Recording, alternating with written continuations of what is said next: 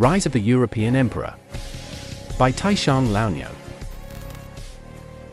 Chapter 891, Using the Wolf-Fong Commando. In fact, Edward had tried to use glue to bond a boat to carry James IV, hoping to sink James IV into the North Sea. However, James IV was unwilling to take a boat. After all, taking a boat is not as safe as taking a land route.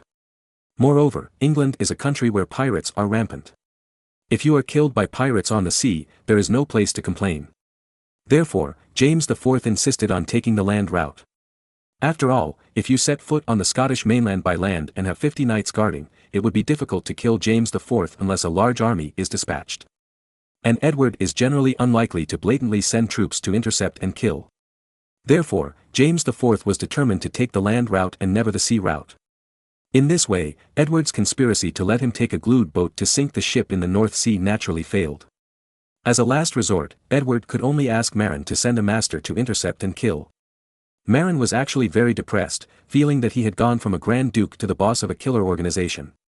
You see, there is another mission to assassinate Caesar Borgia in the south, and it has not been successful yet. Here, another mission has been received. However, Marin has to do both of these businesses. Needless to say, Caesar Borgia was asked to be killed by his father-in-law, the Pope, so it is not easy not to take action. As for James IV, killing him will also benefit Marin himself.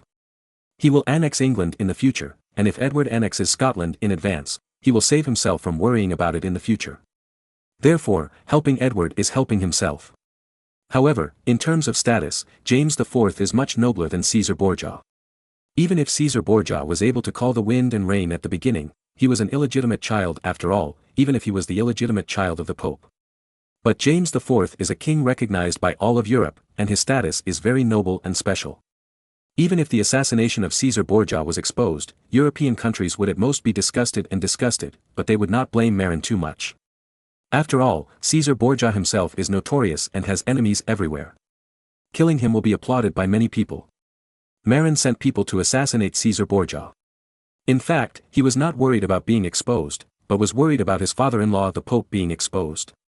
After all, the alliance between him and his father-in-law the Pope was known to all of Europe. Keeping it secret was for the Pope's reputation. But the assassination of James IV was different, as he was one of the most legitimate kings in Europe. The assassination of James IV would be a challenge to the social order in Europe, and would cause unanimous disgust and even hostility from all of Europe. Therefore, Edward clearly captured James IV, but he couldn't do anything. He now regrets it a little. Why didn't he kill James IV in the chaos on the battlefield? Now, James IV is a hot potato in his hands. Moreover, Edward doesn't have any capable generals under his command. After all the capable generals in England had basically surrendered to the wise Henry VII, and then they were beheaded by Edward. In this way, he could only rely on the strong and powerful Marin. Marin took over the assassination order, but he asked the secret envoy to tell Edward that he must delay the time, at least until March next year. After all, he needed several months to prepare. For example, choose a good assassination route and don't act hastily. In addition, Marin also gave Edward some small tricks. For example, strictly control the time to send James IV into Scotland, and strive for the opportunity to kill James IV at night. In addition, the horses and weapons prepared for James IV and 50 knights also need to be adjusted. Marin estimated that it was about 170 kilometers from Newcastle to Edinburgh. From the border to Edinburgh, it was only about 100 kilometers. If Edward prepared horses for them and sent them into Scotland in the morning, James IV could return to Edinburgh in one day if he spared no effort. Therefore, Marin specifically requested that the horses prepared for James IV and others should preferably be draft horses with poor riding performance, so that James IV and his party could not travel fast and could not return to Edinburgh within one day. In addition, in terms of weapons, it must be as bad as possible. It is best to give them weapons that are inferior to Con's mace and break when they touch it. Generally speaking, swords made of inferior pig iron have this characteristic. A few months is enough for Edward to prepare such weapons. And the armor is also the best. It is best to have very poor quality and thin, and it will break when it is hit. In this way, Con can lead the team to easily kill James IV and his party. As for the troops, Marin has already thought about it: the Wolf-Fong Commando. This group of people is composed of muscle sticks and has extremely strong combat effectiveness. Even if facing 50 Scottish knights, they can crush them. They all use maces and are best at dealing with enemies wearing armor. Even though the 50 Scottish knights were all very skilled in martial arts, their armor was inferior and their weapons would break at the slightest touch. If they encountered the Wolf-Fang Commando, they would definitely die. The only problem was that the Wolf-Fang Commando was an infantry and was not good at fighting on horseback. If the other side really wanted to escape, then we can only use horse traps and tripwires. Marin said with determination. With horse traps and tripwires, the other side would never be able to rush over and escape back to Edinburgh. If the other side's cavalry was restricted, they would have to be slaughtered by the Wolf-Fang Commando. Moreover, Marin would send a captain of archers to assist in the battle. Their mission was not to shoot the target, but to shoot the horses of James IV and his knights. Once the other side had no horses, they would be no different from chickens to be slaughtered in front of the Wolf-Fang Commando. However, this matter was too top secret and could not be leaked. Therefore, Marin ordered Conn and Kohler to cooperate in selecting dozens of the most reliable warriors from the Wolf-Fang Commando to prevent future intelligence leaks. Once the intelligence leaks out, Marin will become a street rat that everyone shouts and beats. Therefore, the selection work is very important. Moreover, Marin also plans to send all the dozens of Wolf-Fang Commandos who participated in the interception and killing to America together with their families once the mission is over. Anyway, America also needs armed protection, and these people just happen to be the pioneers against the indigenous people. As long as they don't stay in Europe, the possibility of intelligence leaking out is very small. While selecting reliable wolf commandos, Marin also sent people to Newcastle in advance, ordering Robinson, Coaster, and Hanks, Marichi, the leaders of the Robin Hood thieves group there, to send scouts to go deep into Scotland, scout every road, and choose the place to start. If it were before, the thieves would never dare to go deep into Scotland for reconnaissance. Because the Scottish army is not a vegetarian. However, most of the Scottish army is now imprisoned by Edward, together with their King James IV. Therefore, there is a lack of troops in Scotland now. Except for several important towns and passes, there are no troops stationed in other areas. The bandits were used to traveling through the mountains and forests. As long as there was no army blocking them, they could move freely. In addition, Marin also asked the Robin Hood bandits to send several groups of people to do some crimes in Scotland, using some new banners to confuse the public. When James IV was killed, the responsibility could be completely put on the non-existent bandits. Chapter 892, The Plan for 10,000 Barrels of Maple Syrup. As far as Marin knows, there is actually only one main road similar to the Roman road from Newcastle to Edinburgh. At the beginning, the Scottish army also went south along this road. Under normal circumstances, James IV would definitely take this road when he returned north. However, if James IV became suspicious and feared that Edward would intercept him, he might change the road.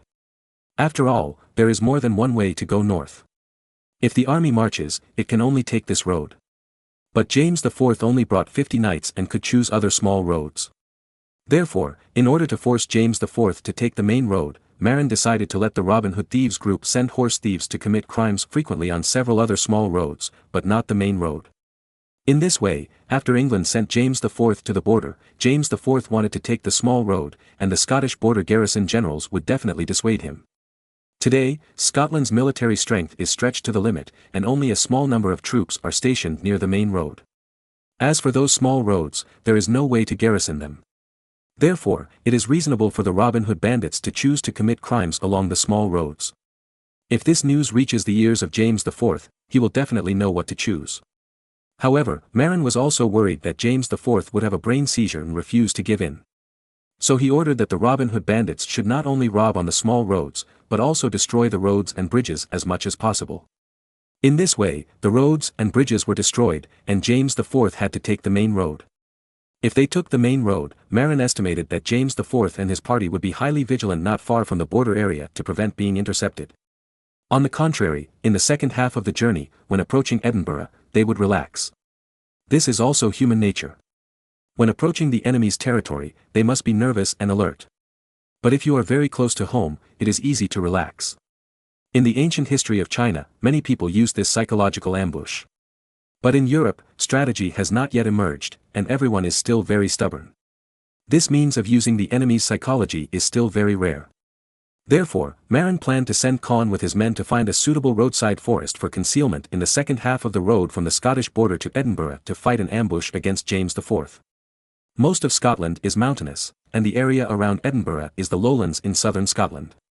However, a little further south, it is mountainous terrain. Marin plans to fight an ambush in the mountainous area without entering the plains around Edinburgh. After all, mountainous areas are suitable for hiding soldiers. After killing people, it is easy to run away. For this reason, Marin will also specially prepare a batch of Highland horses suitable for mountain roads for Conn and others to run away afterwards. In addition, in order to prevent enemy knights from running away in the chaos, Marin specially asked the forging factory to forge a batch of new plate armor. These plate armors all adopt the appearance of French plate armor, but the difference is that the outside of the plate armor has been carbonized and oil salt double quenching, which greatly improves the performance of the plate armor. Moreover, French-style plate armor is very popular in Europe. It is the Scottish army that generally adopts the French plate armor style. Why? Because many of the plate armors of the Scottish army were supported by the French. France has always regarded the Kingdom of Scotland as an ally. Because the Scots put pressure on England in the north, England could not let go of its hands and feet to deal with France. Therefore, the French are also willing to invest in Scotland, and supporting some plate armor is really nothing. Even in history, James IV personally led his troops south to attack England in order to ease England's invasion of France, and then died on the battlefield. Therefore, it is easy to confuse people to wear French-style plate armor. It may even be regarded as an internal rebellion. And Marin is happy to make people think so, so he began to train Conn in Scottish. Hey! This mountain is opened by me, and this tree is planted by me. If you want to pass from here, leave a toll, Scottish. Marin found a spy from the North Sea Chamber of Commerce who knows Scottish and taught Conn to speak the Scottish version of the robbery jargon. However, out of a bad taste, Marin made these jargons into the opening remarks of the robbers with Chinese characteristics. Then, Conn followed and learned these Scottish versions of Chinese jargon with a bitter face. Marin's requirement for Conn and the Wolf Fong commandos was that they were only allowed to speak Scottish during the whole process, and were not allowed to use German to avoid revealing their true colors. Moreover, the main purpose of this interception was to kill James IV. As long as James IV was killed, it didn't matter if one or two of the other knights were let go. Anyway, Conn and others wore a full set of French-style plate armor and used Scottish. Damn, I don't believe those Scots could infer it when Holmes' grandfather's grandfather was not born yet. You know, Marin sent out the Wolf Fong commandos to keep it secret. If it wasn't for confidentiality, he would have used muskets directly. Facing muskets, plate armor is of little use, and it is more convenient to intercept. But using a musket is easy to be suspected. And without a musket, who can guess it? After all, European plate armor covers the face. Without showing his face, he still wore French plate armor. No. The mace is the exclusive weapon of the Wolf Fong commando, which is a loophole. Marin quickly discovered the loophole and made adjustments. The selected Wolf Fong commando began to use the hammer and tomahawk that are more popular in Europe to deal with plate armor. In this way, the concealment is higher. It just so happens that there are still a few months before the action. Taking advantage of this time, these people can also adapt to using hammers and tomahawks, so as not to reduce their combat effectiveness during combat. Just when Marin was busy with how to kill James IV, Garland on Cape Breton Island sent an envoy back and asked Marin to send a group of people to collect maple syrup in the spring of next year. Since seeing the collection of maple syrup in the spring, Garland's mind has become active. At the beginning, due to insufficient preparation and because it was in the late stage of the collection period, Garland only collected more than 100 barrels of maple syrup, and most of it was taken away by Marin. Seeing that the second half of the year is coming, Garland decided next year must collect enough maple syrup. There are too many sugar maple trees in Canada, and they are everywhere. Before modern development, you could basically find a sugar maple tree every few steps in the Canadian jungle. To collect maple syrup, you just need enough manpower and tools. So, in the spring of next year, Garland plans to collect more than 10,000 barrels of maple syrup. It is purified maple syrup, not unpurified maple syrup. Generally speaking, a barrel of maple syrup is about 200 pounds. And the maple syrup flowing from an old sugar maple tree can hold about a barrel. But a barrel of maple syrup can only extract about 3 pounds of maple syrup. To get a barrel of maple syrup, you need to collect maple syrup from more than 30 sugar maple trees. And to get 10,000 barrels of maple syrup, you need to collect maple syrup from more than 300,000 sugar maple trees. Of course, the number of sugar maple trees is not a problem. After all, what Canada lacks the least is sugar maple trees. But the problem is that Garland lacks manpower and tools. Collecting sap from more than 300,000 sugar maple trees, plus refining maple syrup, requires a lot of manpower. Moreover, collecting sap requires a lot of wooden barrels and pipes. Pipes are easy to make, as Garland's carpenters can make wooden pipes. But wooden barrels are very difficult. There is plenty of wood for making barrels in America, and it is everywhere. However, iron or copper hoops for barrels and drying oil for making wooden barrels, there is no tung oil in Europe, so only linseed oil can be used, are in short supply. Therefore, Garland not only asked Marin to support him with a group of collection workers, but also needed a large number of iron or copper hoops for barrels. And N barrels of linseed oil for barrel making. And iron cones for drilling tree holes. In fact, Garland had already discussed with Marin and asked the Indians to help them collect maple syrup. Then, Garland's people would refine it into maple syrup. Then, Garland only needed to exchange those salt, cloth, glass beads and other commodities with them. For this reason, Garland also sent a number of envoys who knew Indian language to land on the American continent and contact those Indian native tribes this year. Under the temptation of a wide range of European goods, most Indian tribes agreed to cooperate with Garland. But there was a problem: the Indians did not know how to collect maple syrup, and they did not have the right tools. Therefore, for the maple syrup collection next year, Garland needed a group of workers to demonstrate to those Indian tribes. At the same time, they should be provided with a large number of wooden barrels and wooden pipes, as well as tools such as iron cones for drilling tree holes. By the next year, the Indians will have mastered the technology and have the tools, so they won't need anyone to show them how to do it. At that time, Garland will just send people to buy maple syrup and then ship it back to Cape Breton Island for refining. Finally, the finished maple syrup will be barreled and shipped back to Europe. Chapter 893: Maple Syrup Compressed Biscuits. Marin was also very happy about Garland's plan. After all, more sugar is a good thing. But the problem is that maple syrup cannot be made into solid sugar and is not easy to sell publicly. Because once it is sold publicly, consumers will ask, "What is this?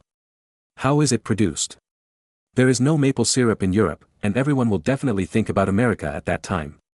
If you guess that maple syrup is produced in America, you will be unlucky.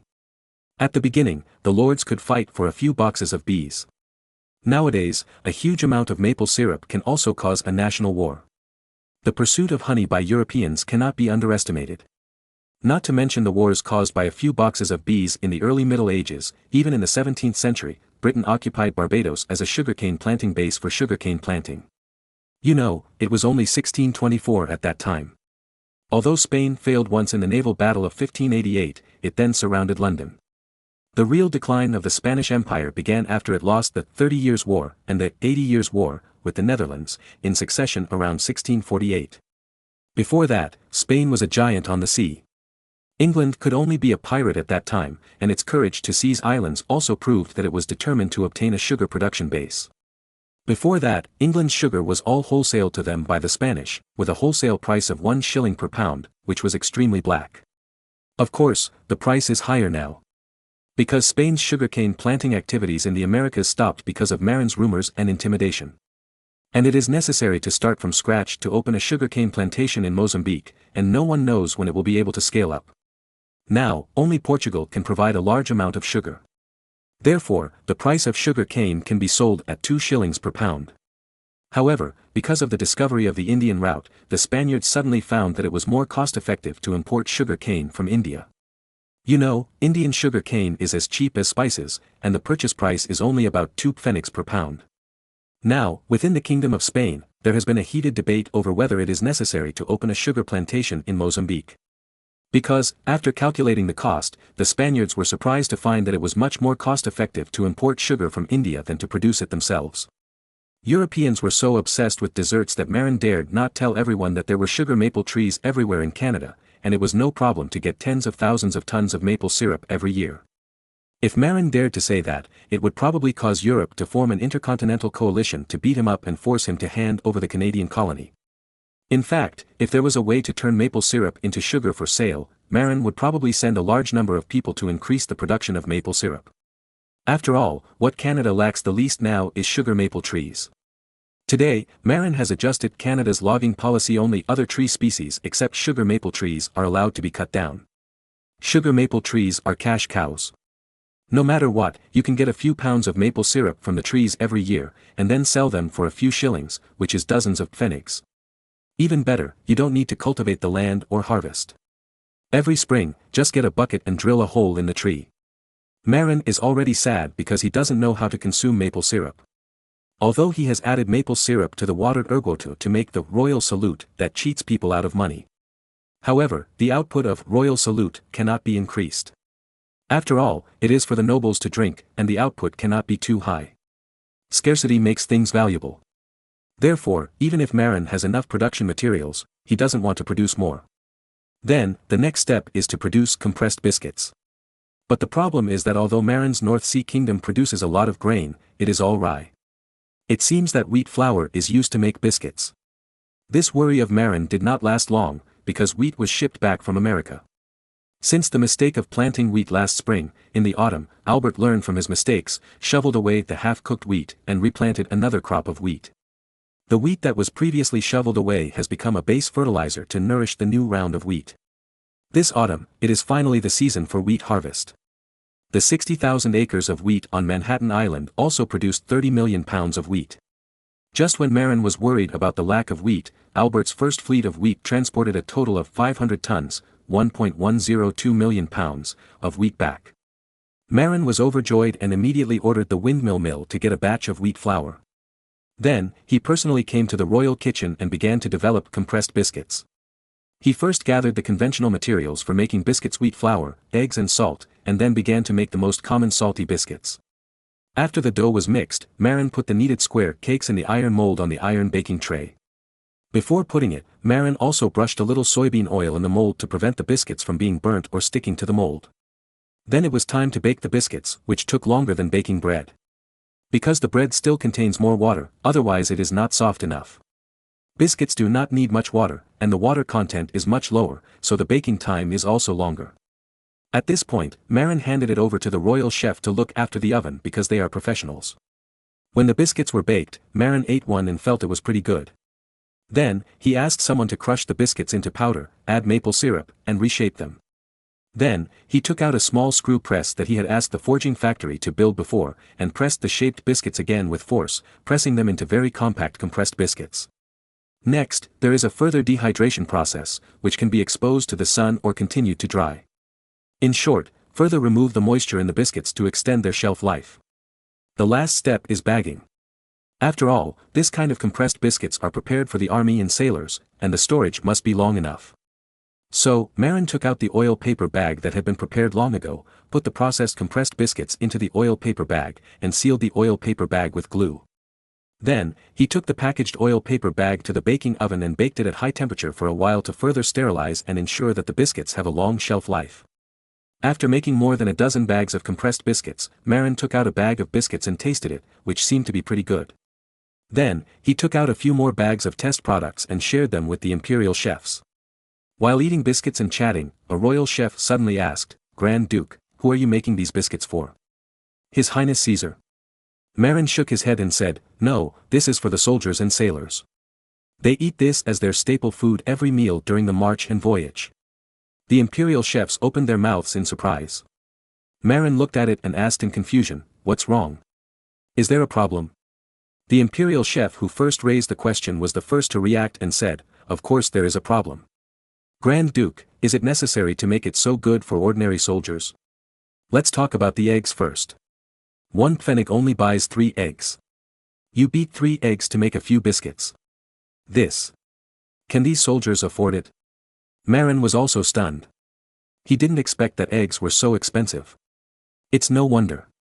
Before Marin built a Kong room, all the chickens, ducks and geese in Europe hatched their own chicks, ducks and geese, and the hatching rate was very low. Moreover, if the hen incubates the chicks for a long time, it will affect their foraging and health. Even if the hen works hard, the hatching rate is still very low. Therefore, the breeding of chickens, ducks and geese in Europe is still not large scale. And eggs are also a scarce food. For ordinary families, eating an egg is considered a tonic. Of course, with the promotion of Marin's Kong room, the breeding scale of chickens, ducks and geese in Beihai will definitely increase in the future. And the price of eggs will definitely be greatly reduced. However, that will take at least several years or even more than 10 years. Therefore, for now, eggs are still a luxury food.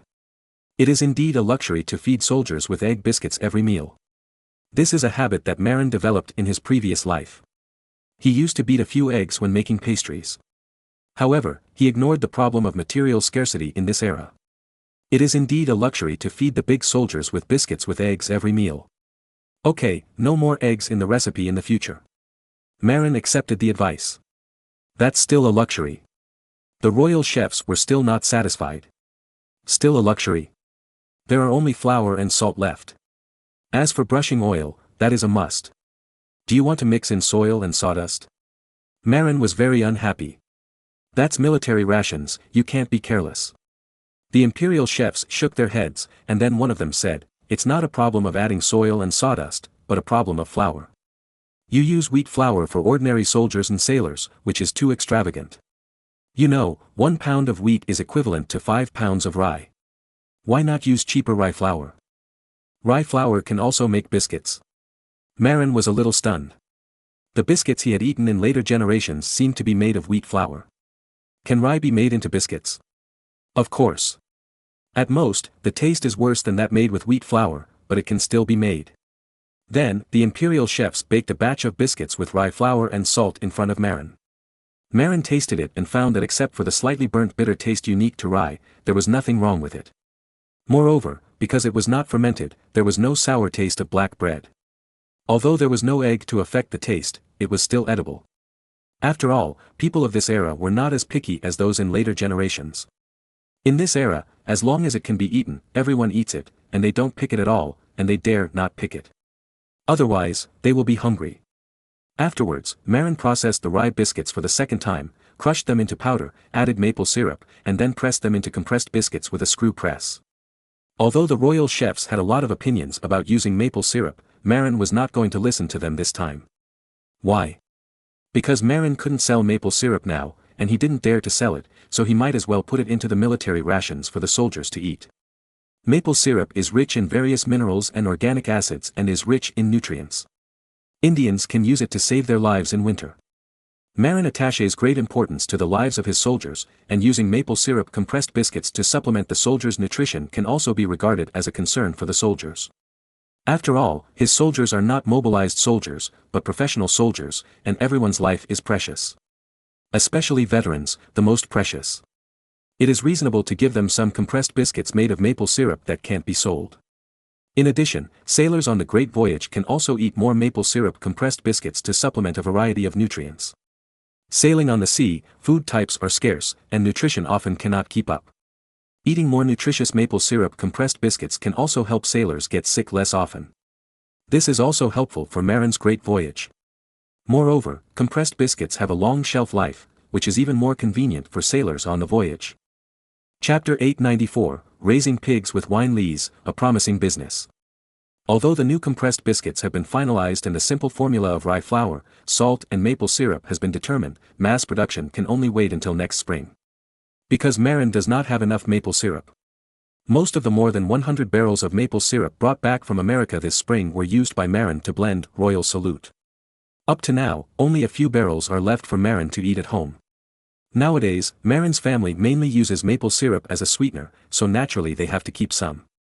Therefore, if you want to mass-produce maple syrup compressed biscuits, you can only wait for the arrival of the 10,000 barrels of maple syrup promised by Garland next year before mass production can begin. Since rye is used as the formula, the wheat that Albert brought will naturally be saved. And the price of wheat is so expensive. Albert's first batch of 1.102 million pounds of wheat, the 20,000 pounds as a fraction, was withheld by Marin as family rations. Then, the 1.1 million pounds must be sold or exchanged. You know, the price of wheat in Germany is as high as 5 pfennigs per pound. Even the wholesale price is 4 pfennigs per pound. In other words, even if these 1.1 million pounds of wheat are wholesaled, they are worth 4.4 million pfennigs, equivalent to 73,000 gold coins. If they are sold to Spain, where grain prices are high, the price can reach 8 pfennigs per pound, which can make more money. But this is just a small part, because what Albert brought was only the first batch of wheat. The total output of this batch of wheat reached 30 million pounds. If all are sold, even at the wholesale price of 4 pfennigs per pound in the German region, it can be sold for 2 million gold coins. After such a calculation, Marin was suddenly scared. Damn, 2 million gold coins. Marin almost shivered like Wu Lauer next door who had a cerebral thrombosis. However, after calming down, Marin found that it might not be difficult to handle this batch of wheat. Why? Because although this batch of wheat is of high value, the quantity is not large. You know, Marin squeezed more than 2 billion pounds of rye, which is a huge amount. If it is shipped, the overwhelming amount will definitely shock Europe. But this batch of wheat is different. Although it is very valuable, the total amount is not large. If it is sold only in Germany, it will definitely shock everyone. But if it is scattered and sold throughout Europe, it will be inconspicuous. In Europe, the most abundant thing is nobles and wealthy businessmen. In order to show the difference from ordinary people, these nobles and wealthy businessmen often like to show off, and their food and drink expenses are different from ordinary people. For example, they have to wear silk clothes, they have to put on a few Chinese porcelains at home, when eating barbecue, they have to dip pepper and other spices hard. If there are fewer spices, they will lose face. Drink fine wine, eat bread on weekdays, and eat queen's bread made with wheat flour. This kind of white bread, which uses wheat flour, eggs, milk and honey and is fermented with beer yeast, was only eaten frequently by kings and archbishops in the early Middle Ages, and not every meal. However, with the development of social economy, by the beginning of the 16th century, most nobles and wealthy businessmen could afford to eat this kind of queen bread. However, the price was also very high. The reason why many nobles in this era were unable to make ends meet was because they spent too much money on high-value items such as spices, silk and wheat. However, if you don't wear silk clothes, don't use spices, and don't eat queen bread, you can't show the nobility of the nobility. So, these wheats look expensive, but there are nobles in Europe who want to save face and wealthy businessmen who really want to buy them. The problem now is that the supply of wheat in Europe is seriously insufficient, and the price is also high. The reason why Sicily, Italy, is called the Golden Basin is because of the fertile volcanic soil and the advanced ditch irrigation technology learned from the Middle East, which leads to a large local wheat yield. The high price of wheat can be exchanged for a lot of gold coins. Therefore, Sicily is also called the Golden Basin. In addition, Sicily is also rich in olive oil, which is urgently needed for European cooking, which is one of the sources of the saying of the Golden Basin. After all, olive oil is also golden yellow. It should be pointed out that Spain, one of the European powers, has a vast land area, but most of its territory is mountainous and hilly, with few plains. Therefore, Spain's agriculture is not good and its grain production is low. Therefore, Spain is the region with the highest grain prices in Europe. Barcelona in the Kingdom of Aragon is the largest city in Europe with the highest grain prices. The lack of grain was also an important reason why the Kingdom of Aragon desperately seized Sicily. In Italy, although agriculture is relatively developed in Europe and wheat production is among the highest in Europe. However, Italians are extravagant, and the bishops of Rome live a luxurious and decadent life. Therefore, the consumption of wheat in Italy is also the largest in Europe, and it is not even enough to consume. Therefore, if Marin transports wheat to Spain, Italy and other places, he can still sell it at a good price. Even if it impacts the price of local wheat, it is always higher than the price of wheat in Germany. If Spain and Italy cannot consume it, Marin plans to transport it to France and England for sale. Because the grain prices in these two countries are also higher than those in Germany. The part that really cannot be sold will be pulled back to Germany to continue selling. After all, there are many princes and bishops in the German region who need to eat white bread every day. In addition, it should be pointed out that the domestic market in the North Sea is not small. Since following Marin to make a fortune by farming, all the military nobles who have been allocated land have lived a wealthy life. When people get rich, they will want a luxurious life, so they are not willing to eat black bread. In the past, Marin would help them import some wheat. But now, it seems that I can directly exchange the excess wheat for them. There is no need to let them spend money, just let them exchange it with the excess rye in storage. After exchanging rye, Marin can also use it to brew rye ergotu. And the remaining lees from brewing, Marin found that it is also quite good for feeding pigs. Moreover, it can also be used as cattle feed. Marin is now brewing a lot of wine lees. He found that it is too uneconomical to feed pigs directly with grain. Like now, take the grain to brew wine first, get the wine, and then take the remaining lees to feed pigs and cattle, and develop the breeding industry, which is simply too cost-effective. The only thing that bothered Marin was that the domestic pigs in Europe were too small.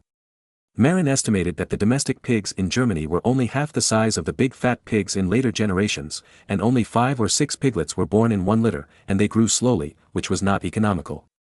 Therefore, Marin was looking forward to introducing Taihu pigs from the Ming dynasty. Unfortunately, this takes time. If the Taihu pigs were fed with distillers' grains, the supply of pork in the North Sea would surely increase greatly. Although white pigs with high lean meat rates were more popular in later generations, Marin knew that in ancient times, the Chinese black pigs with more fat were the best breed. Moreover, black pigs tasted better.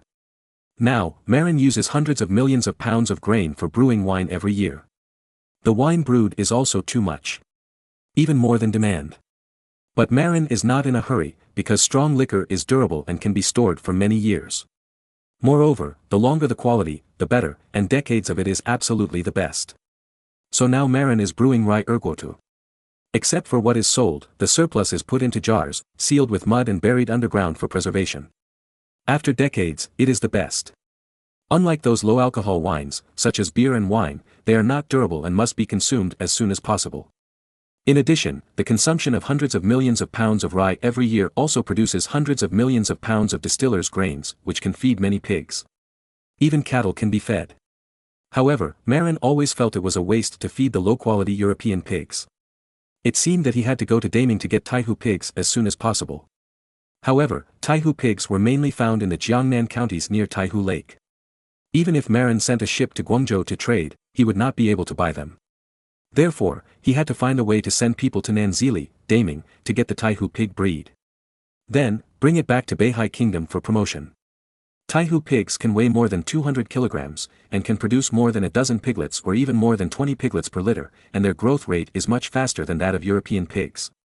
Once introduced and raised with distillers' grains, the reproduction and expansion speed will inevitably be very fast. It can be foreseen that raising, Taihu, pigs with distillers' grains has great potential. Chapter 895, Lisbon Storm, Part 1, Marin hoped that this time Columbus's fleet would bring him Taihu pigs when he returned. In this way, the breeding of Taihu pigs could be started immediately. However, Marin knew that this was impossible. Because Columbus's fleet could not go to the Taihu Lake area in the south of Nanzili, and could not get Taihu pigs. Speaking of it, the real variety of Taihu pigs was probably formed after Wanli, which is still early.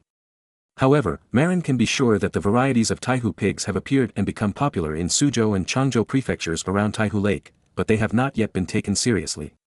And not being taken seriously also brings a bad thing, that is, it is impossible to appear in the market of Guangzhou prefecture. After all, the goods that can be sent to Guangzhou from thousands of miles away must be famous specialties from all over the place. Taihu pigs are not yet famous, so naturally no one is full to bring Taihu pigs to Guangzhou. After all, the freight is very high for a long distance. And sending people to Nanzili is not realistic. The Suzhou area has always been the financial and taxation center of the Ming dynasty and is strictly protected. Unless you come uninvited like the Japanese pirates. Otherwise, it is difficult for ordinary foreigners to get permission to go to the Jiangnan area. Therefore, it is impossible for Columbus and his party to buy Taihu pigs this time. No. Marin suddenly slapped his head. He was also thinking about it. Even if he couldn't buy the superior Taihu pigs this time, he could always buy the local domestic pig breeds in Guangzhou. It is better to bring them back than European domestic pigs. Mistake. Mistake. Marin was so depressed that he slapped his head. At this time, the fleet led by Columbus, who Marin was very concerned about, had already rushed back to Europe. However, at this time, Columbus's fleet had just arrived in Portugal, the most southwestern part of Europe, and stopped at the port of Lisbon. Why did Columbus's fleet stop at the port of Lisbon? This was actually specially arranged by Marin. Why? He needed to take this opportunity to trick the Portuguese. Because of Marin's intrusion, history has been greatly changed now. Marin didn't know if Portugal would occupy Malacca and fall out with the Ming dynasty as it did in the original history if the current situation continued. Therefore, he was not at ease. Marin had long been eyeing the trade with the Ming dynasty, so how could he allow Portugal to interfere? Therefore, Marin needed Portugal and the Ming dynasty to fall out. Then, he could enjoy the benefits alone. It is a very good idea to let Portugal and the Ming dynasty fall out and persuade Portugal to occupy Malacca. Moreover, this is how Portugal fell out with the Ming dynasty in history. Because Portugal occupied Malacca, a vassal state of the Ming dynasty, the Ming dynasty court had never established diplomatic relations with Portugal for the sake of face, even though Portugal later gave in. In the end, it was the Portuguese who gained a foothold in Macau by bribing local officials in Guangdong. In fact, without the acquiescence of the Ming dynasty court, how could the Portuguese gain a foothold in Macau? The Genui were not just eating dry rice. However, Portugal refused to withdraw from Malacca, and even if it gave in, the Ming dynasty court could not forgive them. Therefore, letting local officials quietly let them go became the best way to deal with it. You know, the introduction of matchlock guns and Portuguese cannons was the result of Portugal's surrender. The Ming court got the benefit, so it couldn't just say nothing. So, it simply acquiesced to Guangdong to give them a foothold. But Macau has always been under the jurisdiction of the Ming dynasty, even in the early Qing dynasty. Portugal only has the right of residence, not the right of management. It was not until the Opium War that Portugal saw an opportunity to fish in troubled waters and took the opportunity to drive away the local Chinese officials. Of course, that was the original history. With Marin, he would not let the Portuguese have the opportunity to please the Ming dynasty and be forgiven. Even if there is no conflict between the two sides, Marin will create conflicts for them. For example, this time Columbus's fleet specially stopped in Lisbon just to fool the Portuguese. Columbus's excuse for stopping was very simple, just to notify the Portuguese officials and say that he had discovered the Chinese route. Therefore, he came to say hello to the Portuguese officials and friends in the navigation industry to confirm his title as the first discoverer. As for why Columbus went to the east to discover China, this is also easy to explain. Columbus was ordered by Marin to find the route to Japan. The reason why he discovered China was because he passed by. In fact, Columbus returned without even reaching Japan. But he couldn't say that, after all, in the Pope's ruling, China was a sphere of influence assigned to Portugal. And Marin was qualified to colonize Japan, so it was reasonable for him to send Columbus to find the route to Japan. Then it was normal to accidentally pass by China.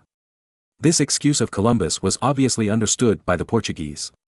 However, the Portuguese still didn't quite believe that Columbus had discovered the route to China casually. Therefore, Columbus needed to prove himself. This was easy.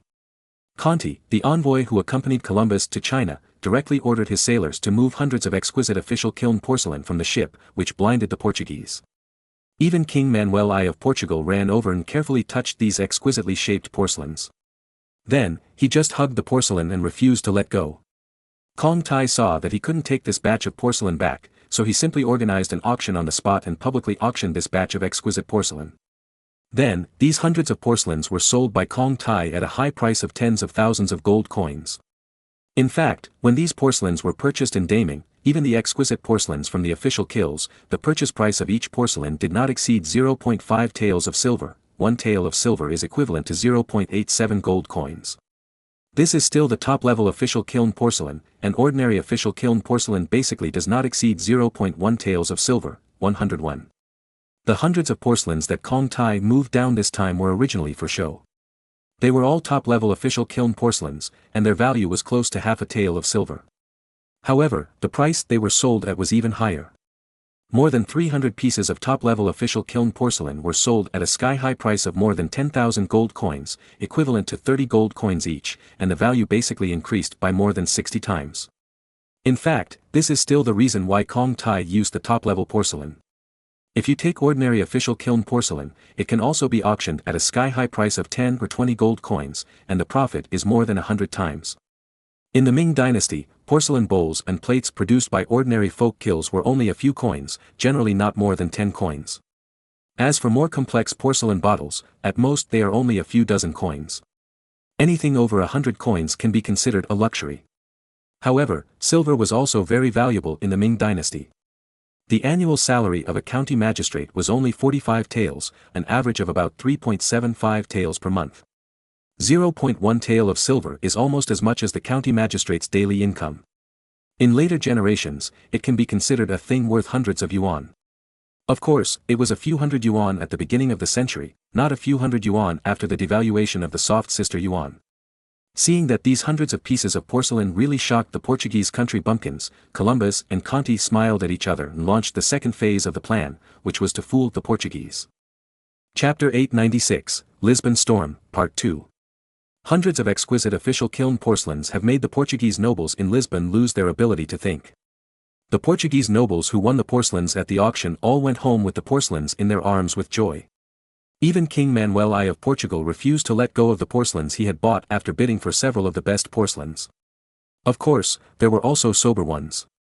For example, Marin's partner, Duke of Coimbra Jorge de Lancaster, knew very well that this was by no means all the goods on the ship. So, he took advantage of the fact that no one was around, found Conti, and made a direct offer: give me a few dozen pieces of porcelain, and exchange them for an African ox for each piece of porcelain. Conti was a little confused, and Jorge de Lancaster also reacted. Conti and Columbus had just returned from the east, and they didn't know that Marin had bought African oxen adapted to the tropical climate from them. So Jorge de Lancaster sent someone to invite the representative of the North Sea Kingdom who was stationed in Portugal and in contact with him to communicate with him. When he learned that Marin was indeed in urgent need of purchasing African cattle from the Duke of Coimbra, Jorge de Lancaster, he decisively took out 48 pieces, of official kiln porcelain and gave them to Jorge de Lancaster. Because Conti knew that Marin was not interested in porcelain, but was only interested in exchanging porcelain for money and benefits. This is no wonder, after all, Marin was used to porcelain in his previous life, so how could he regard porcelain as a treasure? For him, exchanging porcelain for gold coins or other benefits is the most important thing. However, Conti did not dare to sell all the porcelain. Because Marin's lack of interest in porcelain does not mean that other dignitaries in the North Sea Kingdom are not interested. You know, putting a few pieces of Chinese porcelain in a prominent position in the living room at home is the only way for the European aristocracy to pretend to be better. So Conti hid most of the porcelain and waited for it to be shipped back to Marin for disposal. Whether to sell or give is up to Marin. However, he brought back thousands of pieces of porcelain, so it is still okay to take out hundreds of them. Anyway, Marin, the master, is not interested in porcelain. The next day, Conti and Columbus took out some silk and tea bricks in front of many Portuguese dignitaries in the Lisbon palace, which triggered a scramble again. Some people didn't buy them, and even wanted to use the relationship between Columbus and Conti to pick up the goods on the ship. However, the two dared not make the decision, and the other nobles understood. After all, these things should be said to belong to Marin, not Columbus, and Conti can make the decision casually. If it weren't for the purpose of making the Portuguese believe that they had been to China and paving the way for the subsequent deception plan, these things should not be taken out in Lisbon at all. The reason why Marin arranged Columbus and Conti to show porcelain, silk and tea in Lisbon was to stimulate Portugal to go to the east and then fall into Marin's trap.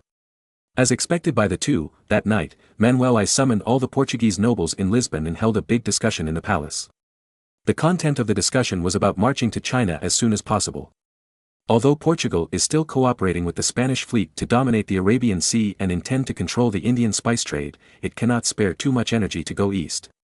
However, the porcelain, silk and tea brought back by Columbus's fleet have made the Portuguese red-eyed. That night, almost all the Portuguese nobles attending the meeting expressed a strong desire to trade with China. At the same time, they also made plans to monopolize China's trade and eat alone. But the problem is that the Portuguese have never been to the east and don't know the route. Therefore, the Portuguese monarchs and ministers decided to entertain Columbus and Conti, and then take advantage of the drunkenness to get the secret of China's route. If they can't get the words, they plan to spend a lot of money to bribe Columbus or Conti, or their sailors, and make sure to get the secret of China's route. So, the next day, Manuel I sent someone to solemnly invite Columbus, Conti and Sconda, the three officials who presided over this voyage, to attend the grand banquet at the Royal Palace of Lisbon. In fact, Manuel I and his ministers did not know that even if they did not take any action, Columbus and Conti would take the initiative to reveal some inside information to them. Now that the invitation has been delivered, how could Columbus and Conti not know what it means? So, the two of them decided on the strategy of pretending to be drunk and bragging. Sure enough, at the banquet, Manuel I asked the Portuguese nobles to toast Columbus and the other two frequently, in a completely round-robin battle.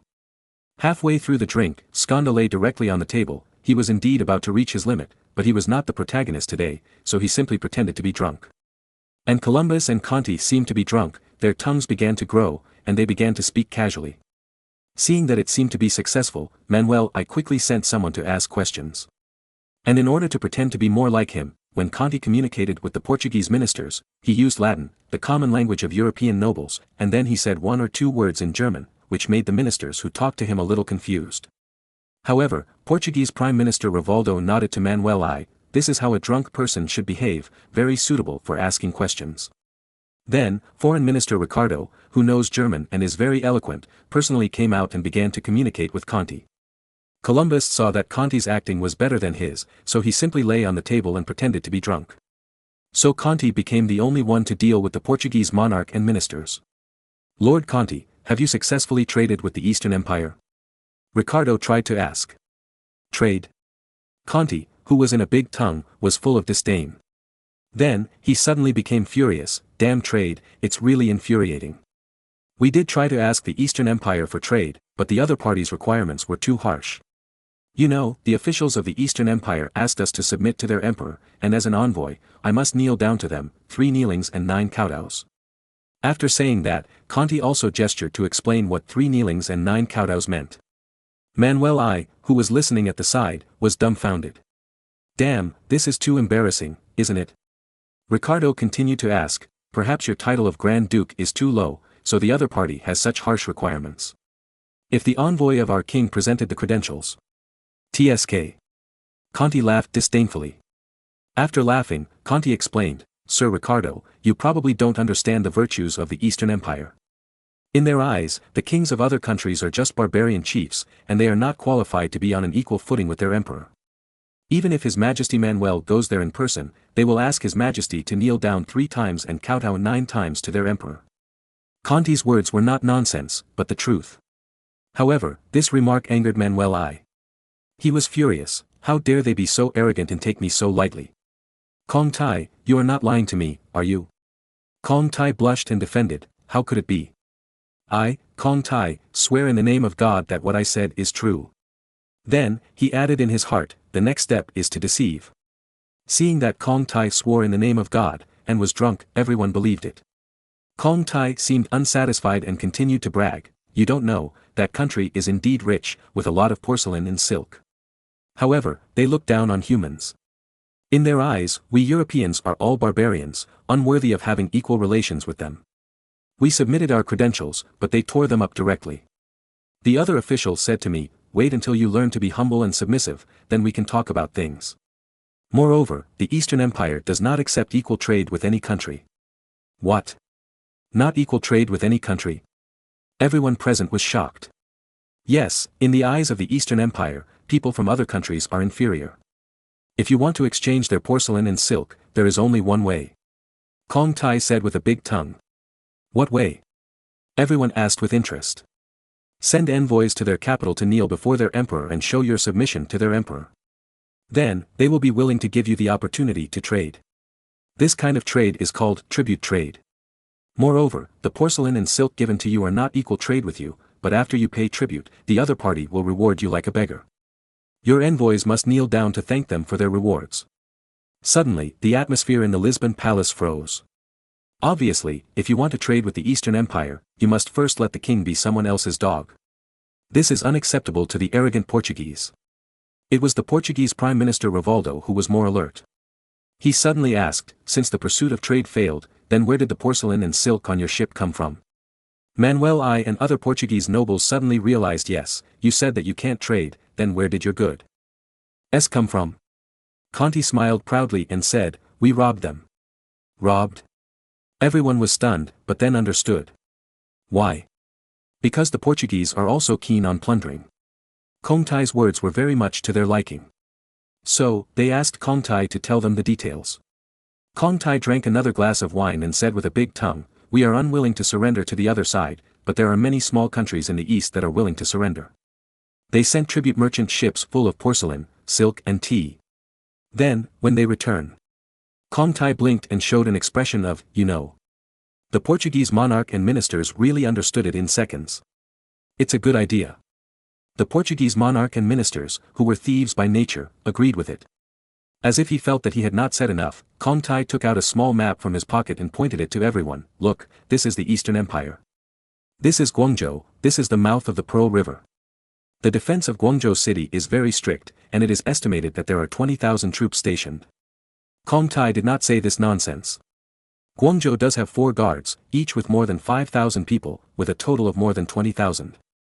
Of course, this is a theoretical number, and there are many people who eat empty salaries. And this number also scared the Portuguese monarch and ministers. Don't be afraid. No matter how many people they have, they are all in Guangzhou. Our ships are waiting for the returning trade ships of small countries in the sea outside the Pearl River estuary. Then, hee. The Portuguese monarch and ministers showed an evil smile again. Then, Conti pointed to the Strait of Malacca and said, do you know where this is? The Portuguese monarch and ministers shook their heads. Conti said proudly, this is called the Strait of Malacca. It is the main sea transportation route from India to China. Whoever occupies this place will monopolize the sea trade with China. At this point, Manuel I's eyes suddenly lit up. Moreover, he stared at the small map intently, and obviously had an idea.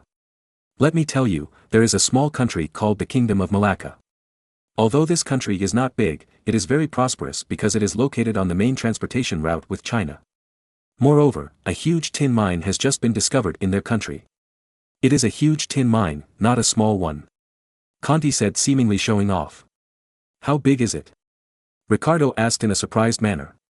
Comte pretended to think for a while and said, the tin reserves there are estimated to be tens of millions of pounds of tin metal. Tens of millions of pounds. Manuel I's wine glass fell to the ground because he didn't hold it firmly. You know, there is a shortage of tin ore in Europe, so the price of tin is relatively high, almost the same as copper ore. In other words, tens of millions of pounds of tin are worth millions of pounds of silver. Thinking of this, Manuel I and the Portuguese nobles present were drooling. Are you sure you are not talking nonsense? Ricardo said with some disbelief. Believe it or not. You can send spies to inquire. That place is called Kuala Lumpur. If you are wrong, I will let you deal with it. Comte roared with a red face as if he was angry. Then, he pointed to Ricardo on the map. This is Malacca, this is Kuala Lumpur. If we can occupy this place, it's like occupying a big gold mine. Hiccup. Staring at the map, Manuel I's eyes were full of passion. He nodded to Ricardo, and Ricardo understood immediately. Come on, keep drinking. Okay, I'll drink. Cheers. Cheers. After drinking a few more glasses, Conti pretended to be drunk, collapsed to the ground, and got under the table. When Manuel I ordered people to send the 3 people to the guest room to rest, he carefully took the map from Conti's hand. Then he ordered, find the court painter and make a copy. Finish it before he wakes up, and then send the original map back. Yes, sir. Then, the song ended and the crowd dispersed, and the drunk, Columbus, Conti and Skanda were all sent to the guest room of the Lisbon Palace to rest. Chapter 897 The Return of Columbus's Fleet. In the middle of the night, after the Portuguese court painter finished copying the new map, a maid quietly came to Conti's room and returned the map. The next morning, Conti pretended to have a headache and carefully asked Ricardo, who was responsible for continuing to entertain him, if he had said anything he shouldn't have said yesterday. That nervous expression. Well, forget about getting an Oscar, but it must be better than the group performance in Hungyen. In fact, Conti was originally sent to be trained as a spy. Later, he found that he had a good talent for language, so he was sent to Marin to learn Chinese. And one of the important things in the training of spies is that acting skills must be online. Otherwise, how can you deceive your opponent? Conti's acting skills are average, just better than the group performance in Hungyen. But fortunately, such acting skills are enough in this era. For example, the Portuguese monarchs and ministers did not find anything. Ricardo told Conti, very guilty, you didn't say anything last night, and you lay on the ground after drinking. But, that wandering look made Conti see at a glance that he was lying. However, Conti was not here to expose him, but to clean up the mess. As long as the other party could not see any doubts, his mission would be completed. In front of Ricardo, Conti took out the map from his pocket and took a look, then showed a deep feeling of relief. At this time, Conti and Ricardo both had their own ulterior motives and laughed in their hearts. Ricardo was thinking, fool, your map has been copied by us. And Conti was thinking, it seems that this group of fools has taken the bait. After breakfast, Columbus, Conti and Skanda said goodbye to King Manuel I of Portugal together, and asked Manuel I to publicly recognize Columbus's right to discover the Eastern Empire. If it were normal, Manuel I might not be willing to admit this. After all, there are also navigators in Portugal who want to compete for such an honor. However, because of the theft of the map last night, Manuel I felt a little guilty. So he agreed to Conti's request generously, and issued an order in front of the 3 of them, publicly recognizing Columbus's right to discover China. When Columbus, Conti and Skanda left the palace, Manuel I laughed, these 3 fools. After laughing for a while, Manuel I ordered, find the Gama to discuss sending a fleet to the east. Soon, the Gama came. Manuel I ordered him to lead 10 warships to confirm the route to China. In addition, if the existence of the Malacca Kingdom is confirmed, and there is really a huge tin mine in Kuala Lumpur, then we can directly send troops to capture it. Da Gama raised his own question, Your Majesty, how can you be sure that what Conti said is true? Moreover, if we want to capture the Malacca Kingdom, 10 ships are not enough. After all, 10 ships can only carry more than 1,000 sailors. Manuel, I thought about it and said, let's do this. After your fleet arrives in India, first inquire about the situation of the Malacca Kingdom.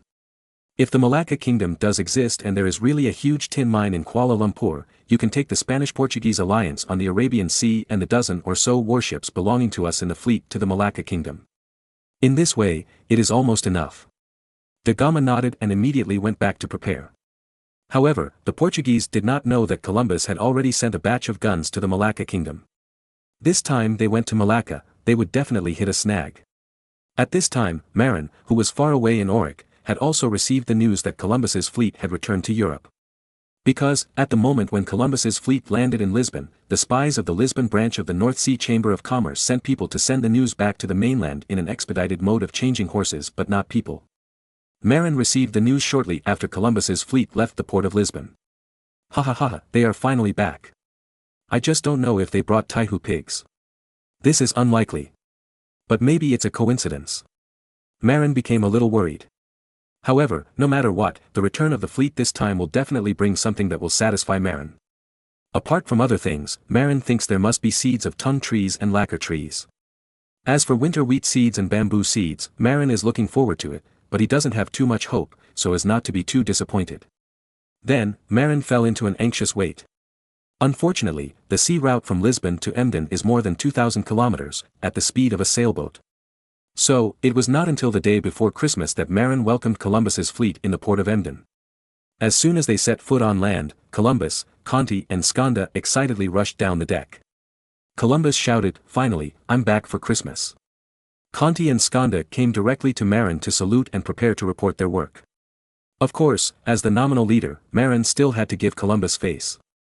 So, he chatted with Columbus for a while, and then asked Columbus to hand in his logbook and let him go back for Christmas. After all, tomorrow is Christmas. Seeing Columbus couldn't wait, Marin didn't feel embarrassed to keep him, but asked him to report after Christmas. Conti and Skanda followed Marin back to the royal palace of Auric to continue reporting their work. After returning to the Auric palace, Marin changed his previous calm look and asked impatiently, "How is it? How is the harvest in China?" Conti answered confidently, "Of course it is very rich." "Are there any Taihu pigs?" Marin asked eagerly. "This. No." Conti suddenly wilted. "Then did you get some domestic pig breeds back from Guangzhou?" Marin did not give up and continued to ask. "This. You didn't order me to do this." Conti and Skanda were a little dumbfounded. "I knew it." Marin was a little discouraged. There was no transoceanic telegraph in this era, and everything could only be planned in advance. If you want to change it in the middle, it is impossible. Because the ship sent out can't be contacted at all. Marin suddenly had an impulse to invent Marconi's wireless telegraph, but unfortunately, he was Marin, not Marconi. As a liberal arts student, he only knew the general principle of the telegraph, but it was unlikely for him to make it. If he was asked to make a DC motor or something, it would be no problem. After all, he often disassembled small motors to play when he was a child. In addition, a simple hand-cranked generator is not difficult to make, it is nothing more than a copper wire coil and a magnet. However, radio is much more complicated. After all, China had radio control in the previous life, and Marin had no chance to come into contact with radio, let alone radio. Seeing Marin's disappointed look, Kong Tai thought for a while and said, "Grand Duke, Taihu pigs are far away in Nanzili, and we can't get them at all. But in Guangzhou, we bought all that we can." "Oh. Really? We bought all that we can?" Marin suddenly became energetic. Kong Tai nodded confidently, and Marin suddenly became excited. "What are we waiting for? Let's go back to the Emden ship to inspect the goods." "Ah." Conti and Skanda were stunned. They had just followed Marin back to Auric from Emden. You know, Emden and Auric are more than 20 kilometers apart. Chapter 898, Plans to develop the Pampas grassland. Although the two were very reluctant, Marin was in high spirits, so they had to follow him and ride back to Emden. This back and forth made the two people who had just disembarked very angry. The two first took Marin to the most valuable cabin loaded with porcelain and silk. Unexpectedly, Marin waved his hand impatiently and said, "No, skip it. This is no wonder." Marin is a time traveler who has experienced the highly civilized society of later generations. What porcelain and silk have he not seen? If he were a real European native, he might be attracted by porcelain and silk first. But Marin, a time traveler, was too lazy to even look at those porcelain and silk. Seeing that Marin actually disdained porcelain and silk, Conti and Skanda were a little puzzled. But they didn't dare to say anything, so Conti took Marin to the second cabin and pointed to the sacks and said, "Grand Duke, these are seeds of tung oil and lacquer trees. This is good, this is good." Marin was very happy. Because tung oil and raw lacquer produced from lacquer trees are important materials for shipbuilding. With tung oil and raw lacquer, Marin can increase the number of ships more smoothly. However, looking at the few sacks, Marin frowned quickly. Why is there only so little? Kong Tai hurriedly explained, "Grand Duke, our purchase in Guangzhou City was very sudden, so there is not much stock on the market. This time, we only purchased 500 kilograms of tung oil seeds and 300 kilograms of lacquer tree seeds. According to local merchants, if we booked a few months in advance, several thousand kilograms would be a breeze. However, because our purchase was too sudden, we can only purchase so much." Marin nodded, which was considered to be an approval of Kong Tai's statement. Columbus's fleet did appear in Guangzhou suddenly, and the merchants in Guangzhou were certainly caught off guard, and they would not prepare the materials they urgently needed in advance. Unless, they booked a few months in advance to give them time to transfer them from other places. Logistics and transportation in this era are not as convenient as in later generations. It really takes several months to mobilize materials from other places. Unlike later generations, a phone call and trucks from far away brought several tons of goods a few days later. So, Marin couldn't really blame them. Suddenly, Marin pointed to a small animal skin bag next to several sacks and said, "What is this?" Kong Tai hurriedly said, "This is the bamboo seeds you want, Grand Duke." After that, he picked up the animal skin bag and opened it to show Marin. "That's all. 5 kilograms of seeds, indeed only a small bag, of course it looks small. After all, tung oil and lacquer tree seeds are still packed in sacks." Kong Tai had to continue to explain, "Grand Duke, you don't know. It is said that this bamboo will bloom and bear fruit in 60 years. Moreover, not everyone is willing to collect this kind of seeds. After all, in the Ming dynasty, bamboos grow randomly and are not planted with seeds. Therefore, it is lucky for my subordinates to get these 5 kilograms of bamboo seeds. For these kilograms of seeds, we also used means to steal them from an old man who loves bamboo like crazy." On the side, Sikandar also nodded desperately to prove the authenticity of this matter. Marin sighed. He also knew that it takes decades for bamboo to bloom and bear fruit. So, it's hard to blame them for this. However, if you book it a year in advance at a high price, you can probably get hundreds of kilograms of seeds. After all, money makes the world go round. When they arrived at the next cabin, it was Skanda's turn to introduce. He pointed to a few sacks and said, "Grandpa, this is the winter wheat you want." But before he finished speaking, Marin slapped him on the head, "You bastard, why don't you come back earlier? This winter is almost over, and the winter wheat has missed the planting period. Winter wheat is usually planted in November, but now it's the end of December, and you've missed this year's planting period." So, Marin couldn't help but slap Skanda. Skanda felt wronged. "I'm in charge of purchasing, not in charge of sailing. If you have the guts, go and shoot Columbus." Of course, he only dared to think about it, and didn't dare to say it out loud. Marin actually knew that Skanda couldn't be blamed for this, but he just couldn't help being unhappy. After all, the winter wheat planting season has just passed, which is too unfortunate. If you want to plant again, you have to wait until next autumn. Of course, spring planting is okay, but there is no good quality of winter wheat. Seeing Marin's annoyed look, Conti thought about it and suddenly said, "Grand Duke, you said that the seasons in the southern hemisphere and the northern hemisphere are opposite. In this case, why don't we plant these winter wheat in the southern hemisphere?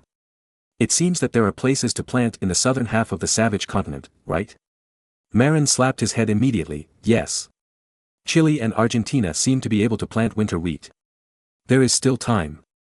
Marin calculated in his mind and found that as long as the winter wheat seeds can be sent to South America before the end of May next year, he can catch up with the planting. But where should winter wheat be planted? Chile is okay. But Marin was afraid that it would be too late. After all, it would take a lot of trouble to send wheat seeds to Chile. Moreover, the Araucan people in Chile are very brave. Moreover, during this period of time, the Inca Empire may also have a certain influence in Chile. Then, let's send winter wheat to Argentina for planting. Marin finally decided to send winter wheat to Buenos Aires, at the mouth of the La Plata River in Argentina in the future. The reason for planning to plant there is mainly because the local area belongs to the Pampas grassland. When Marin's people arrive there, they can directly plow the land and plant wheat without cutting trees and digging tree roots, which is very time-consuming. Moreover, when Aben was exploring the Chile and Panama routes, he had also visited the La Plata River mouth in Argentina and recorded the coordinates of the route. Now, Marin only needs to call up the navigation log submitted by Aben to let another captain lead the team to find the La Plata River mouth. Then, establish a reclamation base on the Pampas grassland. As for whether it will be attacked by local Indians, Marin was ruthless. He decided to send 500 Cossack cavalry and 500 infantry to protect the reclamation base. 500 infantry are responsible for protecting the reclamation area and residential area. As for the 500 Cossacks, they were responsible for hacking to death any local natives who dared to approach and harass them, regardless of whether the other party was right or not. Moreover, Marin remembered that there were relatively few Indians in Argentina in the early days. Because most of the Indians in South America are concentrated in the Andes Mountains. Fertile land like Argentina, on the contrary, has few people. In addition, there is the Pampas grassland over there. Marin sent 500 cavalrymen over there, which would be absolutely invincible. Because those Argentine natives had no horses. Facing the fierce Cossacks, they could only be slaughtered on the vast Pampas grassland. As for japonica rice, Marin also planned to plant it on the grassland at the mouth of the La Plata River. Because the local fresh water resources are very abundant. The wide La Plata River has enough water to irrigate the rice fields. Moreover, the local climate is more suitable for growing winter wheat and japonica rice. After arranging the planting of winter wheat and japonica rice, it is natural to arrange the planting of tung oil, lacquer and bamboo. Originally, Marin planned to plant in North America. However, spring is coming. If it is planted in North America, a lot of trees must be cut down first, and then the seeds of tung oil, lacquer and bamboo must be planted, which is a waste of time. Moreover, the Indians in North America are very fierce and good at jungle warfare. After thinking about it, Marin decided to simply divide half of the seeds of tung oil, lacquer and bamboo and plant them at the mouth of the La Plata River. After all, the climate near the mouth of the La Plata River is also a subtropical climate. The Pampas grassland does not need to cut down trees and dig up tree roots like the forest, so it is easier to cultivate. In addition, sending more Cossack cavalry will also facilitate the expulsion of local Indian natives. The only thing to worry about is that those Cossacks cannot gain a foothold on the Pampas grassland and then rebel. After all, the Pampas grassland is so fertile that it can be established as a country alone. Therefore, Marin decided to mix enough German Cossacks into the Cossacks sent to the mouth of the La Plata River, and all of them should be officers to prevent the Cossacks from getting out of control. In addition to planting winter wheat, japonica rice, tung oil, sumac and bamboo there, Marin also planned to take advantage of the Pampas grassland to develop animal husbandry there. Therefore, cattle and sheep should also be sent there. And the remaining half of the tung oil seeds, sumac seeds and bamboo seeds, Marin still plans to plant in Savannah. Although the conditions there are not as good as the Pampas grassland, it is closer to the European mainland and easier to control. In the long run, North America is more promising. As for the Pampas grassland, Marin actually opened a planting base there for convenience. In addition, there is also the intention of occupying the pit in advance to avoid being taken away by others. But no matter what, the natural conditions of the Pampas grassland are really too good. Especially the grasslands on the La Plata River are simply a treasure land for agriculture. Not only is it convenient to reclaim wasteland, the climate is suitable, and there is sufficient water. If we don't develop it, it would be a waste. If you don't take what God has given you, you will be struck by lightning. Chapter 899 Auction Plan. After the planting of tung oil, lacquer, bamboo, winter wheat and japonica rice seeds was arranged, Marin had the leisure to look at the more valuable porcelain, silk and Anhua black tea. Anhua black tea. Seeing the boat full of black tea bricks, Marin's eyes lit up. You know, because of the severe shortage of tea in Europe, even if Marin's Earl Grey milk tea was popular in Europe, it was difficult to popularize. Let alone popularization, even tea lovers like Marin have to boil the tea they drink 3 or 4 times every day and reuse it repeatedly to avoid waste. But the tea boiled for the 3rd and 4th time has no taste. But there is no way. The current tea is all from the grasslands in the north and northwest of Daming. On the way here, the black tea bricks were carried by camels and traveled thousands of miles. However, going from the north of the Ming dynasty or the western regions to Europe requires passing through the deserts of Central Asia, which is extremely dangerous and the environment is extremely harsh. This is only the harsh external environment, not the viciousness of the nomadic peoples of Central Asia. Some tribes are horse thieves themselves. If they are caught by them, not to mention the goods are gone, their lives may not be saved. Therefore, this trade route is extremely difficult. And the goods shipped to Europe are naturally expensive. Marin has a very good relationship with the Crimean Khanate. When he took goods from the Crimean Khanate, the cost was as high as 25 gold coins for a black tea brick, 4 kilograms. And those tea bricks that have drifted to other Western European countries are even more exaggerated. The highest sold for 100 gold coins, which is equivalent to the price of a war horse. Moreover, because of Marin's drive, the Pope also likes to drink tea. Then, this trend spread throughout Europe. The current situation is that Earl Grey milk tea is very popular, but tea is very scarce. If these tea bricks can be sold, they will sell for dozens of gold coins each. But how much does it cost? Kongtai's purchase price in Guangzhou is 100 won each, which is still a high price. And 100 won is only equivalent to 0.1 tael of silver, equivalent to 0.087 gold coins.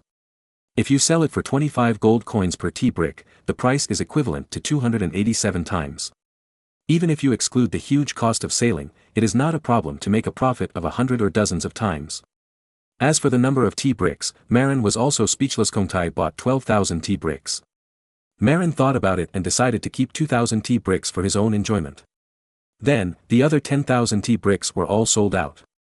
As for the price, Marin decided to divide it into 2 grades. The one sold to the nobles of the North Sea Kingdom only needs 25 gold coins, and it can be used to offset the account. The one sold to the nobles of other countries is 25 gold coins per one. Speaking of auctions, Marin suddenly had an idea. He decided to hold several auctions based on this batch of goods in order to maximize the value. Moreover, in order to give the European nobles time to prepare fully, Marin decided to postpone the auction for a few months. Anyway, whether it is Anhua black tea, porcelain or silk, they can be preserved for a long time, and a few months later will not have any impact. In these few months, Marin will seize the time to promote it, so that no local tyrants will miss the auction without knowing it. The more local tyrants there are, the higher the price can be. In order to allow most of the local tyrants in Europe to have the opportunity to buy, Marin decided to divide his troops into several groups and hold auctions in several important cities in Europe. In the German region, Marin tentatively scheduled the first auction to be held in Emden port. This is mainly for the nobles and local tyrants in northern Germany and the Netherlands. The second auction will be held in Lübeck, mainly for the local tyrants of the Hanseatic League and the local tyrants in eastern Germany. The third auction will be held in Worms, the residence of the Archbishop of Mainz, and this one is very important. Because Worms is the meeting place of the imperial parliament and the most important gathering place for German princes. Here, enough nobles can be gathered. Moreover, the local tyrants among the religious princes will also appear. This auction will gather many nobles and archbishops from central and southern Germany. They are real tycoons, and their bids must be extraordinary. This auction is also the one that Marin attaches the most importance to.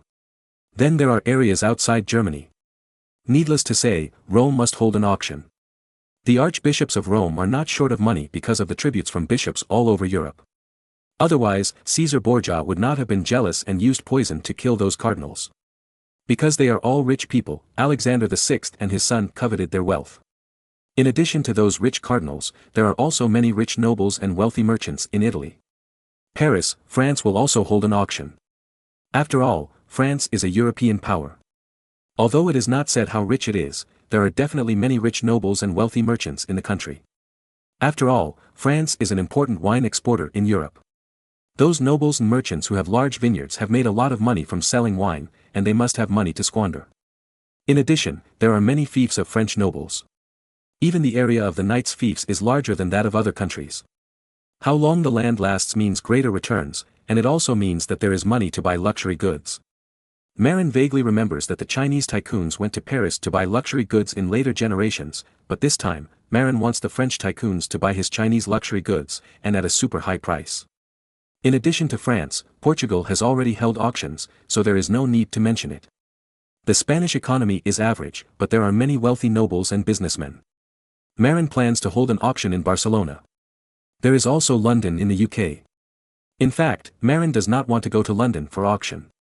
Because London has been greatly damaged after the Civil War, and there are not many rich people. However, Marin wants to annex Britain in the future, and he cannot but give face to the British. If this auction feast misses London, it may be hated by the English nobles. Therefore, he still plans to hold an auction in London to give the British some face. As for other countries, there is no need. Copenhagen was actually a prosperous city, but as Denmark lost to Marin several times, the city was looted, and now there are not many people who can afford to bid. As for Poland and Lithuania, the economy there is average, and people there like to drink strong liquor, but they may not have spare money to buy silk, porcelain, etc. Of course, as Sigismund I's brother-in-law, Marin must give him a few pieces of porcelain and some silk. After all, they are relatives. Thinking of giving things, Marin suddenly remembered should he give some porcelain, silk and tea bricks to his father-in-law, the Pope. In addition, he can also use Julius II, the Pope, to promote in Rome. In addition to the Pope, Marin's old superior Emperor Maximilian I also has to give. Although he has no real power, he is an emperor after all. Moreover, it is okay to be a spokesperson for himself in southern Germany and help promote it. As for other monarchs, Marin thought about it and planned to give a few pieces to Edward. After all, he is now a British nobleman, and he still needs a little superficial respect for Edward, the King of England. As for the Spanish monarch, Marin only plans to give Juan, now King Juan III of Castile, a few pieces. Because Juan and I have a good relationship. As for Ferdinand II, the old fox, Marin is not familiar with him. But in the end, Marin decided to give the old fox 2 pieces. After all, the auction was to be held in his territory, Barcelona. Chapter 900, Kong Tai offers medicine. In fact, sending a few samples to these monarchs is actually a promotion for porcelain, silk and tea. After all, when their majesties got good things, they would show off to their ministers. The ministers were jealous, and spreading the news would be very helpful to Marin's auction. After thinking this through, Marin even decided to send a few samples to King Louis XII of France. After all, Louis XII can also serve as his own spokesperson in France. With his help and publicity, the auction in Paris will be more successful. Moreover, if this person is not taken care of, he might be sabotaged. If you send something to him, he will not help, but at least he will not mess up for you. In order to achieve the best publicity effect, Marin selected several messengers and equipped them with some spies to help. These spies are not there to spy on intelligence, but to help spread the news. Spies are good at finding out information, but they also know how to spread information. Because sometimes, they are also ordered to spread false information. And the task that Marin gave them this time was to help spread the news of the auction. In order to achieve his goal, Marin even allowed them to pay some social figures in various countries who were good at spreading gossip to add fuel to the flames.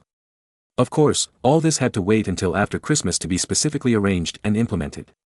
Because today is the day before Christmas. Just when Marin was about to return to the palace to prepare for Christmas with his family, Conti, who was supposed to leave, did not leave, but quietly pulled Marin. "What's wrong? What's the matter?" Marin said in surprise. "Grand Duke, please find a place where no one is talking," Conti said mysteriously. Marin looked at the breastplate on his body and felt that he should not be afraid of Conti's assassination. So he found a separate room and took Conti in. Under Marin's secretly vigilant gaze, Conti took out a small red porcelain bottle from his waist bag. Looking at Conti's mysterious look, Marin asked curiously, "What is this?" Conti didn't know how to express it in German, and at the same time he knew that Marin understood Chinese. After all, his Chinese was also taught by Marin. So, he answered solemnly in Chinese, "Sterilization powder." "What? Say it again. What is it called?" Marin's pupils dilated instantly, and he said excitedly. When he was excited, he still used Chinese. Fortunately, Kong Tai also understood Chinese, so he would understand. "Grand Duke, this is called sterilization powder. Columbus got it from a female branch hospital in Guangzhou. It is said that after the female branch women take it, they will not get pregnant no matter what." Marin walked around the room excitedly, and then suddenly clapped his hands and said excitedly, "Great, it's really easy to get it." Then, he suddenly thought of something and asked Kong Tai with a gloomy look, "No one else knows about this thing?" Kong Tai's heart trembled, because he saw murderous intent in Marin's eyes. He answered tremblingly, "No, this bottle of medicine was given to Columbus by a Mama-san in Guangzhou Tiangxi Anglo. Moreover, it was one of several bottles of medicine given to him. Others include Yang Ding Tian, Yui Nu Bien Meng Sa, I Love Yi Jiao Chai, Tian Zhu Shen Yu and other drugs for aphrodisiacs. As for this bottle of sterilization powder, it seems that the Mama-san took the wrong one. Moreover, Lord Columbus doesn't seem to care about it either. So, Columbus should have forgotten about it, right?" Marin asked with deep meaning in his eyes. Kong Tai was sweating profusely, but still answered, "Yes, that should be the case." Because after the subordinates wanted him to get this bottle of medicine near Dongfan Island, Taiwan Island, he never mentioned it, and obviously forgot it. That's good. Marin breathed a sigh of relief. He was afraid that Columbus would think about it and then talk nonsense. Kong Tai became more nervous, because he was afraid of being silenced by Marin. Perhaps seeing Kong Tai's nervousness, Marin hesitated for a while and made up his mind.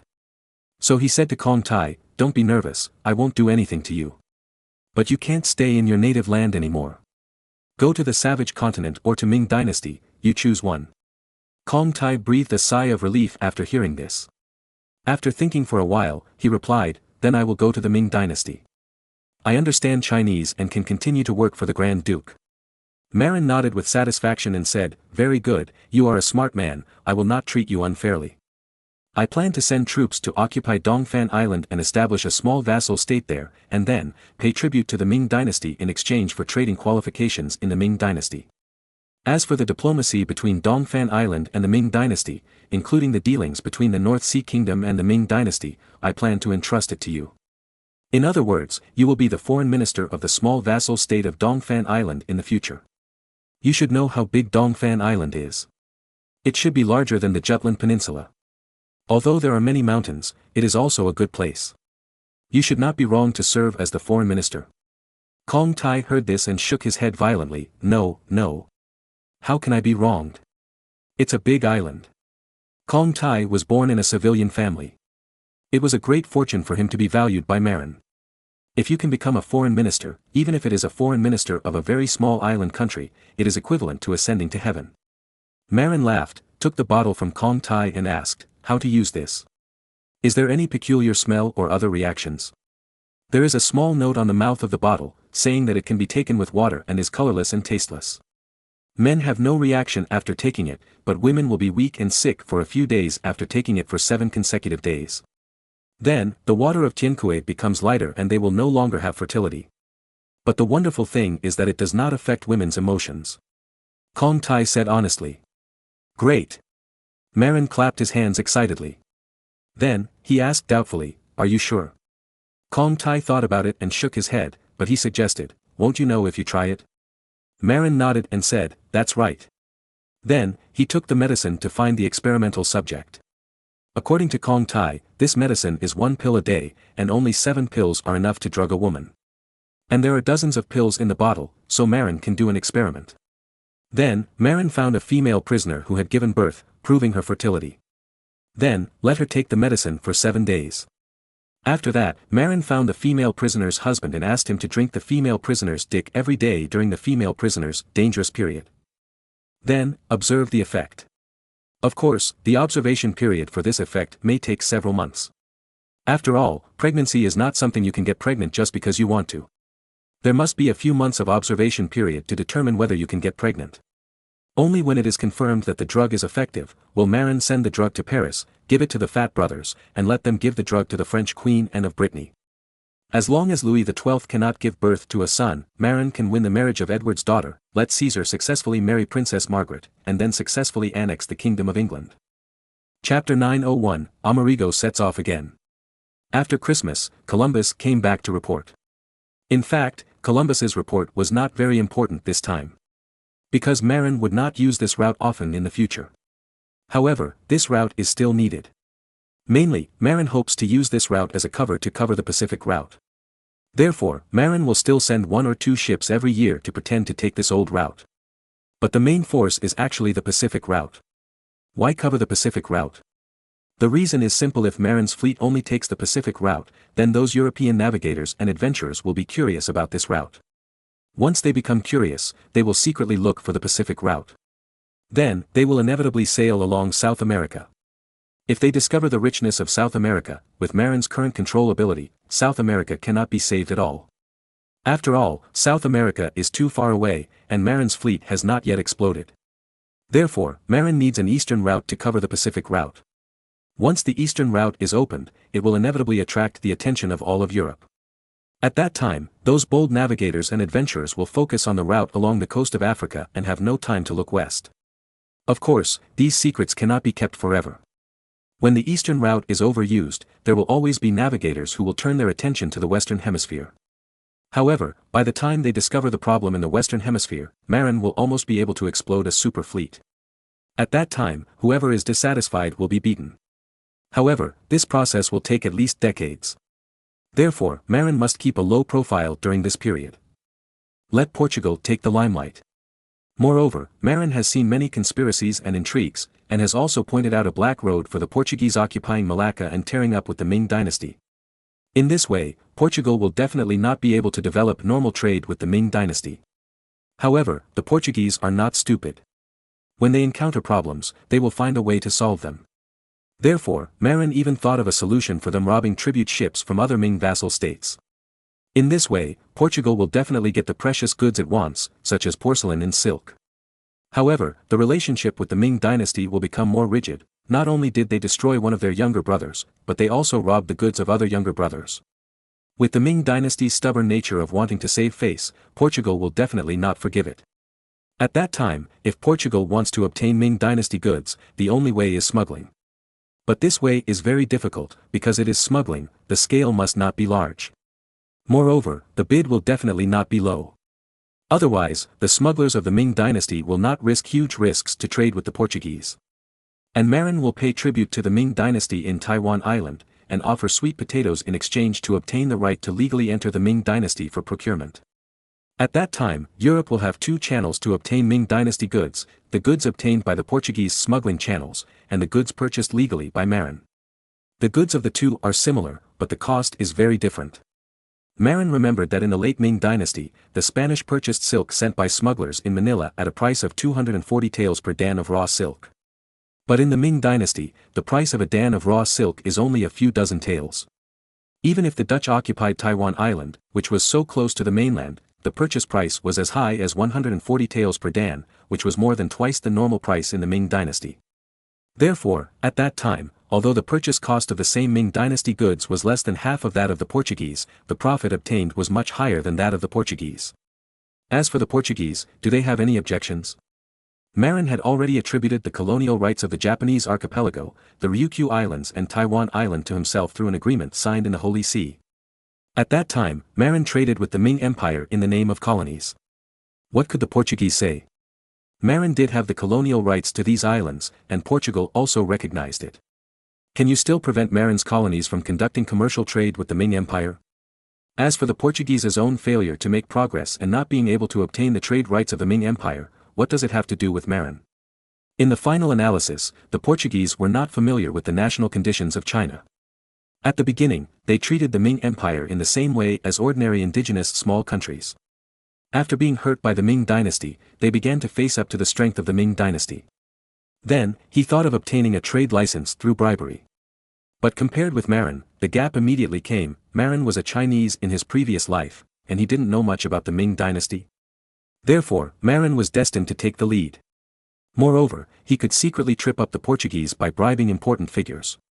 By then, even if the Portuguese figured out how to bribe, the important figures had already been taken care of by Marin.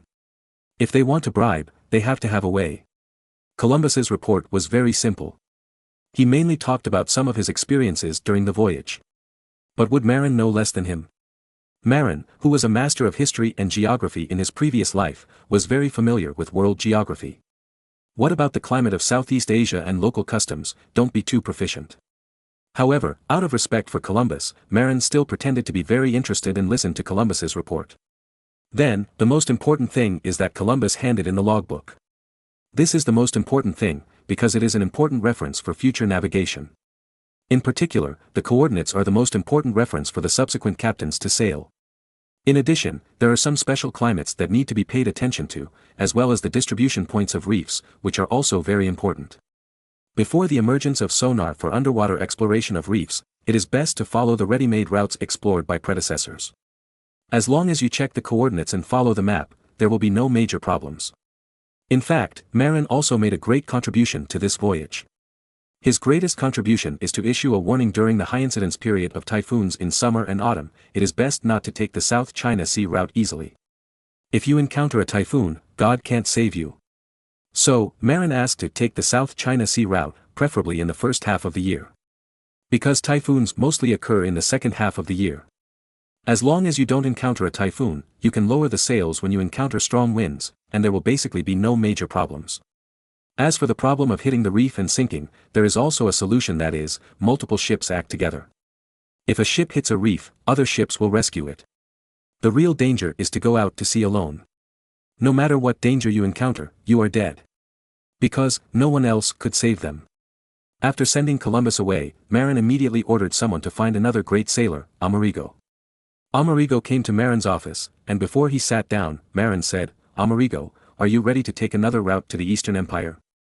Amerigo stood up straight as if he had bounced back before he sat down. Then, Amerigo replied with a serious face, "Yes, Archduke, I am ready. I have been waiting for this day for a long time, and I can set off at any time." Chapter 902, Nickel steel sheet wraps the bottom of the boat. It is said that they can set off at any time, but that is actually just a statement of Amerigo. If you really want to set out to find the Ming dynasty, there are many problems that need to be solved. Of course, the only problem that is not a problem is the exploration of the route. Because Marin has chosen a route for Amerigo. This route is the route of the Manila galleon trade in later generations. This is the route that the Spaniards determined after years of hard exploration, and it is naturally the most suitable route. As long as Amerigo arrives at the port of Panama City with the fleet and replenishes supplies, he can continue to sail forward. Moreover, the journey from America to East Asia is very smooth. Not to mention that the easterly wind belt north of the equator is favorable, the north equatorial current north of the equator can definitely push the ship forward. In addition, following the east wind, the route from America to East Asia is simply smooth. It should be noted that as long as you don't take this route during the typhoon season. According to later records, the Manila galleon trade, ships from Manila to Acapulco in southern Mexico, because they need to first follow the Kuroshio north to Japan, then reach the westerly belt in the north, and follow the North Pacific warm current to the east. It takes 6 months to sail in such a big circle. However, from Acapulco to Manila, you can just follow the north equatorial current all the way west, and it will be smooth sailing. So, it only takes 3 months. So this time Amerigo took the fleet to Daming, and it was smooth sailing. It was only when he came back that it was more troublesome. The main trouble on the return voyage was that the Spanish Manila galleon trade had to wait until the summer monsoon before it could go north along the Kuroshio. But this trouble did not exist here in Marin. Why? Because Marin made the upper edge skewer sail that was popular in later generations. Unlike the cross sails of Spanish galleons, they need to wait for the monsoon. Marin's modern upper edge skewer sails, similar to the hard sails of China, can use the wind from 8 directions, and there is no need to wait for the monsoon at all, and can set off at any time. Moreover, summer is the peak season for typhoons. If you go north along the monsoon in summer and encounter a typhoon, the ship will be destroyed and people will die. Therefore, for Marin, the problem of the Spaniards is not a problem for him at all. Marin's ocean-going ships generally have 2 sets of sails, cross sails and upper edge gaff sails. When sailing on the north-south route where the wind direction changes frequently, it is natural to use the upper edge gaff sail that is not afraid of headwind. When sailing in the downwind belt for a long time, the cross sail is replaced to make full use of the wind power. Judging from the route of the Manila galleon, it is natural to use cross sails from America to East Asia. And returning to America from East Asia requires a big detour and a switch of wind belts. Most of the time, it is more appropriate to use the upper edge gaff sail. Marin explained these issues to Amerigo in detail, which surprised the sailing master Amerigo. So, he couldn't help asking, "Grand Duke, how did you know this route? You know the wind belts and ocean currents so well." Marin paused, then lied without changing his expression, "Of course my teacher, the great sage Einstein, told me." "Is he also a navigator?" Amerigo was even more curious. "I don't know, but he knows this route anyway." Marin didn't know how to explain, so he just played rogue. "Okay, Grand Duke, I have a very important problem to solve now." "Tell me." "The problem of overhauling the ship." "How do you explain it?" Marin asked curiously. After organizing his words, Amerigo said, "That's right, the Grand Duke should know that when sailing on the sea, the part below the waterline of the ship is often eaten by sea maggots. Or, it is corroded by wind and waves and sea water. Therefore, after each voyage, the ship needs a major overhaul. But the problem is that on the nautical chart you gave me, there seems to be no port or shipyard along the way. If the bottom of the ship is suddenly eaten by ship maggots in the middle of the vast ocean, the people on the ship will really have nowhere to go. Are you worried that the ships in your fleet cannot be repaired midway?" Marin immediately understood Amerigo's concerns. If you sail along the edge of the land, there will naturally be no such problems. If you want to expel the ship maggots, the ship can stay in the inland freshwater area for a while, and the sea maggots will automatically run away. Just like the current routes to India and China, most of the time, they are actually along the coast of Africa. Only the section across the Arabian Sea is purely saltwater. However, it does not last very long. However, according to the nautical chart given by Marin, this time Amerigo's fleet will cross the vast Pacific Ocean, and there is basically no fresh water area along the way. In other words, sea maggots can attach to the bottom of the ship and gnaw it for several months. If there are no ports and docks along the way to repair the ship, once the ship is gnawed by sea maggots in the middle of the sea, it will be dangerous. As a navigator and explorer, Amerigo is not afraid of death. However, he cannot die in vain. As far as Amerigo knows, although Panama City has been built, it is still only the size of a small town. Moreover, the shipyard and dock there have not been built yet. This time he took the fleet there, and it was obvious that he could not get the ship overhaul service in the emerging town of Panama City. If the ship is not repaired, he will rashly go to China. Moreover, after arriving in China, the Ming Empire may not allow his fleet to dock. In other words, the ships of his fleet will not be repaired by then. If it were to make another return trip, it would take another 6 months. In other words, the ships of Amerigo's fleet might have to run on the ocean for more than half a year without any maintenance services. It would be difficult for the ships to have no problems after being soaked in the saltwater ocean for such a long time. Marin thought about it and let it go. Amerigo's worry was really a big problem. After all, after sailing from the North Sea Kingdom, the fleet might face the problem of being unable to repair. After all, the dock in Panama City has not been repaired yet. When the ship arrives in Panama City, it will at most stop in the freshwater area to drive away the sea maggots. However, the corrosion caused to the bottom of the ship by the sea maggots along the way cannot be repaired. Then continue to go out to sea to Taiwan Island to find Keelung and Heping Island. Another roundabout return trip. It is indeed very easy to get into trouble. How to solve it? Marin first thought of wrapping the ship with copper skin below the waterline. After all, this was a trick of British warships in the 18th century. In the 18th century, some British warships cruised on the sea for a long time and could not go to the base for overhaul. In order to ensure long-term activities at sea and protect Britain's navigation lines, British craftsmen invented a method of wrapping naval copper under the waterline of warships, which solved the problem of ships being difficult to sail for a long time in the ocean. As long as they don't hit reefs or get bombarded, warships can operate at sea for a long time. Only when freshwater river food and other supplies are insufficient, do they need to find a military port to replenish them. Then, the ships don't need major repairs and can go out to sea to continue their missions. However, Marin thought about the current price of copper and immediately became timid. Now is an era where 15 pounds of copper can be exchanged for 1 pound of silver, and 15 copper skins are equivalent to 1 silver skin. If the ships of Amerigo's fleet are wrapped in copper skin below the waterline, it would be too damn luxurious. Therefore, Marin only thought about the idea of wrapping in copper skin and abandoned it. Then, there is galvanized tinplate. Tinplate has a strong anti-corrosion effect, but there is also a problem with tinplate: it is afraid of knocking off the galvanized layer and scratching. If the galvanized layer is intact, the tinplate can last for a long time in seawater. But if it is scratched, or the galvanized layer is knocked off, it will corrode quickly when it encounters seawater. During the voyage, it is inevitable to bump into things. Then, the tinplate is nailed to the bottom of the boat, and the nails will inevitably scratch the tinplate. Many accidents can reduce the service life of tinplate. Therefore, in the end, tinplate was also abandoned by Marin. Amerigo's fleet has to sail on the sea for more than half a year without maintenance. There are too many uncertain factors in tinplate, and it is difficult to trust it. What should be used? Do we really have to use expensive copper? Marin was in distress, but suddenly, he slapped his head. Oh, why did I forget about nickel? Marin suddenly remembered that he seemed to have a lot of nickel blocks in his hand. If nickel and iron are remelted to make nickel steel. Marin thought about it. If this is done, the nickel steel sheet obtained, although the effect is not as corrosion resistant as the chromium-nickel alloy stainless steel doped with chromium. It is at least much better than the galvanized tinplate.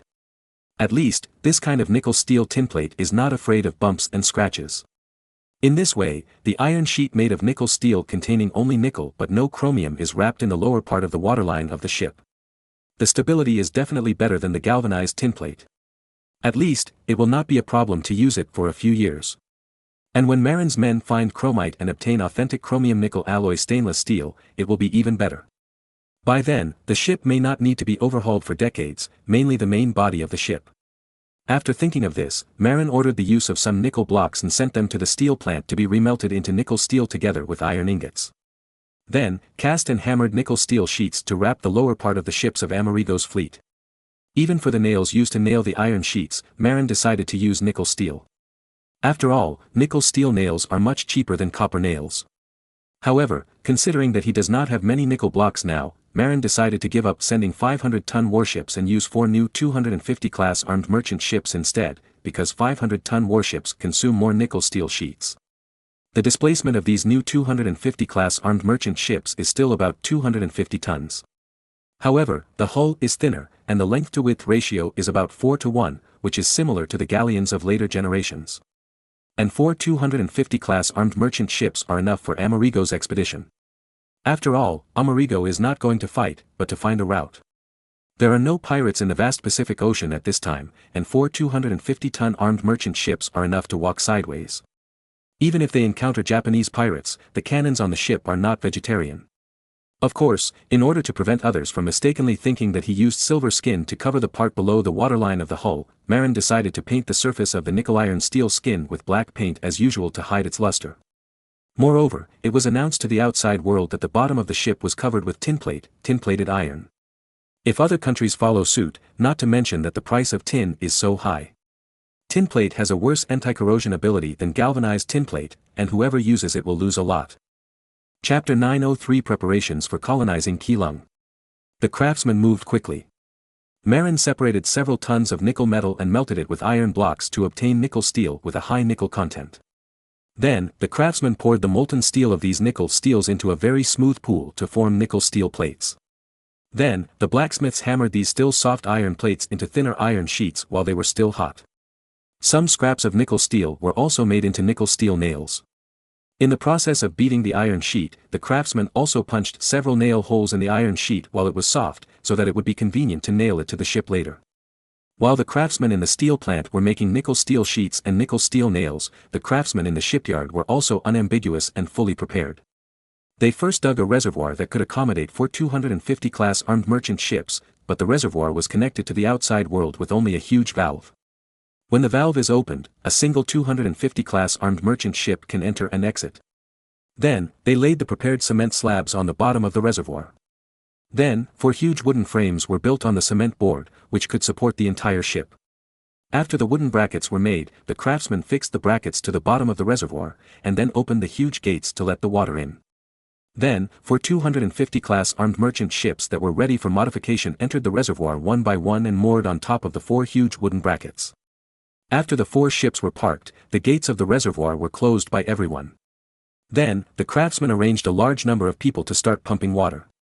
As the water level dropped, the bottoms of the 4 250-class armed merchant ships fell precisely on the 4 wooden brackets. Almost all the bottoms of the ships were exposed to the air, and the pumping stopped.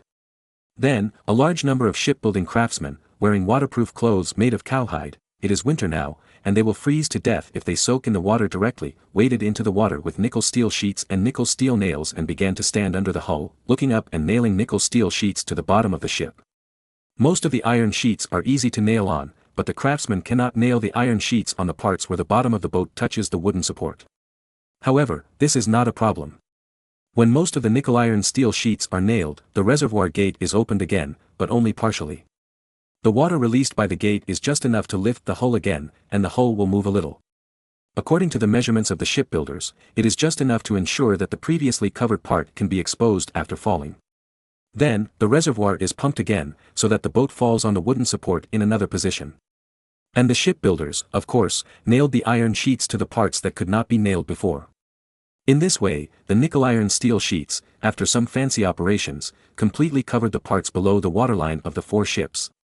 Of course, these iron sheets have been painted black before being nailed to the bottom of the boat. Therefore, after being nailed to the bottom of the boat, it does not look silvery, but black, which is very inconspicuous. Soon after the nickel iron steel sheet was nailed, the reservoir gate was reopened, and the 4 250-class armed merchant ships also sailed out of the small reservoir one by one and re-anchored at the military port dock, waiting to load cargo and set sail.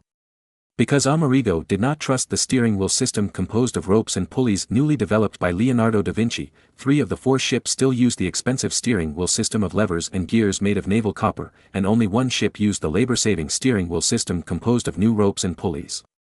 Of course, in order to prevent the ropes from breaking during the voyage, a large number of spare linen ropes were brought on board. Finally, it was the loading of personnel and supplies. Because the Pacific route is a hidden and confidential route, Marin attaches great importance to this voyage. The specific manifestation is that all captains and sailors have been strictly examined. Only captains and sailors who are born in East Frisia, whose families live here, and whose loyalty is absolutely no problem can participate in this voyage.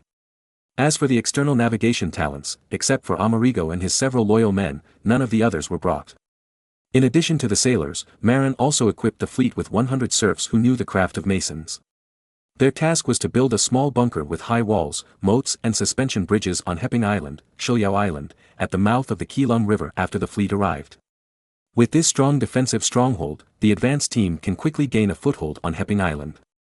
Even if a large number of Japanese pirates came, the other party would be absolutely helpless in the face of such a solid bunker. For this reason, one of the 4 ships was loaded with a large amount of bricks and cement for the construction of bunkers and walls. In addition, they will help the villagers of Keelung village, who originally had a foothold on Heping Island, to build a large defensive wall next to the stronghold so that they can also protect themselves.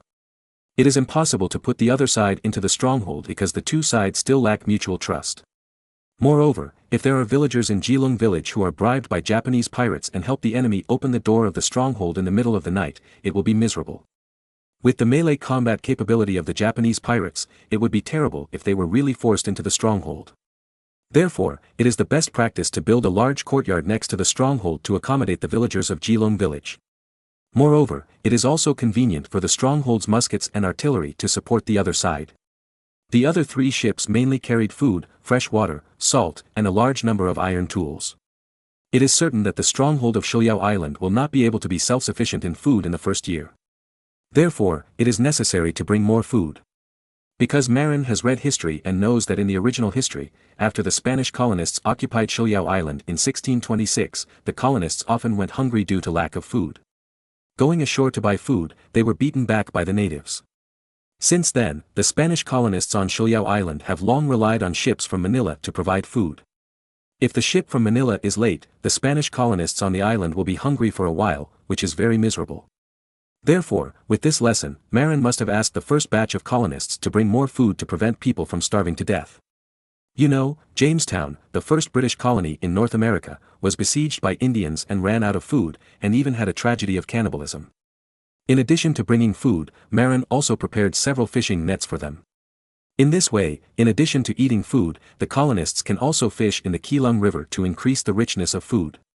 Of course, there are also vegetable seeds, and Marin also asked them to bring some, so that they would not have vegetables to eat and cause scurvy. Because there is not enough firewood on the island, in order to facilitate their cooking, Marin also equipped them with 10 solar stoves made of galvanized tinplate. The solar stove usually cooks with fire, and when not cooking, it can also boil seawater for salt. The boiled salt can also be used to trade venison and other foods with the natives. Don't have too many sika deer on Tai Island. In addition to these things, the rest are naturally weapons such as guns, cannons, and swords. After all, Shiliao Island is on the seashore and is easily harassed by Japanese pirates, and may also conflict with the natives. Strong armaments are necessary. Moreover, 50 soldiers will stay behind, together with the 100 serfs who know the craft of masonry, to guard Shiliao Island until the second group of people arrive. Of course, these are only what the first batch of colonists need. Because the first colonization of a new place is bound to be full of difficulties. Whether it is in terms of safety or food sources. Once Amerigo returns and records the route coordinates, Marin can set off with a large army. Because Marin has to deal with the Ming Empire in person to get the opportunity to trade normally with the Ming Empire. Moreover, Marin never thinks that he will fail. Because he has a killer weapon, sweet potatoes with a yield of several thousand kilograms per mu. In the agriculture-based Ming dynasty, no one can resist the temptation of such high-yield sweet potatoes. In addition to sweet potatoes, Marin also decided to bring peanuts and corn. Moreover, He also planned to invite the emperor and ministers of the Ming Empire to have a meal with roasted sweet potatoes, fried peanuts and popcorn, so that they can personally experience the charm of these exotic delicacies. Chapter 904 Down Jackets and Straw Clothes, Part 1. The new year has arrived, but January 1508 seems a bit cold. Generally speaking, July is the hottest in the northern hemisphere, and January is the coldest. So, in his previous life, Marin always felt that the spring festival was the most reliable. Because, after the spring festival, it means that spring is coming. But the January after the Western New Year is extremely cold, which makes people a little desperate. Of course, he is now a European, so he has to follow the local customs and celebrate the Western New Year. But after the Western New Year, a cold wave from Eastern Europe came to northern Germany, freezing the entire northern Germany. Normally, the northern part of Germany is slightly affected by the North Atlantic warm current, and the winter will not be too cold, at most a few degrees below zero. However, in January this year, due to the influence of the cold wave in Eastern Europe, the temperature actually fell below -10 degrees. In many areas, blizzards fell and it was extremely cold. In modern times, cold is just cold. But in ancient times, cold weather meant that someone was going to freeze to death. Sure enough, in the reports sent from all over the country, people reported freezing to death. But there is nothing you can do about it. Because, in this era, Europeans did not have down jackets or cotton clothes. As for quilts, there were none either. Because, in this era, Europeans did not use cotton products. As for quilts made of down, only nobles and wealthy families had them. And those serfs obviously had no money to buy down quilts. And even nobles did not have down jackets. It was not that the nobles could not afford down jackets, but down products had a disadvantage: they were easy to gather. Down quilts were okay, because they were laid flat and the down was evenly distributed. But if they were made into clothes, the wrapped down had a characteristic: it was easy to settle down. In the end, the down of the down jackets was all piled up under the clothes. So, even the nobles could only wear a few more layers of woolen clothes to keep warm in winter. Moreover, the effect was not very good. In this kind of weather, most people basically stayed at home and sat in front of the fireplace to warm themselves. But the problem was that in this era, the forests belonged to the nobles. Without the permission of the nobles, the peasants did not dare to go into the mountains to chop wood at will. Otherwise, if they are caught, no one will seek justice even if they are beaten to death. If they meet kind nobles, facing the cold, they may allow the peasants to go into the mountains to chop firewood for warmth. If they meet indifferent and ruthless nobles, they don't care about the lives of the people at all. Moreover, in this era, the majority of nobles do not care about the lives of the people. Therefore, it is rare to meet a noble lord who cares about the lives of the people, and the serfs will be grateful. Relatively speaking, the situation in Beihai is much better than that in other countries. Because Marin promoted adobe houses and kangs. At least, in the manor under Marin's name, every household lives in adobe houses and kangs with good thermal insulation performance. Moreover, Marin is not stingy in allocating firewood to the serfs in his own manor. Therefore, when the severe cold came, only 2 people froze to death in the manor under Marin's name in Beihai. Others, because they hid on the kang in the adobe house, were not greatly affected by the cold. Most of the people who were frozen to death reported from various places happened in other noble manors, especially those of the original old nobles. This is because most of the manors under the names of ministers and generals under Marin imitated Marin's manor. Because of the imitation of Marin's manor, adobe houses and kangs were naturally promoted. Therefore, few people froze to death in the manors of civil and military officials under Marin. Most of the manors of the original old nobles still retain their previous habits. The houses where the serfs live are still very dilapidated. Because they did not get information sharing from Marin, their serfs could not live in adobe houses with better insulation. In fact, the cost of adobe houses is very low and the cost performance is very high. However, because most of the old nobles were not reused by Marin, they naturally could not share information with Marin and the new nobles under Marin. Therefore, adobe houses, which are low cost and very practical, have not been promoted in the manners of the old nobles. This time, when encountering this kind of severe cold wave that occurs once in decades, many people naturally froze to death. Although the cold wave is raging, life still has to go on. Many people must continue to work, otherwise the whole society will be in chaos. For example, Marin and his ministers had to go to work normally to deal with various problems. Of course, there was no shortage of stoves for warming fires in the offices of Marin and his ministers. There must be no kang or fireplace in the office. However, Marin promoted stoves with external chimneys, so that the office was not cold, and there was no worry about stuffiness or even gas poisoning. However, those who worked outdoors were more miserable. For example, the guards guarding the gates of the palace were shivering with cold. And on the streets, the hired workers who transported food and other necessities of life were also shivering with cold. Basically, pedestrians walking on the street were shivering as they walked, as if they had cerebral thrombosis. Even when officials went to and from work, they were shivering with cold from the distance from the room to the carriage. Marin felt that he should invent a warm artifact. He first thought of cotton clothes, but there was no cotton in Europe now. People who traveled through the Tang dynasty could also get a lot of cotton from Gaochang. Marin now has no cotton in his hands. Even if he wants to go to Mexico to get cotton, it will take several months to go back and forth. By then, it is estimated that it will be summer. Who will use the cotton-padded clothes? Therefore, the first condition for making a cold-proof artifact is to have materials. When he was covered with a velvet quilt at night, Marin naturally thought of down jackets. Down jackets are not made of velvet, but duck down. So, Marin sent his men to collect duck down everywhere the next day. After collecting enough duck down, it is natural to sew down jackets. Fortunately, Marin has red materials in this area and has also disassembled old down jackets to play. Therefore, he knows that down jackets are actually clothes with duck down sewn in independent small grid spaces. This method actually existed as early as the Tang dynasty. The southerners of the Tang dynasty took it vertically and horizontally and sewed it in double-layer cloth. Each square grid with interlaced needles and threads is an independent space separated from other squares. There is goose down in the square. However, this method was not promoted in ancient times. Because, after the Song dynasty, cotton was promoted. With cheap cotton quilts and clothes, this kind of troublesome goose down clothes and quilts were abandoned. As for the problem that cotton clothes are heavy, the productivity of the ancients was underdeveloped, and they paid more attention to the cost issue rather than the weight of the clothes. Therefore, this early down jacket was not popularized. And the modern down jacket was invented by foreigners after World War I. A guy named Eddie Bauer found that after sewing duck down in a small square space closed by vertical and horizontal needles and threads, the clothes made no longer had the problem of the down depositing downwards in the past. Then, the modern version of the down jacket was launched. Compared with cotton clothes, down jackets are light and breathable, but their warmth retention performance is no worse than that of cotton clothes. Then, this kind of down jacket became popular all over the world.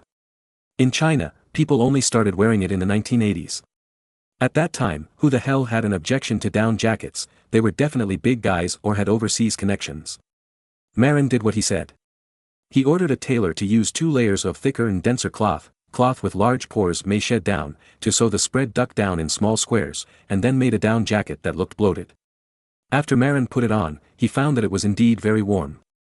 However, there was a smell of duck manure. So, Marin took off the down jacket with the smell of duck manure with great disgust, and asked someone to find the best velvet to sew a down jacket again. Sure enough, this high-end velvet has no odor. However, it is expensive. A few pounds of velvet is worth 10 gold coins. In other words, the cost of this velvet down jacket is as high as more than 10 gold coins. Including the fabric, needle and thread and the tailor's labor, the estimated cost is 12 gold coins. So, Marin thinks that it is most economical to deal with the duck down that smells like duck manure and remove the odor. Otherwise, if it was made of velvet, ordinary nobles would not be able to afford it. Marin gave this task to the leather workers, because they had the technology to remove the odor from the animal leather with odor after processing. Although duck down is not leather, it is estimated that it can also remove the odor by borrowing their technology and making some adjustments. However, before the technology to remove the odor of duck down was developed, down jackets became popular in the upper class of the North Sea Kingdom. Because Marin wore a down jacket and strolled leisurely in the snow for a long time alone, looking completely unaffected by the cold, which attracted the attention of the ministers. At first, everyone saw that Marin's down jacket was so bloated, and they thought that Marin was wearing something heavy. As a result, Schwartz touched it and found that the clothes were so light. Then, Schwartz also got a few pounds of velvet and asked Marin to process it. So, the next day, Schwartz also put on a down jacket, with an expression of, "I am very comfortable, I am very warm." Then, the senior officials in the entire palace sent velvet and asked for processing. They were not people who were short of money, and they naturally wanted good things when they saw them. What's more, down jackets are very practical, allowing them to go out calmly in the cold weather. These important civil servants and generals of the North Sea Kingdom not only made down jackets for themselves, but also made down jackets for their families. Although it cost a lot, their fiefs all adopted advanced agricultural technology and had a high grain yield. Therefore, they naturally had money to squander. A mere down jacket did not make them feel expensive. In this way, down jackets quickly became popular among the upper class of the North Sea Kingdom. Chapter 905 Down Jackets and Straw Clothes, Part 2. Although the velvet was wrapped in a relatively thick cloth, Marin found that it still shed a little. Because the textile technology of this era was not up to standard, there were still small gaps in the cloth. And the down was very small and knotty, and it was easy to show its head from the stitches of the cloth. Therefore, this immature version of the down jacket made by Marin will still shed down, but at a slower speed. At least, it can last for 2 or 3 months. However, in this way, most people can't stand it. You know, the velvet needed to make a down jacket is worth nearly 10 gold coins. And within 2 or 3 months, if these velvets fall off, it is not cost-effective. Therefore, the most cost-effective is to use duck down and ordinary goose down. But ducks are more sloppy, and duck feathers often smell of feces. Therefore, it is necessary to deodorize the duck down before making down jackets. However, this problem should not be a big deal. Because leather workers have rich skills in dealing with and deodorizing fur with peculiar smells. Even though duck feathers are different from leather, as long as you think of more ways, you can still get it done. As long as the odor of duck feathers and ordinary goose feathers is removed, and the down is taken by wind, the cost of making down jackets will be greatly reduced. As for the problem of shedding, this problem was solved by the great little Prince Caesar. One day, little Prince Caesar was naughty and folded a large piece of oil paper in the storage room and put it on as a battle robe, and then played a war game with the future little Pope Robert. After meeting, Marin grabbed the future Caesar the Great and slapped his little pages. Then, because of the excessive movement, the down of his down jacket flew out and fell on the oil paper, clothes, that Caesar was wearing. Yes, oil paper will not leak velvet. Marin was instantly inspired. So, Marin found a tailor, and when sewing a down jacket, he also wrapped 2 layers of oil paper between the 2 layers of cloth, just sandwiching the velvet in the middle. Then, sew it closely vertically and horizontally. In this way, a down jacket with oil paper lining that does not shed down appeared. However, this kind of down jacket has a big flaw: it is not easy to wash. This is because, although oil paper is not afraid of water, it is afraid of rubbing, especially after using soap. Soap removes oil, and the oily skin of oil paper is washed by soap and rubbed again. The oil paper will be directly scrapped. Then, the down will still fall off. Therefore, this new type of down jacket cannot be washed, especially with soap. How to solve the problem? After thinking, Marin had 2 solutions in mind. One is the raincoat solution, which is to apply the latex collected from rubber trees to the inner layer of the fabric to make something like a raincoat. In that case, with the latex coating, the down jacket will not fall off. This solution is the best, but the problem is that Marin's Granada and Cuban colonies have only planted a batch of rubber tree seeds, and they are still in the seedling stage. It will take about 6 or 7 years to tap the rubber, and Marin can't wait. Therefore, Marin can only use the oil paper to wrap the down to prevent it from falling off. But the down jacket wrapped with oil paper cannot be washed or rubbed. For this reason, Marin can only use one method to avoid this situation, that is, add a coat to the down jacket. This is based on the way of quilt covers in later generations. The cotton batting of quilts in later generations is generally rarely washed and changed, because a layer of quilt cover is covered on the outside of the cotton batting. Usually, the quilt cover is dirty, and you can just remove the quilt cover for washing. Marin's method is to treat the down jacket wrapped with oil paper as a cotton batting, and then add a layer of clothes cover similar to the quilt cover on the outside. In this way, there is no need to worry about the need to change and wash this kind of down jacket. Moreover, the clothes cover can be made of silk, which can be made very gorgeous, which is convenient and upscale. Of course, this is only a compromise at present. When the rubber trees can be tapped, Marin will have people make rainproof cloth to make down jackets that do not shed down. Moreover, it is not afraid of rubbing. In addition, the processing technology of duck down and goose down will definitely be mature by then.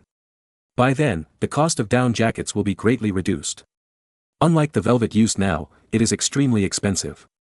However, no matter how the cost is reduced, ordinary people cannot afford to wear down jackets, even duck down jackets. Therefore, in order to protect the people from freezing to death, Marin also needs a civilian version of warm clothes. Because of the adobe houses and kangs, the farmers of the North Sea Kingdom will not freeze to death as long as they hide on the kangs at home. However, the huge North Sea kingdom always needs labor to do things. Moreover, those who can afford down jackets are basically nobles, and it is impossible for them to do rough work by themselves. Therefore, Marin needs to think of a way for the lowest farmers so that they can work normally outdoors. There is no need to think about cotton clothes. Although there are cotton seeds, it will not be a day or a night to open up the savannah colony. Moreover, even if cotton is grown, the harvest in the first year will definitely be very small, and at most it can be supplied to the nobles to make quilts or something. As for ordinary people, sorry, I can't afford it, and there are not so many goods. Whether it is the down jackets made by Marin or the currently popular multi-layer sheepskin coats, they are all expensive and cannot be equipped to the lowest serfs. Not to mention serfs, even the army soldiers are equipped, and the cost is scary. Therefore, because of the cold, most of the soldiers in the barracks are now shrinking on the Kong in the barracks. Only a small number of soldiers who need to be on duty will be issued a batch of multi-layer sheepskin coats to keep warm. But most soldiers still hide on the Kong in the barracks to keep warm. How to make the lower serfs and ordinary soldiers have warm clothes and not afraid of the bitter cold has become a big problem that Marin has to solve now. It was not until Marin went to inspect the camp of the First Legion that Marin found a way. On this day, Marin took Schwartz and others, wearing down jackets, to inspect the camp of the First Legion outside the city of Auric to see the combat readiness of the soldiers in the heavy snow. As a result, Marin found that the discipline in the camp was not bad. At least, the soldiers on guard duty were not afraid of the severe cold and stood outside the barracks on duty. Of course, they all wore multi-layer sheepskin coats. But in the barracks, most of the soldiers did not have that kind of multi-layer sheepskin coat. It was a bit cold, so they had to huddle together on the big bunk bed and brag. However, the behavior of a soldier who went out to the toilet caught Marin's attention. This soldier needed to go to the toilet, so he must go out to find a toilet. However, he did not have a multi-layer fur coat, and it would be very cold to go out. So, he took out a magic weapon and put it on his body, and walked out. What kind of magic weapon was it? It turned out that he was wearing a raincoat for rainy days, which was an ancient raincoat made of thatch. Although it was ugly to wear, the soldier was no longer afraid of the cold when he walked out of the barracks. However, when I was squatting in the toilet, my butt was almost frozen by the cold wind. This is not the point. The point is that the straw raincoat woven from thatch can really keep you warm. Marin personally asked the soldier who was squatting in the toilet for the straw raincoat and tried it on. He found that although it was not as warm as a down jacket, it could basically keep you warm. However, the legs were still very cold without protection. But this is not a problem. Let the women and the elderly who made the straw raincoat find a way to make straw pants. In this way, Marin discovered that clothes and pants made from thatch can not only keep you rainproof, but also keep you cold. The only disadvantage is that it is probably heavier. After all, it cannot be compared with a down jacket. However, it also has its advantages, and the advantage is great, it is extremely cheap. Yes, like straw sandals, this kind of straw clothes and straw pants that can be woven with only withered and yellow straw does not cost much, and it only takes a little time at most. However, for people of this era, winter is the most time. Straw raincoats and weaving straw clothes and straw pants are not a problem at all. So, Marin personally issued an order, ordering all provinces to promote this kind of straw clothes and straw pants. There are even straw hats. Then, the serfs wearing the thatched three-piece suit, straw clothes, sucking raincoats, straw pants, and straw hats, can easily go out and move around even in the cold weather. Although the straw clothes are ugly, for the serfs struggling on the survival line, it is a great blessing not to be frozen to death in the cold winter. So, they have no choice at all. Chapter 906, King Juan Visits. Marin used an administrative order to force the whole Beihai country to weave straw raincoats, straw trousers, and straw hats to keep out the cold. Then, in the middle of winter, a strange sight appeared on the streets of Beihai country. The people coming and going on the streets were all wearing straw raincoats, straw trousers, straw hats, and straw sandals. On this day, Marin took his men to patrol the streets and saw the streets full of straw clothing. Sikandar, who happened to be with him, suddenly laughed out loud. What's so funny? Marin looked at Sikandar strangely. Sikandar held back his laughter and replied, It's like this, Grand Duke, you once sent me to the Ming Empire in the East. In the Ming Empire, ordinary people generally call themselves grass people when facing officials. When I saw the people on the street wearing clothes made of grass, I couldn't help but think of the name grass people. I felt it was too fitting, so I couldn't help laughing out loud. Marin was stunned, and then laughed, you are right. These people, wearing grass all over, are indeed standard grass people. Then, the group left the city and came to the out-of-city camp of the 1st Legion, and also saw the soldiers of the army wearing all grass clothes. What is this? Grass soldiers or grass and trees are all soldiers? Before he finished speaking, Marin laughed first. And Sikander knew the meaning of this talk, and laughed along. At this time, it was the army's daily routine training. Because of the cold-proof clothing, the soldiers did not have to hide in the barracks to brag, but were pulled out for routine training. After the training, the camp commander Kyle came over excitedly and reported, "Grand Duke, this set of straw raincoat is really good. In winter, it is too cold to wear armor, and it is not safe to wear no protection. I found that if the ropes on the raincoat are twisted tightly and made into a double layer, it can not only keep warm, but also has very good defense. So, now even the officers have changed into a full set of straw clothes. No, it should be called straw armor. This is fucking possible." Marin was a little stunned. But after patting the double-layer raincoat on Kyle, Marin had to admit that it was quite strong. It may not be used to defend against bullets, but it is still useful to defend against swords and bows and arrows. But then again, facing a musket, metal armor is useless, let alone straw armor. But Kyle has his own different opinions. "Grand Duke, this set of grass armor can keep out the cold and is not afraid of rain and snow. If you wear grass armor to launch an attack in rain and snow, it must be very powerful. Because in rain and snow, the opponent's matchlock gun must be misfired. And our army's clockwork matchlock gun is not afraid of rain and snow, and can attack the enemy normally. Even the enemy's bows and arrows are affected by the bowstrings in rain and snow. Therefore, I think that wearing grass armor to launch an attack in rain and snow is quite powerful." Marin thought about it and felt that it made sense. So he took out a small notebook and wrote down this suggestion.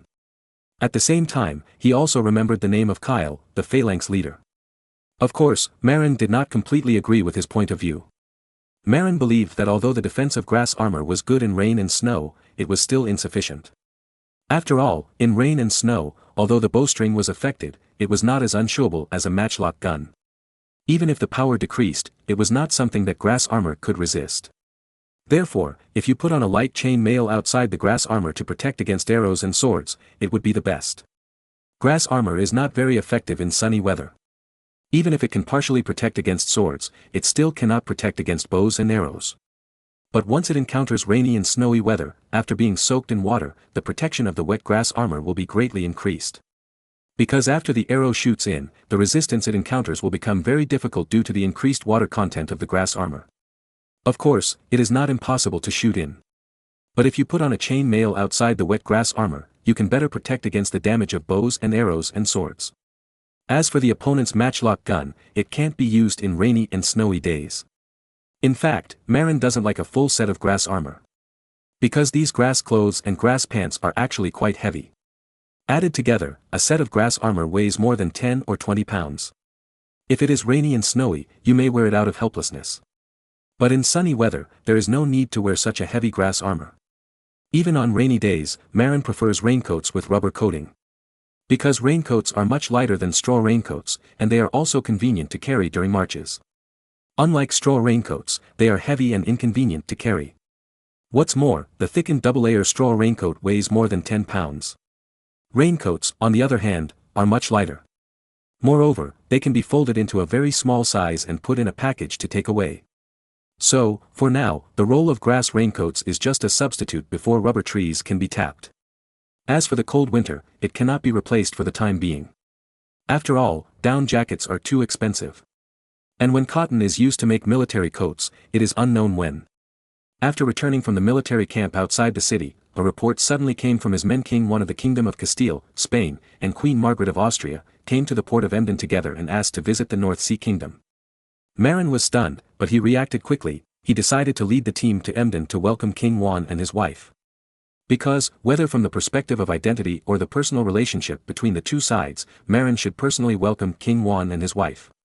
In fact, Marin's rise has a lot to do with Juan. If he hadn't cured Prince Juan of his illness and prevented his death, who knows what the situation in Europe would be like now. Because, if Prince Juan really died at that time, Portugal and Spain might have merged now. Because, Prince Miguel did not die under the flapping of Marin's little butterfly wings. Although Princess Maria, as stepmother and aunt, is now planning to murder poor Prince Miguel, she has not found a suitable opportunity to do so until now. Even if Miguel dies young as in history, there are still Mad Juana and her husband, the handsome King Philip, waiting to succeed to the throne. Because of Marin's influence, Juana, the wife of the handsome King Philip, did not get the opportunity to inherit the throne of Castile, so Philip naturally did not need to go to Spain to participate in the fight for the throne, and he did not die of illness in Spain in 1506 as in the original history. This time, it was the young King Juan of Castile, because his wife Princess Margaret of Austria missed her hometown, so he simply accompanied the Queen to travel back home. Of course, although Queen Margaret was named Margaret of Austria, in fact, Queen Margaret grew up in the royal palace of Ghent in the Netherlands with her brother, the handsome King Philip. Therefore, the Queen's homesickness is for the Netherlands, not Austria. To this end, the young King Juan personally led 20 warships and accompanied Queen Margaret from the Bay of Biscay to the north, passing through the English Channel, arriving in the Netherlands and visiting Ghent. Coincidentally, at this time, news came that the Columbus fleet sent by Marin brought back a large number of Chinese specialty porcelain, silk and other treasures from the Eastern Huaxia Empire. After the visit to Ghent, King Juan simply led the fleet eastward and arrived at the port of Emden, preparing to visit the North Sea Kingdom and take a look at the exquisite porcelain and silk from the east. Chapter 907 Your Majesty, have you heard of the Spice Islands? At the port of Emden, the young King Juan III of Castile, wearing a mink coat, shivered and got off the ship. This year, the sudden cold weather in northern Germany did not occur to King Juan. Although he had prepared a mink coat before, he still felt a little overwhelmed. Welcome, Your Majesty Juan, your presence makes the North Sea Kingdom feel very honored. And you, Queen Margaret, the flower of our Holy Roman Empire. Marin greeted him with a smile on his face and saluted by the way. Juan III did not put on airs, but gave Marin a warm hug. Marin, don't be so restrained, we are old friends. King Juan is not as cunning as his parents, and he is relatively simple in the circle of great nobles. The main reason is that he has been protected too well by his parents since he was a child, and he has never seen any dark side. However, Ferdinand II is currently strengthening his training of political means. Perhaps in a few years, King Juan will not be so simple. Moreover, Juan's wife Margaret is not a fuel-saving lamp. Many times, when Juan was hesitant, he would ask Queen Margaret for advice. And Margaret, in the original history, was also a female politician, and even the trainer of Charles V, the European overlord. Of course, the couple felt very good about Marin. First of all, Juan's life was saved by Marin, otherwise he would have died long ago. And Margaret came from the Habsburg family, Marin's old superior, and had always had a good relationship with Marin. Therefore, the couple had a very good attitude towards Marin. King Juan and his wife, who were wearing mink coats, were stunned when they saw Marin wearing a down jacket that looked very bloated. Archduke Marin, although the weather is a bit cold, you don't have to wear so thick, right?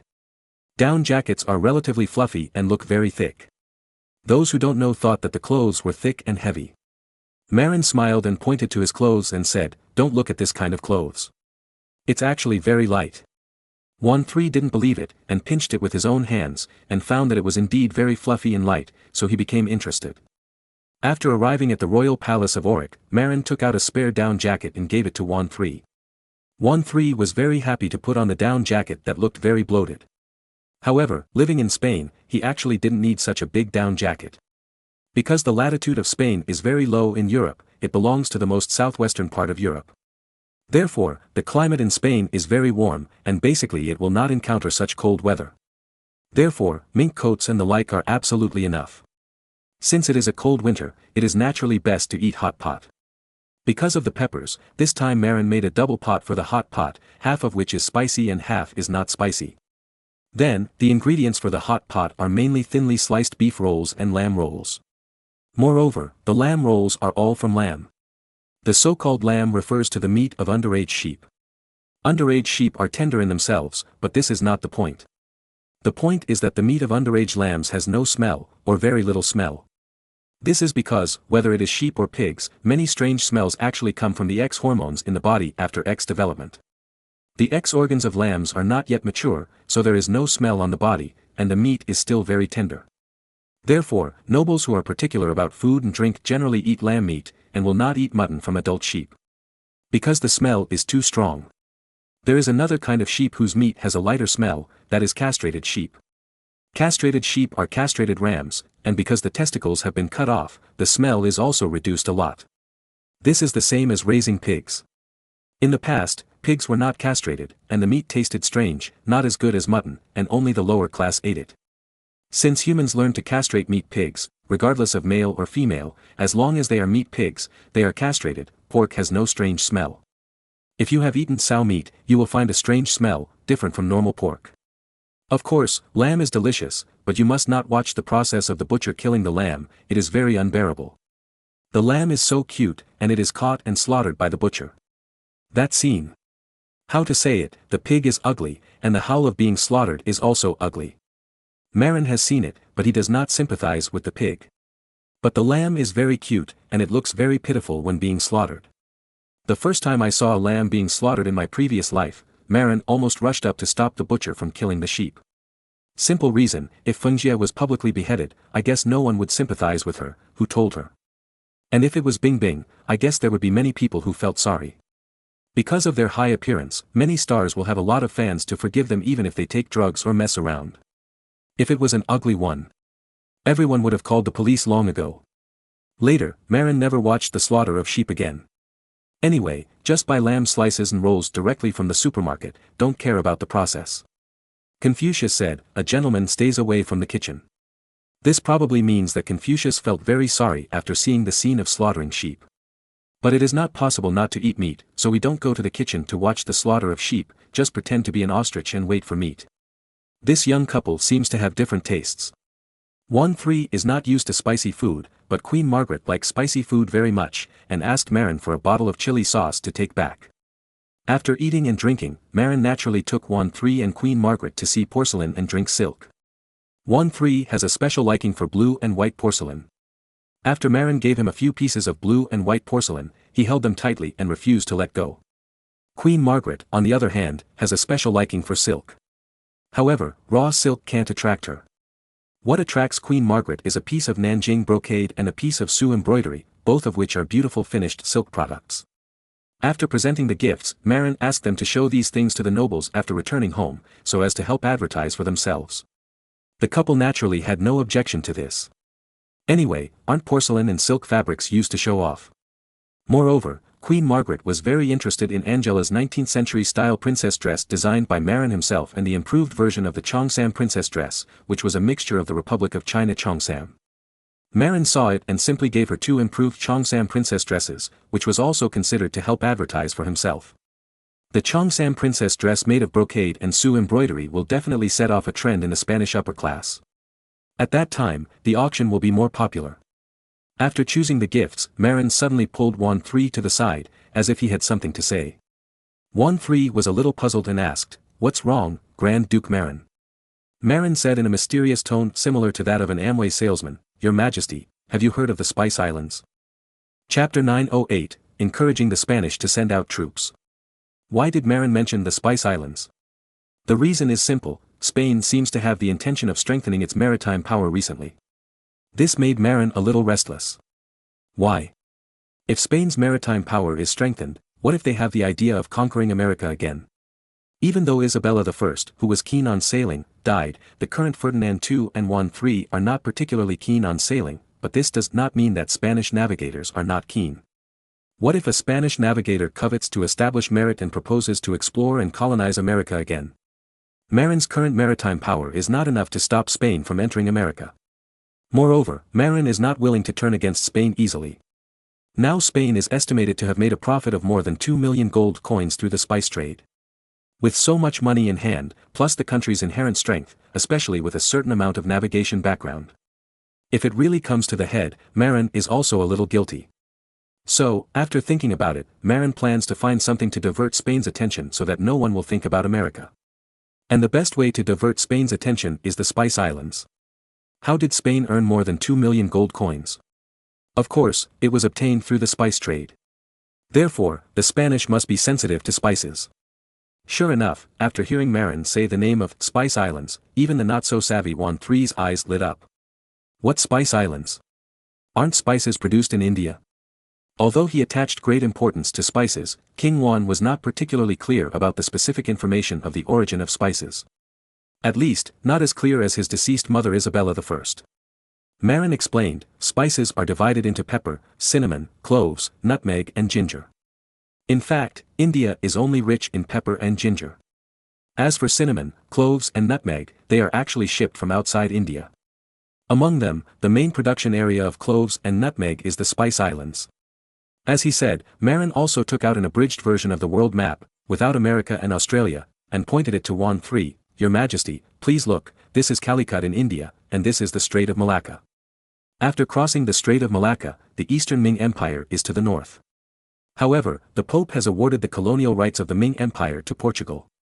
The Strait of Malacca goes east, bypassing the huge Kalimantan Island and the weird-shaped Sulawesi Island, and arrives at the main production area of cloves and nutmeg, the Spice Islands. At this time, Marin looked up and found that Queen Margaret had come over to look at the map at some point, and she also stopped Marin's previous introduction. Queen Margaret suddenly asked, Marin, do you mean to suggest that we seize the Spice Islands? Yes, Queen, you are indeed both intelligent and beautiful. Marin flattered her. Anyway, flattering doesn't cost money. Juan III frowned and said, but we have not received authorization from the Holy See to colonize the Spice Islands. Moreover, according to convention, the East should be Portugal's territory. If we rashly send troops to the Spice Islands, will it anger Portugal? Also, how strong are the Spice Islands? Is it easy to conquer? The young Juan III was not stupid, and he thought about the problem more comprehensively. Compared with Marin, he was just not very flexible and not shameless enough. Marin thought for a while and asked back, Your Majesty, does the Treaty of Rome signed by Spain and Portugal stipulate that the Spice Islands belong to Portugal? Juan III thought for a while and said, that's not the case. That's it, since it doesn't clearly belong to Portugal, why can't Spain occupy it? As long as the Spice Islands are occupied, then the supply of cloves and nutmeg will be decided by Spain. Juan III was still hesitant, but Queen Margaret was nodding vigorously. I think it's better to have a legitimate reason. Juan III hesitated. This is simple, isn't it enough to get authorization from the Pope? But the Pope will not easily authorize. I heard that Spain is preparing to attack Morocco. Marin suddenly asked an irrelevant question. Yes, but our military expenditure, supplies and manpower are not a problem. The only problem is that the country has not yet made up its mind and is still arguing. Attacking and occupying the entire Morocco was a plan that Spain had already made long ago. However, the Kingdom of Aragon, which was ruled by Ferdinand II to the east of Spain, was keen on the hegemony in Italy, while in the Kingdom of Castile, one was a little undecided, and many nobles in the country had not made up their minds, so things were delayed. Even in recent times, the seafaring nobles have risen and obtained some funds from the Spanish royal treasury to expand the fleet, which caused Marin's uneasiness. What Marin has to do now is to prevent Spain from being too idle and accidentally going to America for another adventure. After all, Spain is now well funded, and it is still easy to expand the fleet. So, after organizing his words, Marin said, in this case, Your Majesty, why don't you attack Morocco first, and then, in the name of occupying Morocco and promoting Christianity in Morocco, apply to the Pope for the right to colonize the Spice Islands? Juan III and Queen Margaret were both enlightened, but Juan III did not seem very confident. This idea is very wonderful, but are you sure we can occupy Morocco? Obviously, Juan III was not very confident. Moreover, there are many people who share the same idea as him in the Kingdom of Castile. Otherwise, the Kingdom of Castile would not have been unable to make up its mind to attack Morocco until now. In fact, Spain had sent troops to occupy Melilla on the northern coast of Morocco as early as 1497, and built a coastal fortress there.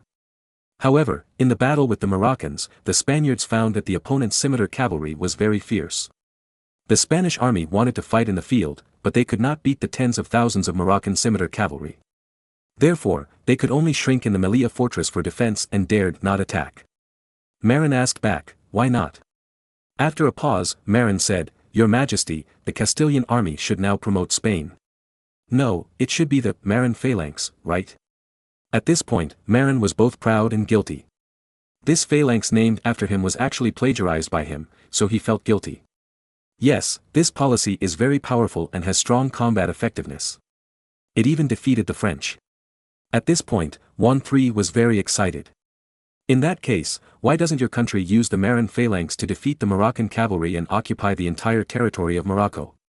Moreover, you can and His Majesty Ferdinand II to ask General Gonzalo to come over and serve as the commander-in-chief to attack Morocco.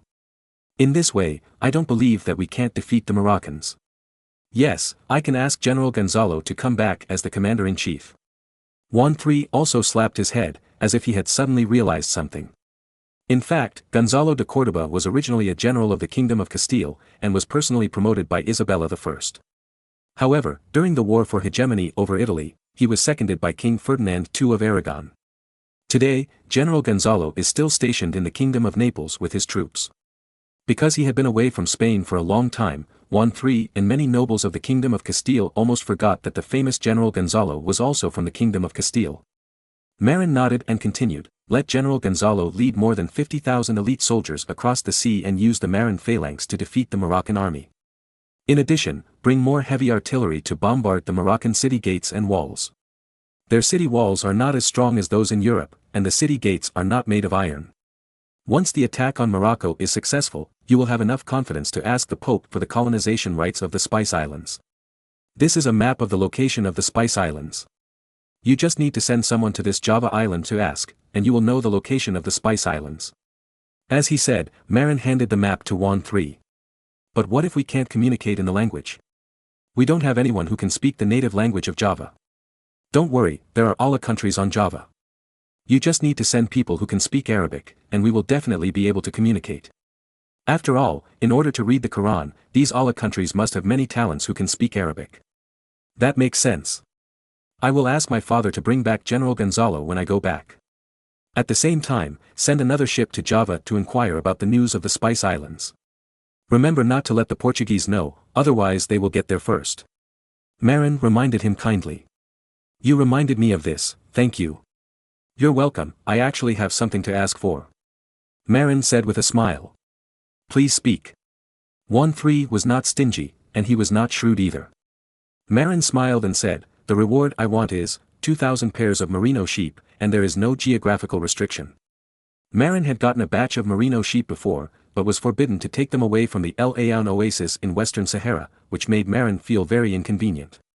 Although he thought of taking British sheep used to borrow seeds, it was too troublesome. "This." Juan III hesitated. "Your Majesty, compared with obtaining the Spice Islands, what are 2,000 pairs of merino sheep?" Juan III thought about it and it was true. Compared with the spice trade that exceeded 1 million gold coins each time, the mere merino sheep was really nothing. So, after a little hesitation, he agreed to Marin's request. Chapter 909 Pampas Grassland and Merino Sheep. On paper, Marin suffered a huge loss in this deal. Because, compared with the huge trade volume of spice trade, 2,000 pairs of merino sheep are nothing. However, the account is not calculated that way. For Marin, sending the news of a spice island is not on the same level as saving the American continent. Marin knows those Spanish navigators very well. Most of them come from civilian families, but they are eager to make progress and even become nobles. And for a navigator, how can he make progress? Of course, it is to make a sensational maritime discovery like Columbus discovered the New World. But the problem is that Spain has now withdrawn from the Americas and has gone to Southeast Africa to make trouble. Moreover, the coast of Mozambique has been discovered, and there is nothing for those navigators. Therefore, the Spanish navigators found that no matter whether it was America, India, Africa, or even China, they were all taken care of by their predecessors. In this way, their hope of becoming a noble was very slim. Marin's spies in Spain also found out about this and learned about the thoughts of these navigators from the tavern. Suddenly, Marin was not calm. If these navigators were crazy and went to explore the West again, the truth about America would be exposed. At that time, he could not stop Spain's attack on America. At least, it could not be stopped for now. Therefore, Marin thought about shaking out the Spice Islands and letting the Spaniards explore. In this way, those navigators would have something to do and would turn their attention to the West. Of course, this is not safe. Because Marin did this only to attract the attention of the Spanish officials to the east. As for the people, Marin could not guarantee it. Therefore, Marin made a second arrangement, sending people to pretend to be pirates and control the route to America. Once they encounter those civilian explorers, they will attack them, kill them and destroy their ships, and make sure not to leave any survivors. Generally speaking, civilian explorers must have very few ships, at most 2 or 3 ships, and the ships will not be large. Just like the 3 ships that Columbus used to discover America, they were all small and medium-sized ships of more than 100 tons. Marin only needs to send out 5 warships to intercept them. Moreover, the route from Europe to Central America is fixed, which was also discovered by Columbus at the beginning. First go south along the Canary Islands along the Canary Cold Current, and after reaching the vicinity of Senegal in later generations, turn west to form the North Equatorial Current of the nature of the compensation current. At this time, the ship follows the North Equatorial Current to the west, and at the same time follows the prevailing easterly belt, all the way west, which is very fast, similar to the North Equatorial Current in the Pacific Ocean, and is very conducive to sailing. In the age of sail, this kind of smooth sailing route is the favorite of captains. In addition, there was a logbook left by Columbus before. Generally speaking, navigators who want to go to America will choose this route. Originally, Amerigo took this route to America. His ship first followed the fleet of Spanish navigator Alonso de Ovida all the way west to the waters near Guyana, then parted ways with it, went south to explore the estuary of the Amazon River, and then turned back and discovered Trinidad Island and the Orinoco River. The second voyage even reached the waters near Patagonia to the south. Of course, this kind of small-scale expedition like a wild chicken usually does not exceed 3 ships. Because if the scale is too large, the sponsor will not be able to afford it. In this way, Marin only needs to send a fleet disguised as pirates to wait on this route. Once those wild chicken navigators are found, they can kill and destroy the ship to keep the secret. After all, it is normal to go out to sea for exploration and not come back, and no one doubts it. The only problem is to ensure that the interception is successful. If the other party escapes, it will be a big trouble. Therefore, Marin decided to get a few thinner clippers for the pirate fleet. As for the source of the pirates, Marin did not plan to use his own people. Except for some of the leaders, Marin planned to recruit the rest from England. There are many pirates in England. As long as the treatment is good enough, some scum pirates are willing to join. Moreover, in terms of relationships, Marin will not reveal the secret that he supports these pirates. As for the pirates' den, it will not be set up on Grenada Island. Otherwise, it will definitely expose the relationship between the two sides. Marin's plan is to find an uninhabited island near Grenada Island as a base for pirates. The supplies for the pirate fleet will be secretly sent to the pirate base by Grenada on a regular basis. Although a super fat piece of meat was given to Spain, Marin estimated that it would not be so easy for Spain to swallow it. Because once Spain occupied the Spice Islands, it would definitely form a monopoly on cloves and nutmeg. In this way, the Portuguese would definitely not be happy. Therefore, the two countries will have a lot of conflicts to resolve at that time. Once the two countries start fighting in Southeast Asia, they will have no energy to think about America. The only ones who would miss America are probably those wild chicken navigators and adventurers. For these people, Marin doesn't mind sending them to see God. Even, no one will complain about their death. In other words, Marin doesn't care about the sponsors behind them. Because the two major navigation giants of Spain and Portugal were led by Marin to focus their attention on the east. The remaining small fish, even the nobles, will not be in Marin's eyes. As for these 2,000 pairs of merino sheep, Marin actually prepared them for the pampas in Argentina. According to historical records, merino sheep are more adapted to dry and semi-arid climates like Australia, but not to humid climates.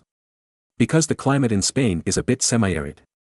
Historically, the eastern colonies of North America introduced purebred merino sheep, but failed. Because after the merino sheep arrived at the coast of North America, they were not adapted to the local climate and got hoof rot, also known as sheep hoof rot. This disease is not only harmful, but also contagious. In ancient times when medicine was not developed, it was simply fatal.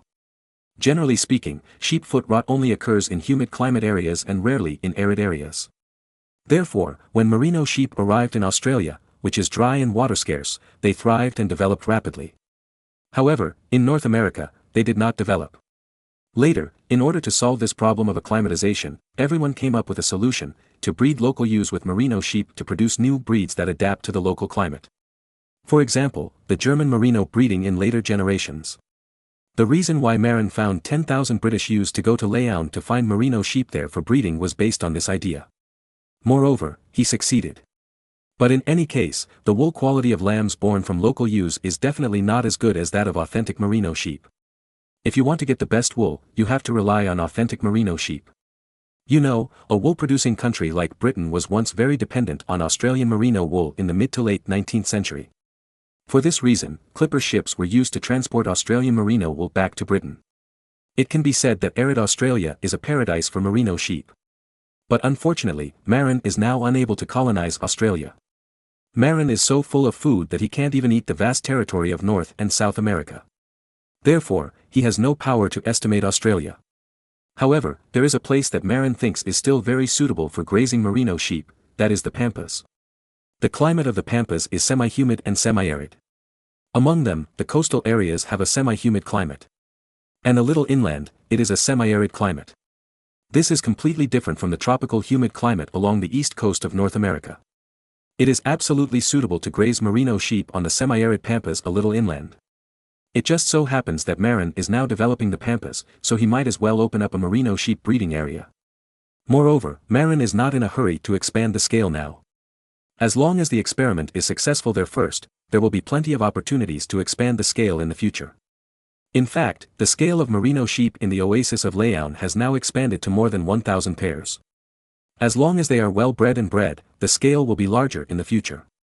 However, the area of the Leon oasis is very small, and the number of sheep it can carry is limited. If you want to expand the scale, you must find a larger and better grassland.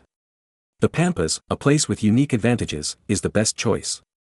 But Marin would offend Spain if he took the sheep to America without authorization from Spain. At least for now, Marin does not want to offend Spain. Therefore, he took the opportunity of sending the news of the Spice Islands to Spain and applied to Juan III for the right to freely dispose of 2,000 pairs of merino sheep. In the future, he will graze merino sheep on the Pampas without fear of Spain turning against him. Moreover, with Marin's character, it is obviously impossible to give the news of the Spice Islands to Spain without getting some benefits. Therefore, these 2,000 pairs of merino sheep and the right to dispose of the merino sheep freely can be regarded as a small cost recovered from the Spaniards. Chapter 9:10, Morocco is a trap. Marin was actually very reluctant to give the Spice Islands to Spain. After all, the Spice Islands were the cornerstone of the rise of the later Dutch Empire. The most important cornerstones of the Dutch colonial empire were the Spice Islands and Java. The Spice Islands provided important profits to the early Dutch Empire, while Java provided a large amount of food to the Dutch colonial empire. Later, it provided cash crops such as sugar and rubber. Without the success of colonizing the Spice Islands, the early Dutch Empire might not have risen so quickly. Therefore, Marin was actually very reluctant to give the Spice Islands to Spain. However, no matter how reluctant he was, he had no choice. After all, Marin couldn't eat the Spice Islands now. Because of his weak strength, he could only adopt the mode of making a fortune in silence. If he dared to be high profile, he would be robbed in minutes. Marin began to envy Juan III. The two were the same age, but their backgrounds were very different. When Marin crossed over, he was still a wandering knight who was driven out of his home and almost starved to death. As for Juan, his parents were both kings, and he was the son of two kings, a child of destiny. When he was born, he was destined to inherit the huge kingdoms of Castile and Aragon. Of course, the premise is that he does not die. As the most legitimate heir to the two powerful countries, Juan III was born to become king. Moreover, the two countries he was to inherit were both powerful countries. If Marin traveled to Juan III, it would be incredible, and he could directly conquer the world. However, Marin traveled to Marin, just a poor knight.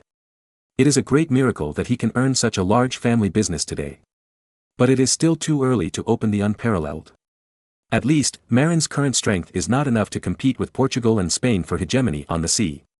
Therefore, Marin knew that the Spice Islands were profitable, but he had to reluctantly give the Spice Islands away, just to divert the attention of the Spaniards.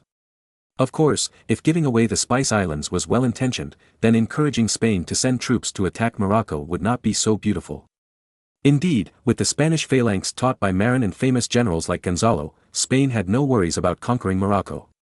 However, the Spanish fell into the trap after conquering Morocco. What kind of country is Morocco? An Allah country. That is an existence that does not care about life or faith. Perhaps, in the era of hot weapons, the fanatical belief in Allah is useless. However, in this era when the scimitar cavalry is still very fierce, the followers of Allah are not easy to mess with. What's more, Spain's goal is not only to occupy Morocco, but also to convert the locals into Christians. This is incredible. You ask the followers of Allah to give up their beliefs. They are not afraid of death, so why are they afraid of you forcing them to change their beliefs? Therefore, even if Morocco can be conquered in the early stage, when converting to religion in the later stage, the Spaniards will have a good understanding of the fanaticism and fearlessness of Allah followers. In the scientific age, they dare to die with others. In this era when science has not yet emerged, religious fanaticism is even more common. Let alone Allah, in this era, even Christians have many fanatics. Therefore, in the subsequent conversion, large-scale bloody conflicts will certainly break out between the two sides. That was when Spain was in a state of panic. In the future, even a powerful country like the United States will be deeply mired in the Vietnam War, and the Soviet Union will also fail in Afghanistan. Therefore, even if Spain is very rich under the influence of Marin, it will be deeply trapped in the wave of resistance by the Moroccans. At that time, in order to suppress the resistance of the Moroccans, Spain's fiscal expenditure will definitely be an astronomical figure. Anyway, Spain will suffer this loss. Moreover, even if they suffer a loss, they will still be grateful to Marin. Why? Because in the long run, as long as the entire Morocco is controlled, the area of Spain's territory will be nearly doubled. Even if it is not too peaceful in the short term, it will definitely be a great benefit if Morocco is successfully Christianized by Spain after decades or even hundreds of years. Even if the colonial era is over, Morocco can be regarded as the Spanish mainland. Because Morocco and Spain are separated by only a narrow strait, it is easy to assimilate into the inherent territory. Moreover, the Moroccan region is the region with the best climate in North Africa. In the area north of the Atlas Mountains, affected by the water vapor of the Atlantic Ocean and the cold air from the north, there is more precipitation here. It can be said that Morocco is the place with the most precipitation in North Africa. If it weren't for the Nile River in Egypt, Morocco would be the most suitable place for living and civilization development in North Africa. Not only that, the climate in Morocco is similar to that in Spain. The Spaniards will not have any discomfort when they move to Morocco. Moreover, there is only a narrow Strait of Gibraltar between them, which makes it very convenient to control. Therefore, in the long run, occupying Morocco and Christianizing the local area is absolutely in line with Spain's strategic interests. In history, the reason why Spain did not occupy Morocco was that when Spain was at its strongest, it controlled a large American colony, which caused Spain to focus on America. Moreover, the Habsburg family, which ruled Spain at the time, was so keen to get involved in the European hegemony in the German region, and fought with the Dutch. In the end, they became weaker and weaker in these boring disputes and consumption. When they were no longer able to dominate Europe, they found that it might not be so easy to conquer Morocco. In modern times, when Spain's national strength recovered and wanted to annex Morocco again, the French jumped out and snatched Morocco away. Faced with France, which was much stronger than themselves, the Spaniards could only swallow their anger and were forced to treat the barren Western Sahara as a colony. In short, the Spaniards missed the great opportunity to completely turn Morocco across the sea into their own province due to various coincidences. Otherwise, the land area of Spain in later generations could have increased by more than 440,000 square kilometers. Now, with the help of Marin, the Spaniards easily obtained the spice trade, a fast-growing project, and accumulated a lot of capital. In the era of mercenaries, Spain obviously had enough strength to destroy Morocco. As long as Morocco can be occupied, and then slowly cleansed and massacred, I believe that in a few hundred years, Morocco will definitely turn the Constantinople area into the Istanbul area like Turkey occupied Constantinople. As long as Morocco is Christianized, there will be no resistance. Moreover, Marin also gave Juan III a strategy to permanently control Morocco, win over the Berbers and expel the Arabs. The Arabs have a stronger sense of independence and are more difficult to deal with. With Arabs, the Spanish can't think of ruling Morocco peacefully. In fact, the Arabs are also outsiders. The real natives of the local area are the Berbers. It was the Arabs who invaded this area during the expansion of the Arab Empire and ruled the area for 700 or 800 years. The Berbers were even Christian areas during the Byzantine Empire, of course, in the Greek Orthodox area. After the Arab Empire annexed this place, the locals were converted to Allah. Anyway, the Berbers were like the black natives of India. They were originally the masters of the land, but after being conquered, they became servants, but they were not as miserable as the black Indians. So, the Berbers are used to being ruled, so it is not difficult to convert them. However, to convert the Arabs, it will be a fight to the death. However, now the Arabs in Morocco account for almost half, even more than half in later generations. Even if you want to massacre, you can't kill millions of people. If you really do that, how different is that from the devil? Therefore, the best way to deal with them is to expel them. The reason is also very simple, aren't you Arabs? Go back to your Arabian Peninsula. Anyway, just drive them eastward. As long as they are driven out of Morocco, no matter where they are making trouble. As long as the most fierce Arabs are driven away, the remaining Berbers will be much easier to deal with. However, this process may take decades to be completely completed. After all, the Arabs will never sit and wait for death. Moreover, they are reluctant to leave Morocco, which has a humid climate, and go back to the Arabian Peninsula to eat sand. Therefore, during this period, the two sides will inevitably have many life and death battles. While the Spaniards and the Arabs in Morocco are fighting for life and death, Marin can take the opportunity to develop his strength and strengthen himself. When the Spaniards completely annex Morocco and want to expand outward again, they will find that Marin's empire is no longer something they can compete with. In short, Morocco is a big cake, but it is a big cake that is easy to eat. Moreover, it is still a big pit that can hold Spain back for many years. Chapter 911 Immigration Company, Part 1. The cold snap of January has passed, and the weather in February has gradually warmed up. But Marin sat in front of the window of his office, looking at the dead branches outside the window with buds and worrying. Why? This has to start with the first census of the North Sea Kingdom. Now, the land area of the North Sea Kingdom is considered very large. The county of East Frisia and the Gama region add up to about 4,000 square kilometers, and Oldenburg is about 4,000 square kilometers. West Frisia is about 5,000 square kilometers, and the north and south of Munster add up to more than 10,000 square kilometers.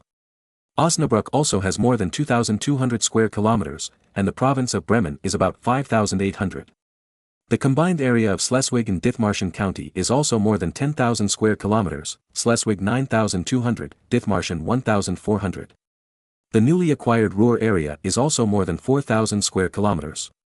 Adding the more than 20,000 square kilometers of Jutland province.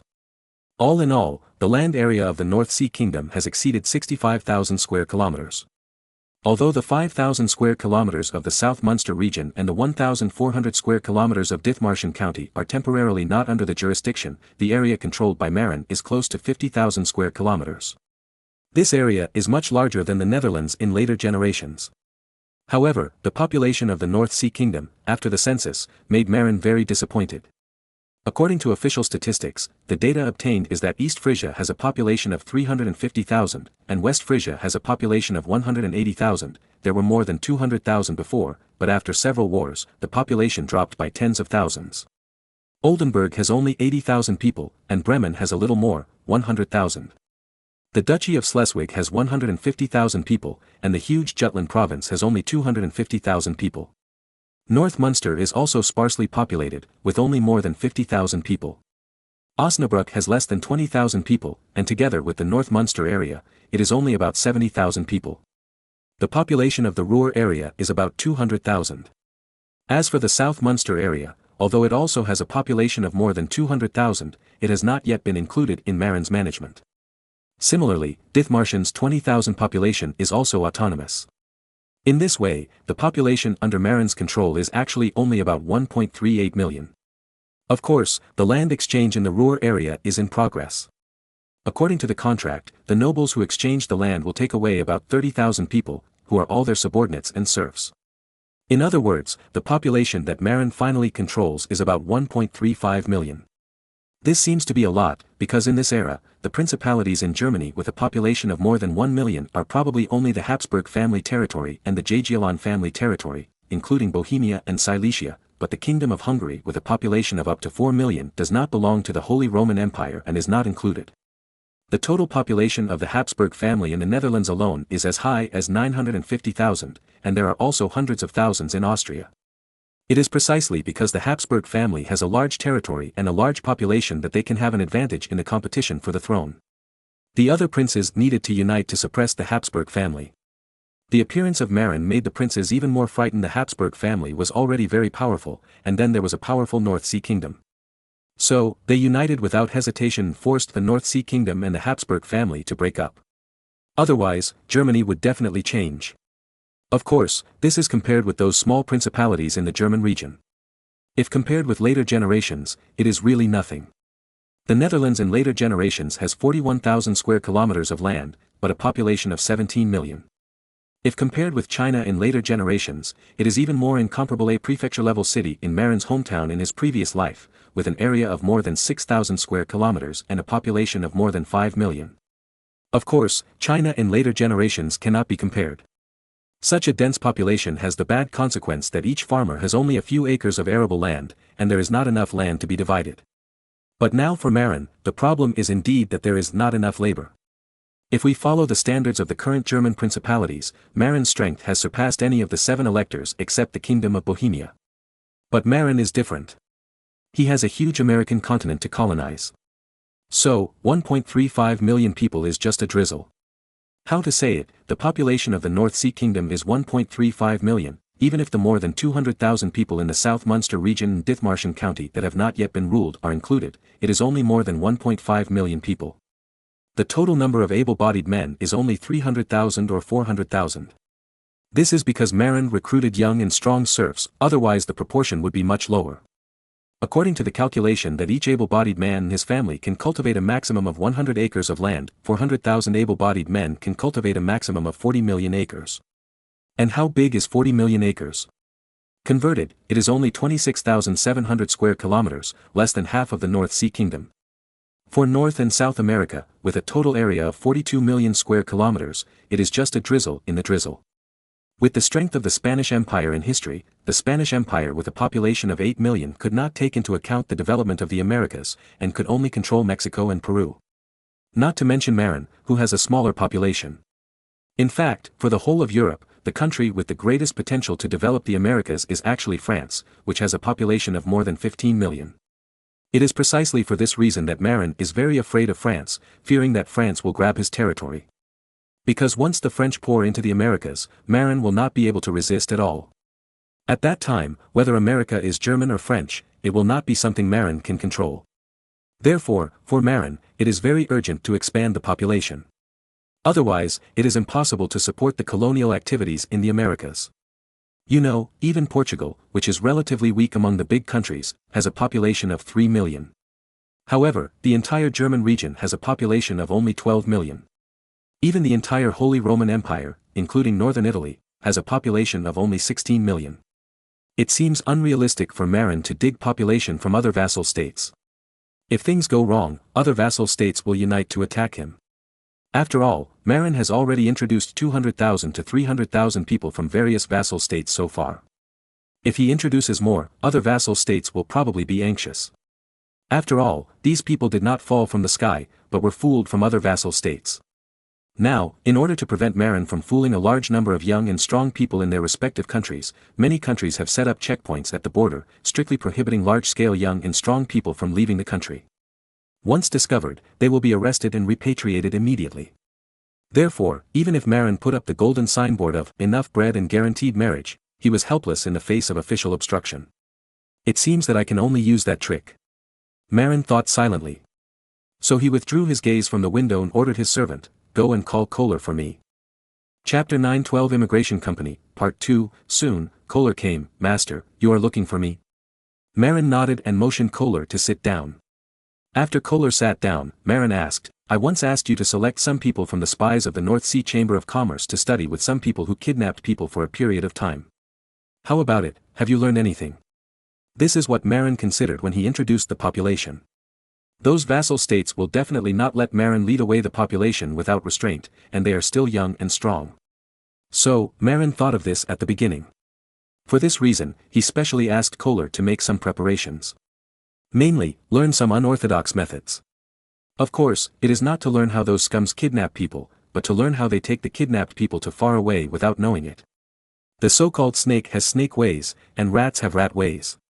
Those scums are still very experienced in how to avoid official investigations and take the kidnapped people to far away to sell. And what Marin asked Kohler's spies to learn is how they secretly transfer people over long distances. After thinking for a while, Kohler said, "I have paid attention to this matter. There are probably dozens of spies now, and they are quite familiar with the tricks. These tricks are nothing more than taking mountain roads and trails to avoid the main roads guarded by the army. In addition, if you really can't avoid some important passes, bribe the guarding officers and deliberately let them go." Marin interrupted Kohler and said, "I don't care about these details. I only care about, from now on, can you still get me a large number of immigrants?" "Yes," Kohler said firmly. However, he hesitated and continued, "It is possible, but the cost will probably increase a lot. Before, we immigrants only needed to provide some simple black bread to the immigrants along the way. As for themselves, they would follow the main force on foot to the territory of the North Sea. But now, because of the strict inspections by various countries, we need to send capable personnel to lead the immigrants to take the small roads. Even, each team may have to send out several scouts with binoculars to ensure safety along the way and not be discovered by officers and soldiers of other countries. Also, the cost of managing those generals guarding the important passes will not be too low. Money is not a problem, I just need people." Marin waved his hand and said domineeringly. Kohler nodded and continued, if you take the small road, ordinary food may not be convenient to carry. In my opinion, compressed biscuits are the best food. Because compressed biscuits are easy to carry. Let those immigrants carry a backpack of compressed biscuits, and they can insist on walking on the small road to the North Sea Kingdom. Marin hesitated and said, compressed biscuits. Maybe I don't have enough maple syrup. You know, maple syrup must be supplied to the army and sailors first. Kohler nodded, but said, I understand, but master, we don't need to give those disaster victims compressed biscuits with maple syrup. Ordinary rye compressed biscuits with some salt are enough. Marin thought for a while and added, it's not enough to eat compressed biscuits alone. You will choke to death. You must drink water. I think we should equip them with a batch of kettles to fill them with water. For this reason, Marin thought of the military kettles of later generations. It seems that those big-headed soldiers used military kettles to drink water, with compressed biscuits and canned meat. Of course, those were soldiers in later generations with abundant supplies. As for the immigrants now, drinking water in kettles and compressed biscuits are enough. Kettle? Kohler thought for a moment and suggested, I suggest using a clay pot. Metal pots and glass bottles are too expensive. With so many immigrants, the cheapest clay pot is enough. But clay pots are easy to break. Then, use the leather bags used by the Tatars to hold water. Kohler said uncertainly. The cost is a bit high. Marin shook his head. The grassland people used leather bags to hold water because leather was not valuable on the grassland. But the German region is an agricultural area, and leather is still quite valuable. Suddenly, Marin remembered the plot in the movie in his previous life, where the southern minorities used to drink water in bamboo tubes. Bamboo tubes? But Marin quickly denied it. Because there is no bamboo in Europe. Then let the carpenter make a wooden tube similar to a bamboo tube. However, Marin took it for granted. After asking the carpenter, Marin realized that it was still very difficult to make a wooden tube similar to a bamboo tube, and it was very time-consuming and laborious. After all, there were no woodworking machines or big drills in this era. It was still very laborious to process a wooden cylinder. The carpenter needed to slowly hollow out the wooden stick with an axe and a chisel, which was very time-consuming and laborious. European craftsmen were not as cheap as Ming Dynasty craftsmen, and their wages were higher than ordinary laborers. Therefore, it was better to make leather bags than wooden cylinders. In desperation, Marin had to ask people to use the cheapest leather, sheepskin, to make a batch of water bags for immigrants to use on the trails. Although sheepskin water bags would have some smell when filled with water, cowhide was too expensive, and Marin was reluctant to make so many cowhide water bags for them to use. Moreover, the poor people of this era were not as delicate as the common people in later generations. Even if the conditions were more difficult, they could still endure it. However, if they only took small roads and mountain roads, only young men and women, as well as half-grown teenagers, could persist. As for the elderly and children, I am afraid they could not persist. However, Marin's requirement for immigrants was to try to bring the whole family together. Otherwise, if the family did not come, it would be difficult to make those young and strong people return home. Perhaps, they will be like the migrant workers who go to big cities to work in later generations, just treating Beihai as a place to make money in Beijing, Shanghai, and Guangzhou. So, if you want to immigrate, it is best to bring your family with you, regardless of age. In this way, those young and strong people will have no worries in their original hometowns and will be integrated into the society of Beihai. But the problem is that except for those young and strong men and women, those old people and children cannot walk on the mountain road. So, how about this, you find some very worn clothes and let those old people and children wear them.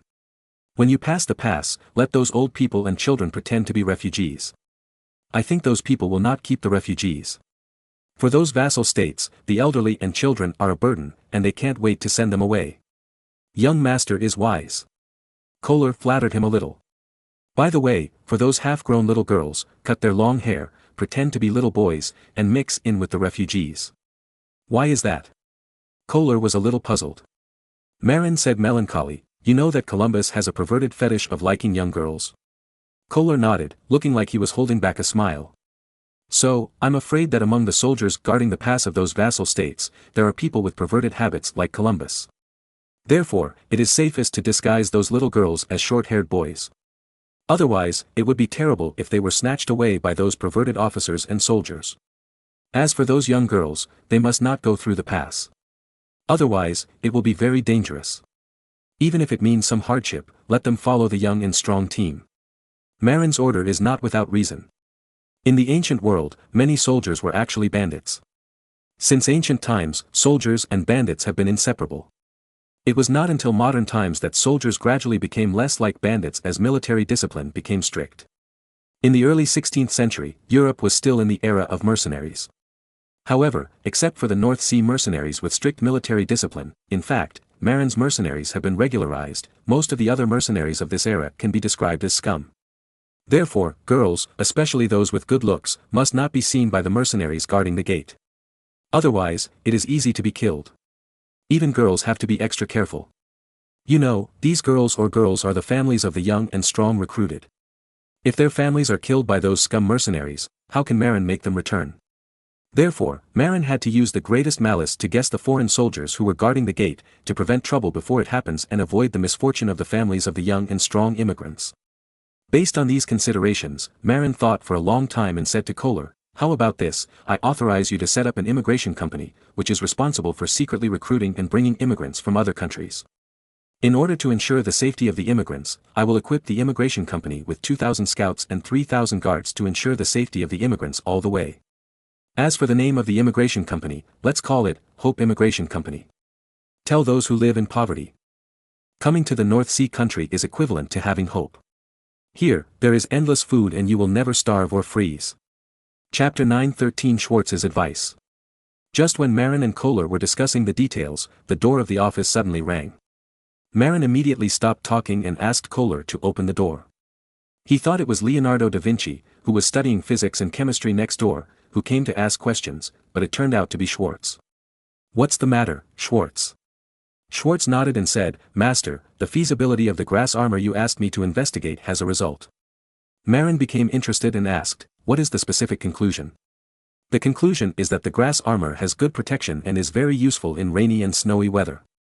However, in sunny weather, it is very afraid of fire." Schwartz said seriously. "Afraid of fire?"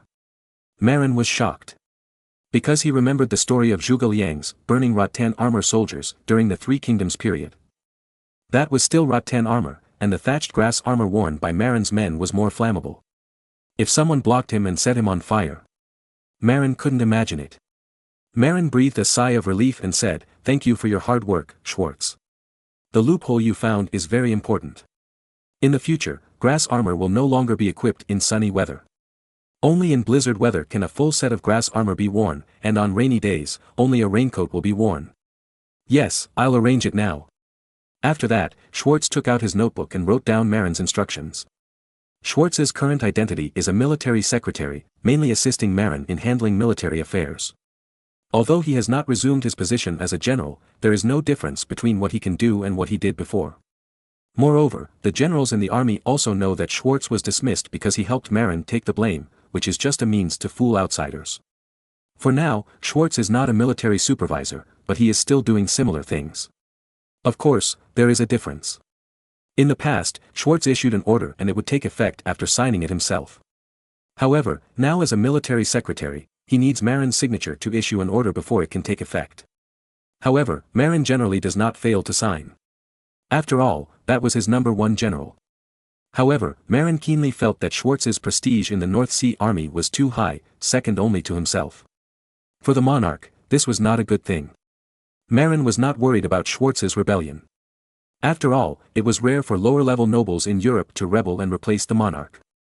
Even if it succeeded, other countries would not recognize it. However, Marin was worried that Schwartz's influence in the army was too great, affecting his complete control over the army. Even if it didn't affect him, it might affect Caesar. If he died earlier than Schwartz, Schwartz would probably become a powerful minister. Therefore, Marin decided to take this opportunity to suppress Schwartz for a while. At the same time, he would promote generals such as Stade to expand their influence. Then, Schwartz would be restored to his original position. By then, Schwartz's influence in the army would be weakened. In short, military power is a matter of life and death. For a monarch, military power is best dispersed and cannot be concentrated in the hands of a certain subordinate, no matter how loyal the subordinate is.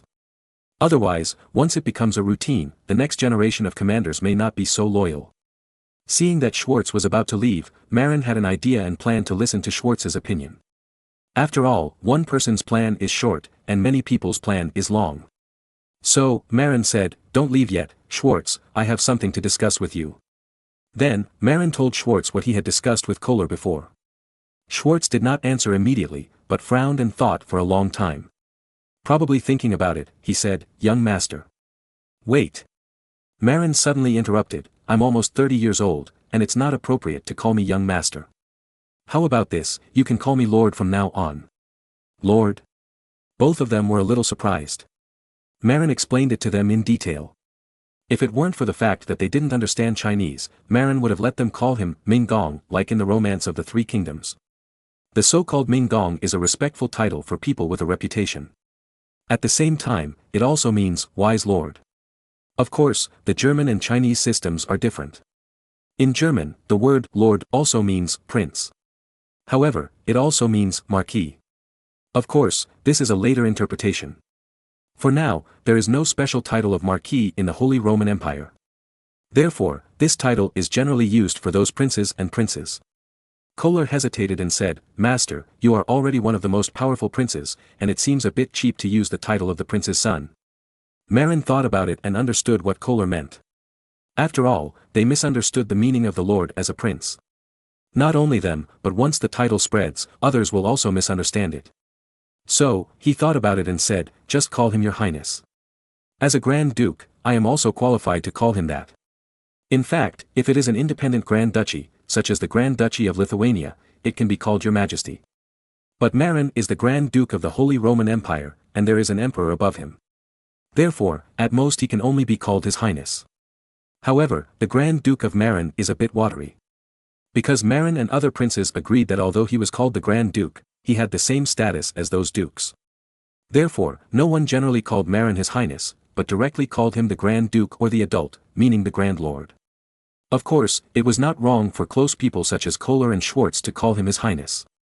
After all, from the perspective of the title, Marin was already qualified to be called his highness. Finally, Marin also specifically instructed that this was a private address, and it was limited to a few old people who had followed him early. After solving the issue of address, Schwartz had the opportunity to speak again, "Master." "No, your highness, I have an idea." "What idea?" "Tell me." After speaking, Marin looked at Schwartz expectantly. "I think so. You just discussed with Kohler that those young and strong men should take the small roads and mountain roads. I think this can certainly avoid those officers and soldiers of the vassal states. However, it may not be completely avoided. After all, accidents always happen inadvertently." Marin and Kohler both nodded, agreeing with Schwartz's point of view. Moreover, if you are discovered walking on a small road, it is easy to be misunderstood. For example, you may be mistaken for a thief or an enemy. If the enemy sends out cavalry to intercept you, it is likely to be a big deal. Schwartz said cautiously. Marin was shocked, and after thinking about it carefully, he found that what Schwartz said was very likely to happen. After all, a group of people specially walked on a small road in their own territory, sneaking around. It would be strange if they were not suspected and guarded. If cavalry were sent out to intercept them, it would be really difficult to escape. After all, 2 legs can't outrun 4 legs. Kohler said at this time, "Master." His Highness sent 2,000 scouts and 3,000 soldiers to guard the immigrants. Schwartz shook his head and said, "No, facing the interception of the prince's cavalry, do you dare to kill them? Cavalry is the treasure of every country. Even if you can kill them, you can't kill them easily. Otherwise, you will make a mortal enemy." Marin nodded in agreement.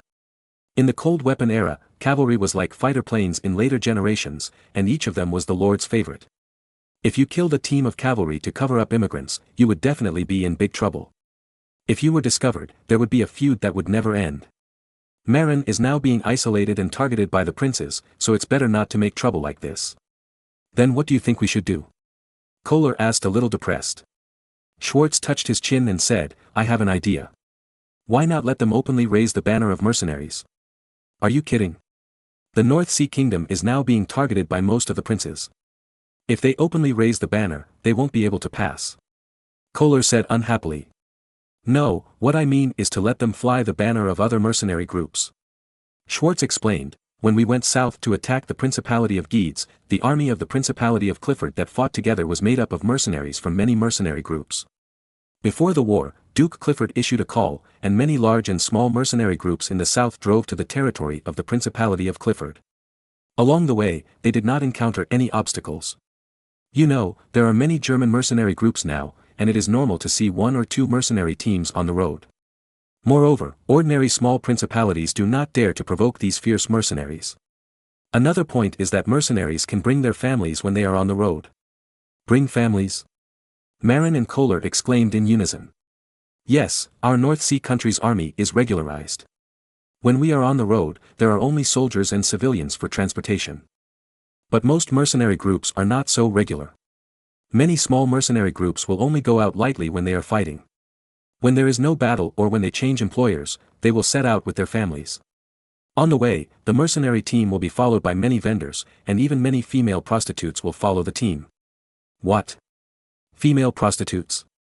Marin and Kohler were shocked. Schwartz nodded and said, well, that's right, female prostitutes.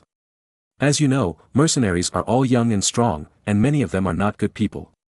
For those mercenaries who have wives and children, it's okay, they still know to give the money to their wives and children. For those bachelor mercenaries, after making money, most of it is spent on wine and female prostitutes. So, every time a mercenary group accepts the employment of the previous employer, there will be many merchants selling wine and female prostitutes who follow the mercenary group like dogskin plasters, seeking opportunities to make money. After all, the mercenaries who have just accepted the employment and received the salary are the richest at that time. I have learned a lot. Marin and Kohler exclaimed. So, what I mean is very simple, that is, let those recruited young and strong people, and some mercenaries who support them, pretend to be a small mercenary group. As for their families, they also follow the action. Anyway, it is not uncommon for mercenaries to move with their families. Some people can also pretend to be merchants and hawkers following the mercenary group. What those princes are on guard against is that our North Sea kingdom recruits immigrants, and those people pretend to be mercenary groups that are moving. As long as they don't use the banner of the North Sea kingdom, but use the name of other mercenary groups, generally no one will pay attention to them. Moreover, mercenary groups are not easy to mess with. Chapter 9:14 The Cossacks are coming. Marin suddenly realized at this time that for more than 10 years, Marin has been building regularization in mercenaries. After being in contact with regular North Sea mercenaries for a long time, he almost forgot the morality of ordinary German mercenaries. How to say it, ordinary German mercenaries are almost a group of mobile populations with armed forces. After leaving their hometown, these guys who dare to fight followed the mercenary group to travel around and accept employment from different employers. These people live a life of licking blood on the edge of a knife, and they are in danger of dying. Therefore, many mercenaries are very indulgent. They love to drink, because drinking can numb themselves. They also like to recruit female branches, because they are young and strong and have nowhere to vent. Therefore, many wine dealers and female branches, because of the needs of these mercenaries, choose to follow those wealthy mercenaries and earn commissions from the mercenaries. Of course, there are also some home-loving mercenaries who choose to bring their wives and children with them and follow the mercenary army. Others also bring their parents with them to follow the army. These mercenary families are not in vain. Normally, the families of these mercenaries are also responsible for cooking for the mercenaries, mending their clothes, and solving the mercenaries' worries. Only when the war breaks out, the mercenaries will be temporarily separated from their families, vendors, and female prostitutes. After the war, they will mix together again. Some lords even like this kind of mercenary group with families to help them defend the city. Why? Because with family members, these mercenaries will not surrender easily. This is because the army of this era has the habit of massacring the city. If the city is broken, the families of the mercenaries will not escape death. Therefore, it will make the mercenaries work harder when defending the city. Therefore, Schwartz's suggestion is still very reliable. However, there is a problem. Schwartz, your idea of letting young immigrants pretend to be mercenaries is indeed a good one. However, in general, they can't pretend to be as tough as mercenaries. You know, many serfs are afraid of those officers and soldiers. In front of those officers and soldiers guarding the gate, they will be exposed.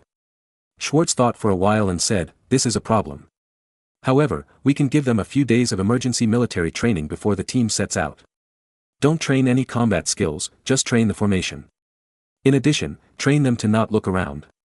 As long as they don't make eye contact with the officers and soldiers guarding the gate casually, those people will not be so easy to expose. Moreover, we can train the formation while rushing on the road. As long as the formation is well marched and looks like a regular army, it will be fine. Marin thought, it's true, there are many armies in the future who look good in formation but are cowardly in real war. Anyway, they don't have to confront the vassal states' armies guarding the gate head-on, it's just a show, there shouldn't be any problem. However, in order to pretend to be more like them, Marin decided to send some veterans to serve as instructors for these immigrant youths. With veterans in front, they looked more like a regular mercenary team. At this time, Kohler raised another question. By the way, if too many mercenary groups come to the north, no matter how stupid others are, they can guess that they are coming to the North Sea Kingdom. Once they guess, they will definitely continue to stop them. How to solve this problem? Marin and Schwartz were stunned. Yes, if a few mercenary groups go north, others will not suspect anything. However, if Marin wants to immigrate for a long time, the number must be very large. If there are mercenary groups heading to the North Sea Kingdom every day, it will be difficult for others not to suspect. After thinking for a long time, Marin said, let's divide the German region into several large regions and solve the problem separately. Those in the central and northern parts of Germany close to the North Sea Kingdom can directly disguise themselves as mercenaries and enter the North Sea Kingdom. As for the eastern and southeastern regions, they can go east first and enter Poland. The King of Poland is my brother-in-law. Once they enter Poland, they will definitely have a smooth journey. Then they can reach the Baltic Sea and be shipped back to the North Sea Kingdom. As for the immigrants in the southwestern part of Germany, they will be divided into two routes. Those close to the Rhine River will try to take the water route. Those who are not close to the Rhine River will ask Austria for help and ask them to issue a certificate proving that they are from Austria to the Netherlands. When they arrive in the Netherlands, the North Sea Kingdom is right next to them. Kohler nodded repeatedly, this is a good idea. In this way, only immigrants in the central and northern regions need to enter the North Sea Kingdom directly. Immigrants in the southeast and southwest can borrow passage from Poland and the Habsburg family territory respectively, or take the Rhine River. In this way, it will be more difficult for those princes to intercept them. Schwartz added, if the princes are worried about too many people passing through, they can also divide the people pretending to be mercenaries into two groups. One group continues to pretend to be mercenaries and brings their families with them, the other group continues to take the small road.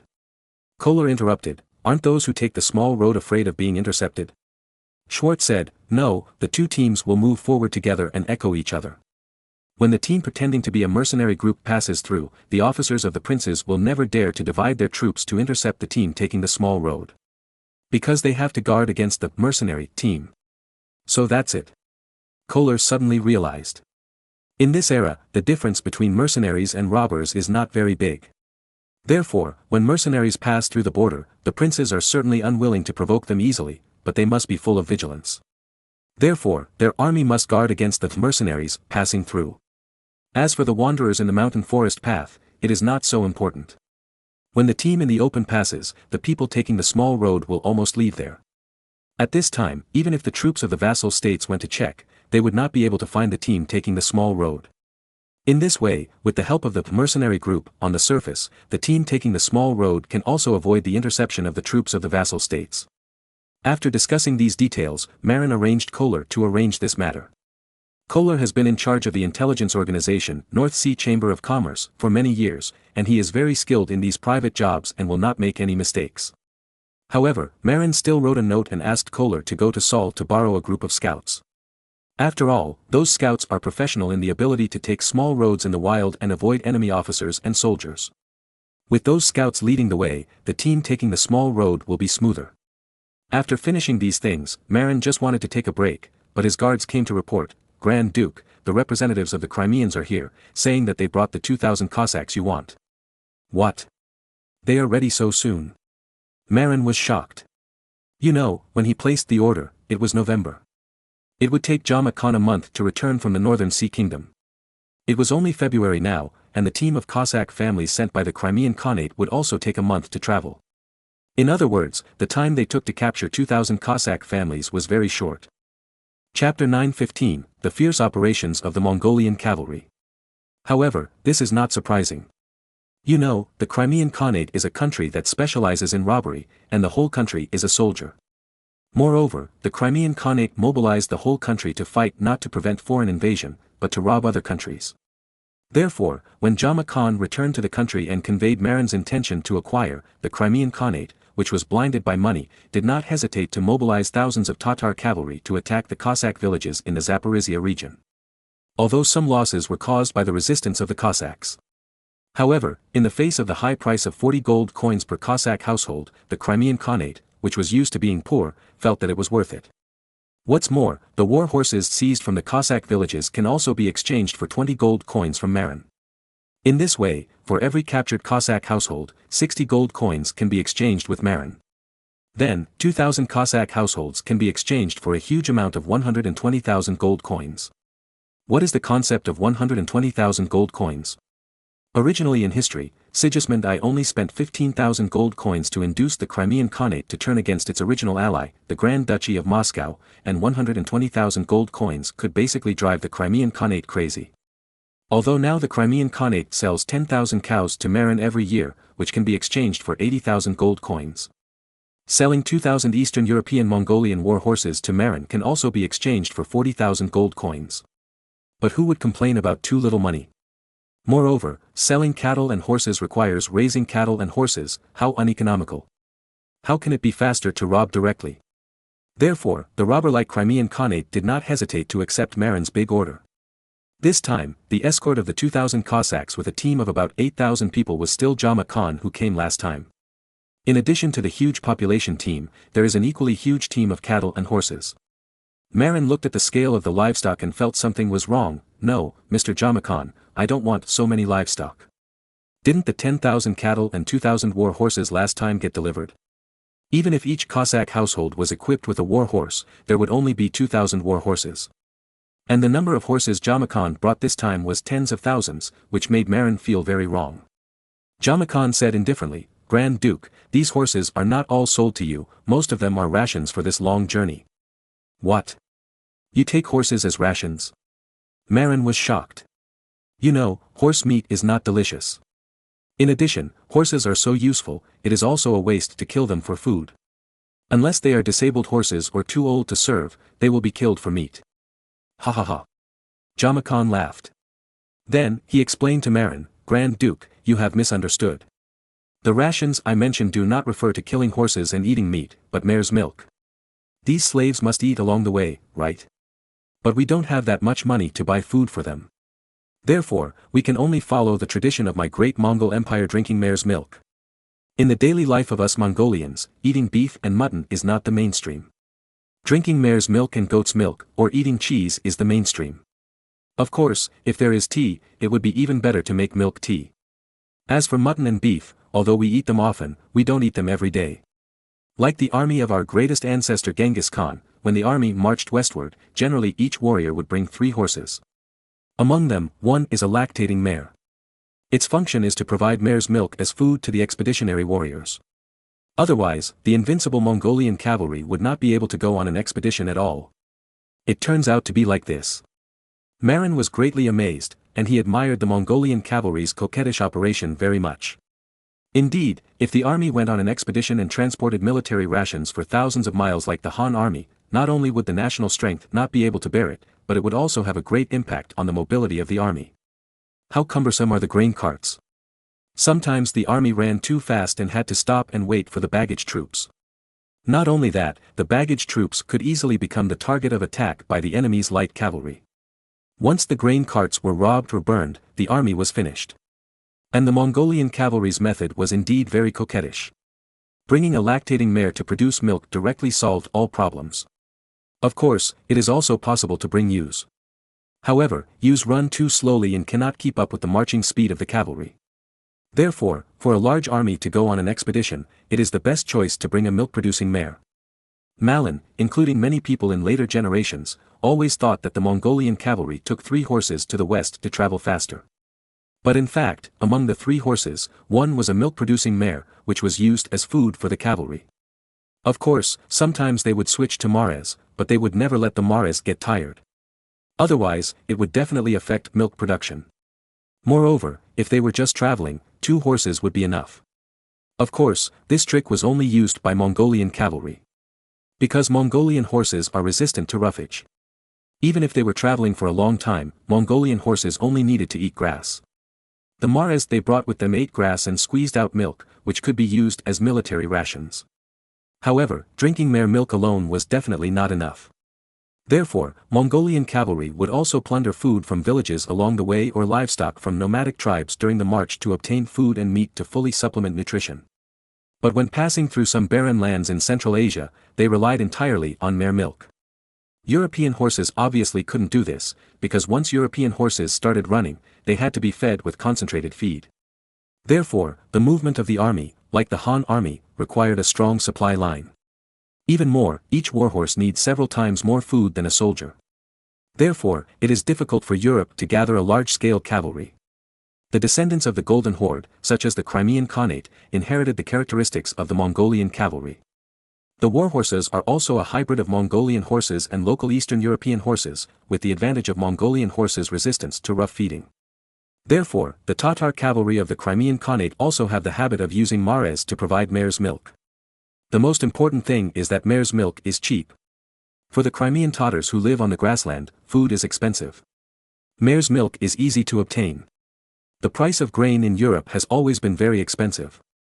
If the Tatars who live on grain and have no money to buy food, they would have starved to death long ago. Therefore, nomadic peoples generally focus on dairy products. Among them, goat's milk is the most common source of dairy products. Moreover, sheep are more resistant to rough feeding than horses and basically never need concentrate. However, when marching, sheep cannot keep up with the marching team. Therefore, mare's milk is used instead of goat's milk. But this kind of operation can only be done by horses that can withstand roughage, such as Mongolian horses. Otherwise, a mare that needs to be fed with concentrated feed during lactation will definitely not be a food source for cavalry on long-distance raids. Because that kind of mare must bring a lot of food with the army. After listening to Gama Khan's explanation, Marin's eyes only lit up. So he said to Gama Khan, "I want to buy mares. I want all the mares you brought, 10 gold coins each." Gama Khan was stunned at first, and said, "These mares are not war horses, they are all inferior horses, and they can only provide mare's milk." For the Crimean Tatars, mare's milk is the cheapest food, and food is expensive. Moreover, Marin had only purchased warhorse-level Eastern European Mongolian horses from the Crimean Khanate before, and had never bought inferior horses. Marin was already fascinated by the prospect of mares providing mare's milk as military supplies, so he said without hesitation, "In the future, inferior horses will also be needed, but only mares." "Okay, no problem." Gama Khan agreed happily. After all, horses are rare to Marin, but to the Crimean Tatars, they are like cabbages. Besides, they don't have enough mares, so they can rob others. The Cossacks around the Crimean Khanate, as well as the nearby Khanates of Kazan, Astrakhan and Nogai, which are also countries of Mongolian descent, are not short of Eastern European Mongolian mares that can withstand rough feeding. Just grab some, or exchange some at a low price, and you can exchange them for gold coins with Marin. Chapter 9:16, Adjustment of the South American Conquest Plan. Gama Khan taught Marin a good lesson. In the past, Marin thought that nomadic peoples killed cattle and sheep for meat all day long. When he was a child in his previous life, Marin mistakenly thought that Mongolians ate roasted whole lamb every day, and Xinjiang people ate lamb skewers every day. Unexpectedly, they mainly relied on goat milk, horse milk and cow milk to survive, but only killed some sheep from time to time, instead of eating fat cows and fat sheep every day. In fact, this is normal. Some small herders have a small number of sheep. If you kill sheep for meat every day, the growth rate of sheep can't keep up with the speed of herders' slaughter. After all, it takes 1 or 2 years for sheep to grow up, and cattle and horses take longer. Therefore, normal nomadic people rarely kill ewes. Generally speaking, rams are killed for meat.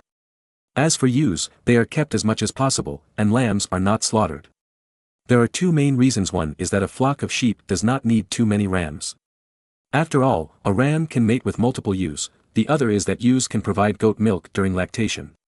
Therefore, a normal flock of sheep usually has fewer rams and more ewes. If sheep are to be slaughtered, males will be slaughtered first. As for females, they will be slaughtered only when necessary. For example, ewes are old and cannot get pregnant. As for lambs, it would be a pity to kill them because they are not fully grown. Of course, this also caused a bad consequence, that is, eating adult rams and elderly ewes will inevitably have a strong smell of mutton. After eating too much of this kind of mutton, the herders themselves will inevitably have a bit of mutton smell, which is one of the reasons why the ancient Chinese people despised the grassland herders. But in order to save costs, the herders had to do this. Unlike modern people, in order to avoid being contaminated with mutton smell, most of them eat lambs that are a few months old or castrated rams. This conversation opened up a new world for Ma Lin. It turns out that the cost of survival of nomadic peoples is so low. Moreover, he suddenly regretted, why didn't he communicate more with the two Mongolian doctors, Morigen and Bader? Otherwise, he would have known this a long time ago. But it's no wonder, because in ancient times, these habits of herdsmen were considered barbaric and uncivilized by farming peoples and were not worth promoting. Therefore, Morigen and Bader would not deliberately introduce these things. Therefore, Marin naturally didn't know much about these. After sending Gama Khan away, Marin immediately had a long talk with Morigen and Bader to verify the authenticity of what Gama Khan said. Morigen and Bader told Marin that in general, herdsmen can still live self-sufficiently. However, whether it is the nomads in Eastern Europe or the nomads in Central and Eastern Asia, they are all afraid of a deadly enemy, the cold winter. The winters in Eastern Europe, Central Asia and Northeast Asia are very cold. Even if sheep are covered with thick wool, they may not be able to withstand it. If there is a blizzard, a large number of sheep will definitely be lost. Therefore, once a blizzard falls in winter, the grassland tribes will definitely suffer serious disasters. How can the grassland tribe recover the loss? Go to the Central Plains to rob. This is also one of the important reasons for the thousands of years of grievances between the Huaxia dynasty and the grassland tribes. It is not that the grassland nomads are born to be fierce, but because the herders on the grassland cannot survive if they are not fierce. Faced with the severe winter, they either starve to death or go south to plunder. In the end, the herders who survived all became robbers. Of course, this is the ancient herders. After modern herders accept central management, they can trade smoothly with the whole country. Under the advanced freezing technology and transportation conditions of later generations, mutton and beef on the grassland can be smoothly delivered to the whole country. Most parts of Huaxia are mainly farming and lack meat. In addition, it became popular to eat steak and hot pot, and beef and mutton were consumed more, which led to the rise of beef and mutton. Therefore, the herders of later generations are much richer than farmers. Farmers with only a few acres of land at home are definitely the poorest of the poor when facing herders with herds of cattle and sheep. So, the farmers had to go out to work. Of course, the premise for herders to be rich is that they need a huge market. For example, Inner Mongolia and Outer Mongolia. Inner Mongolia has the Chinese market behind it, and it is also a foodie empire, so the herders are very rich. Outer Mongolia, on the other hand, has no market and is also a foodie empire, so they only have cattle and sheep and no sales channels, and they are still a poor country. They are close to the Russians, but the Russians can't afford their cattle and sheep. The Russians themselves live on potatoes, and their economy is heavily dependent on selling oil and natural gas. How can they have extra money to buy cattle and sheep from Outer Mongolia? Besides, the Russian Central Asian brothers also have a lot of cattle and sheep, and the freight to Moscow is still low. In short, standing on the wrong side can only make the people suffer from poverty. Of course, those are off topic. The real reason why Marin is interested in this is because he wants to conquer the Pampas. However, the Pampas is too large, with an area of 760,000 square kilometers, which is more than 10 times the size of the North Sea Kingdom. Before, Marin considered the plan to conquer the Pampas with the thinking of an agricultural nation. In that plan, Marin planned to establish farming areas in Buenos Aires and other places in the future at the mouth of the La Plata River. Then, when the farming areas can provide sufficient food, the Cossack cavalry will be dispatched to sweep the nearby grasslands, gradually advancing until the entire Pampas grassland is occupied. However, since learning about the lifestyle of the grassland people, Marin suddenly felt that he was too conservative before. According to his previous plan, the Cossack cavalry can only choose to sweep the area near the farming area. Because if you run further, the supply will not keep up. But how much territory can be occupied in this way? Marin plans to send 500 Cossack cavalry to sweep the Pampas grassland in the first phase. In the case of a fixed farming area, the 500 Cossacks will not leave the farming area for more than 100 kilometers at most to ensure sufficient supplies. Otherwise, supply will be difficult. In this way, the territory obtained is at most as large as the Jutland Peninsula, which is about 10,000 to 20,000 square kilometers. But if we use the method of Mongolian cavalry, take the milk-producing Mares to the expedition, it is also easy to conquer the entire Pampas grassland. 8 is equal to 760,000 square kilometers of land. The example is there, the Mongolian Empire used this method to conquer the vast Eurasian continent. If it were not for the limited population, it would be possible to conquer all of Europe and Asia. Coincidentally, the current Marin is very similar to the original Mongolian Empire, the same combat effectiveness, the same huge territory to conquer. Moreover, what is more advantageous than the Mongolian Empire is that the Indian natives are too backward in civilization, and their combat effectiveness is far worse than that of the Mongolian Empire's opponents at that time. Therefore, although the army is smaller than that of the Mongolian Empire, it is easier for Marin to conquer the Americas than for the Mongolian Empire to conquer Eurasia. The only problem is that Marin uses the traditional agricultural society's conquest mode, which relies heavily on the transportation of food and grass. In this way, the range that Marin can reach with his troops is very limited. Because, no matter the manpower or the supplies, they could not keep up. The Mongolian cavalry brought a milk-producing mare as a food source during the expedition, which gave Marin great inspiration. If the military supply problem was solved, then Marin's army could fight very far and occupy the vast America first. But there is a prerequisite for using the Mongolian conquest tactics, that is, there are enough mares.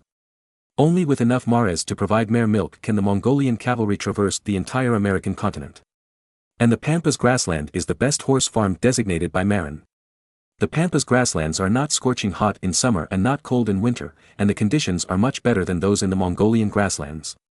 There is definitely a bright future for developing the horse breeding industry here.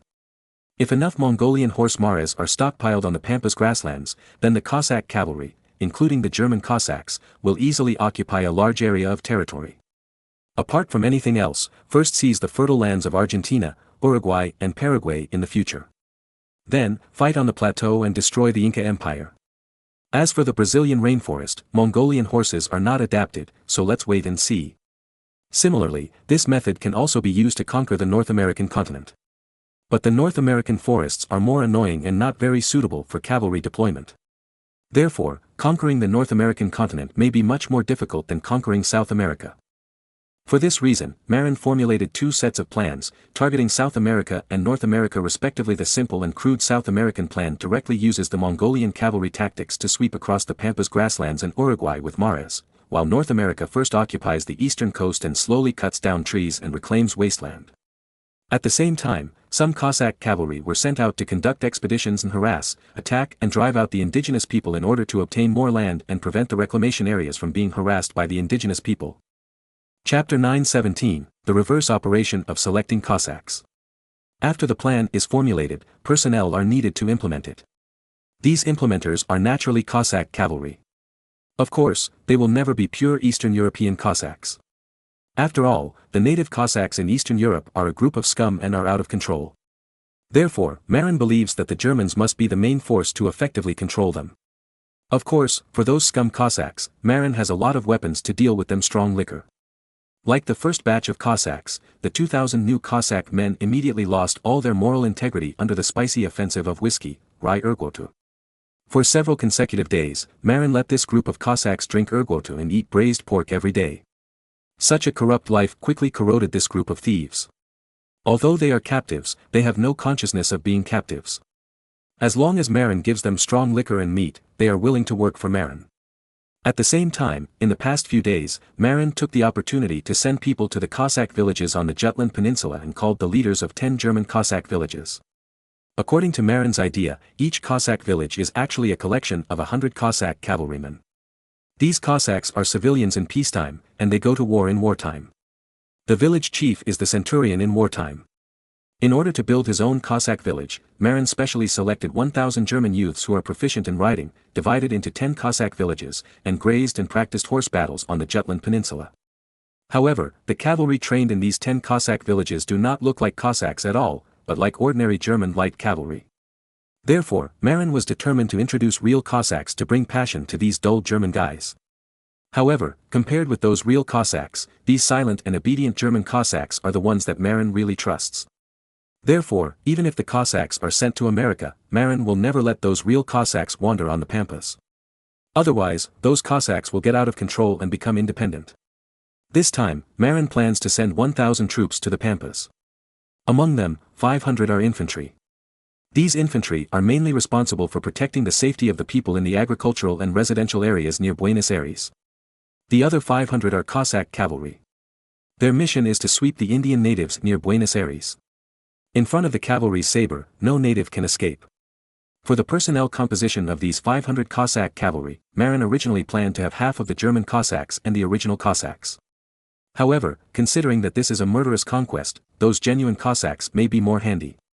So, Marin modified the personnel ratio: 500 Cossack cavalry, only 100 are German Cossacks, and the remaining 400 are genuine Cossacks. Of course, the commander of this cavalry must be a German Cossack. Otherwise, Marin is not easy to control. Therefore, Marin called the leaders of the 10 Cossack villages to come over, in fact, to select generals. After inspection, Marin selected a Cossack village chief named Mackensen as the commander of the 500 cavalry. In fact, the reason why Marin chose this man named Mackensen as the leader was because his surname was the same as that of the German cavalry Marshal Mackensen during World War I. He was a civilian descendant of a knight family, so he had a surname. His full name was John Mackensen. Marin thought the name sounded like cavalry marshal, so he chose him as the main general. The deputy general was another Cossack village chief named Agamand.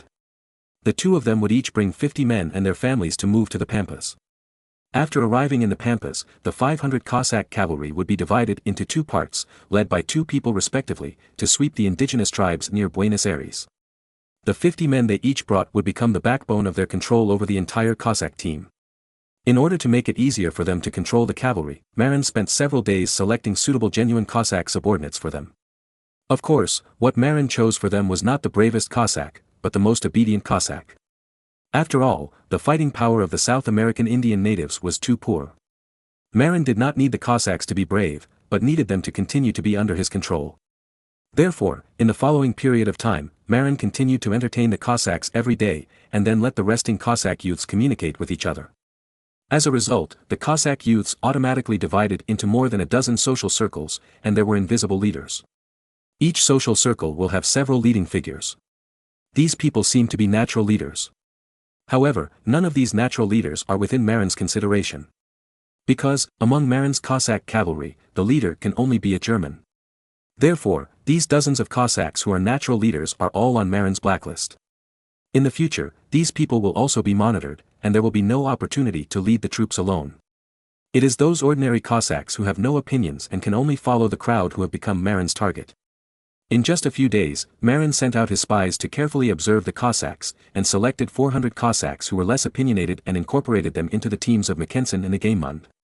Of course, after being incorporated into the team, the first thing they did was to learn German, and then receive Q training, and learn a lot of rules.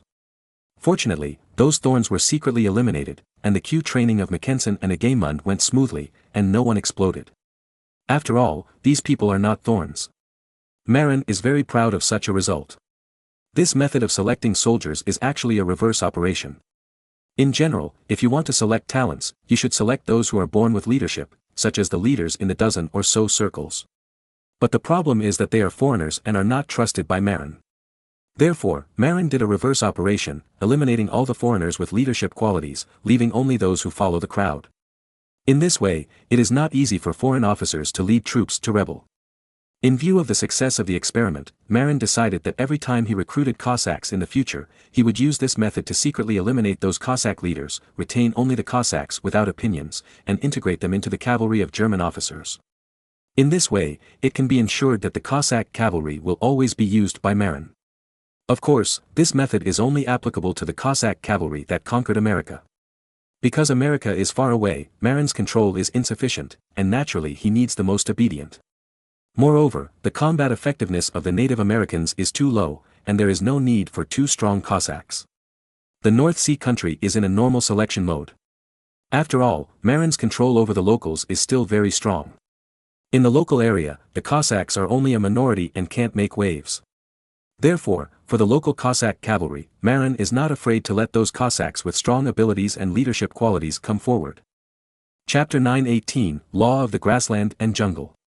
It was obviously a wise decision to choose those Cossacks who followed the crowd.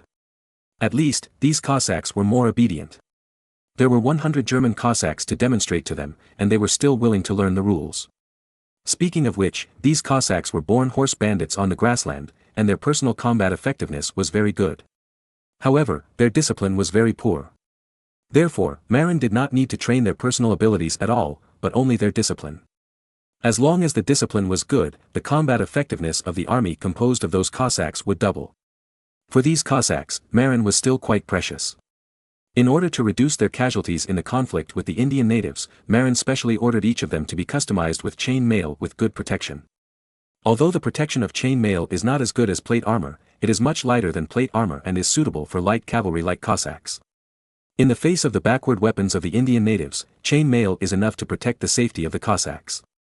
As for the saber, the old high-carbon steel saber is used. Such weapons are absolutely enough to deal with the Indian natives in Argentina.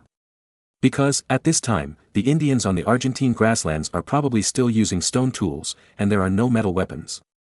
Even the most powerful Inca Empire in South America, their army's weapons were only sticks, stone axes, javelins, spears, bows and arrows, and slingshots.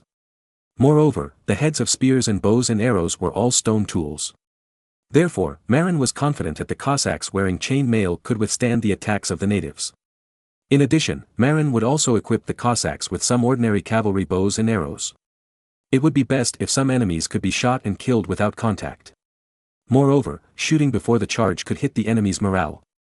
In any case, the quality of European bows and arrows is definitely better than those stone-level earthen bows and arrows of the Indian natives. Even if the Cossacks are not good at archery, it is okay to let them shoot a few arrows randomly to scare the opponent. What's more, bows and arrows can also be used for hunting at ordinary times. In order to maintain the supply of these Cossack cavalry, Marin allocated all 5,000 Eastern European Mongolian mares purchased from Gama Khan to them. With the mare milk produced by these 5,000 mares, they have their staple food. Mare's milk can be drunk after being cooked, or it can be made into yogurt or cheese, whatever you want. With bows and arrows, they can also shoot some wild animals on the pampas for meat. In addition, the immigrant reclamation area at the mouth of the La Plata River will also be equipped with several fishing boats to go out to sea to fish as a food supplement. When the farmland in the reclamation area is reclaimed, the Cossacks can not only obtain food supplies, but also vegetables. After training for a period of time, Marin told the Cossacks their mission, to attack and annex those backward indigenous tribes on the pampas. Marin's 100 German Cossacks had no problem, because they were used to obeying orders. However, the 400 genuine Eastern European Cossacks were confused. A young Zaporizhia Cossack asked Marin through an interpreter with a confused face, "Master, you said that the natives of the wild continent have nothing to want, and they are poorer than us Cossacks. What can we get by robbing them? What's the point of doing this?" The Cossacks are a group of robbers. They attack other tribes and always want the property of other tribes. However, according to Marin, the natives of the wild continent are very backward, like savages, and they don't even have metal weapons. The Zaporizhia Cossacks don't understand, why rob such a poor guy? Marin was also a little stunned by the question, yes, rob a poor guy, why? In ancient times, the nomadic peoples of the northern grasslands went south to rob the Central Plains dynasty because the Central Plains dynasty was the richest in the world and worth robbing. But what are these Cossacks trying to rob the South American Indian natives who are still primitive people? Of course, for Marin, it must be for the territory. But for those Cossacks, it can't be said that way. After all, the territory was robbed and not given to them. But if they don't arouse their desire to rob, they have no motivation to attack the Indian natives. But with the poor appearance of the Indian natives, what is worth the Cossacks' plot? Without a good excuse, it would affect the enthusiasm of the Cossacks to expand. However, Marin thought about it and couldn't think of anything worth robbing from a group of Indian primitives. By the way, population. Marin suddenly remembered that in history, the nomadic peoples in northern China not only robbed property but also robbed people when they went south to rob. Why did those nomadic peoples rob people? This should start with the characteristics of the grassland peoples.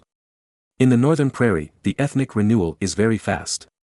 Before the Mongols occupied the grasslands, there were Huns, Donghu people, Xianbei people, Rouran people, Turks, Khitan people on the grasslands, like a revolving lantern, you sing and I appear. And how did these nomadic peoples rise? Relying on their own reproduction is obviously too slow. Therefore, these rising tribes often like to attack other tribes. In addition to those tribes that took the initiative to surrender, the nomadic people's treatment of those hostile tribes was very cruel. They would kill men above the height of the wheels, leaving only women and children. With women, they can force the captured women to give birth to children for them and expand the tribal population. And the children, when they grow up, can also serve as the fighting force of the tribe. For those ancient grassland peoples, women and children are the cornerstones of the tribe's growth.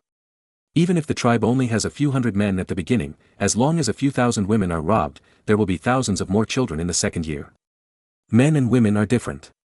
A woman, no matter how many men she has, may be the only one who gives birth to a child.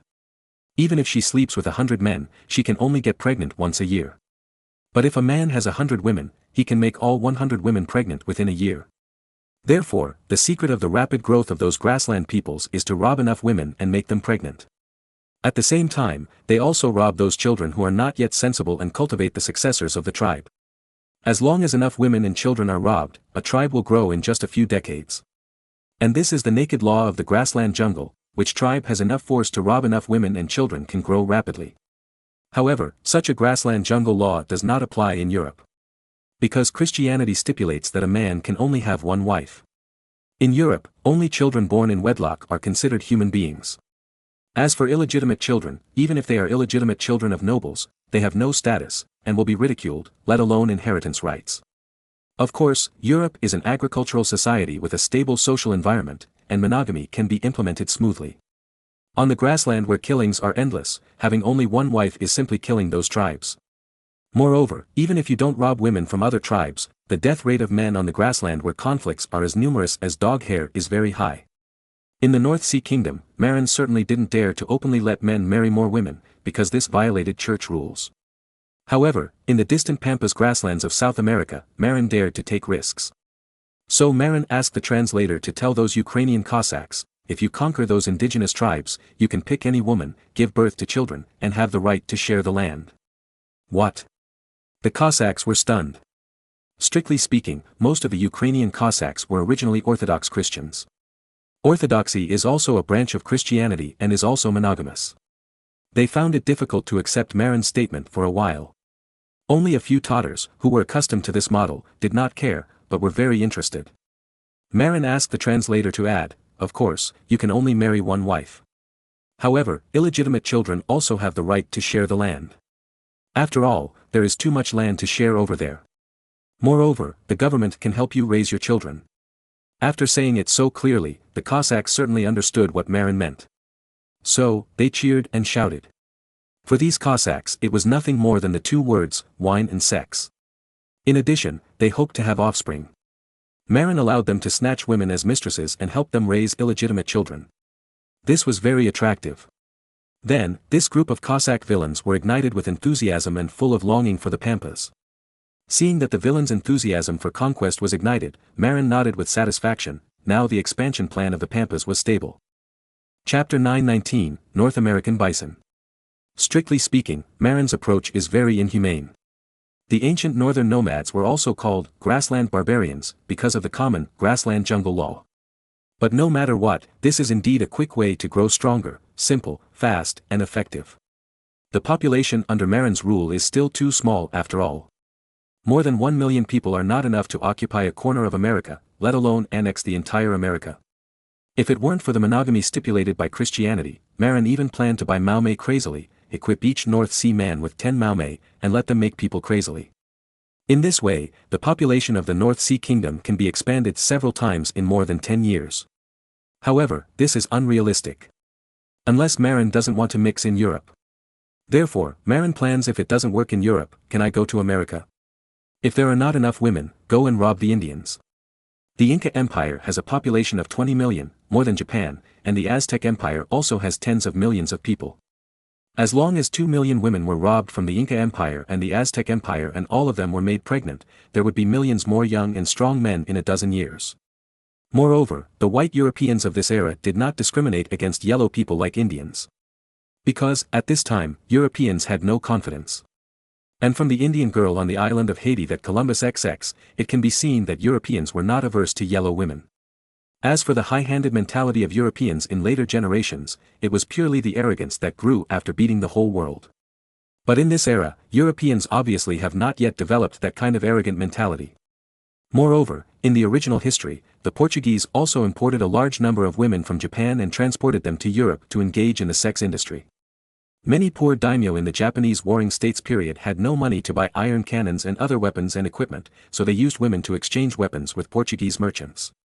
Marin planned to gather more than 200,000 young and strong men from Germany to go to America, and then plunder more than 2 million women from the Inca Empire and the Aztec Empire. Then, let these women all get pregnant.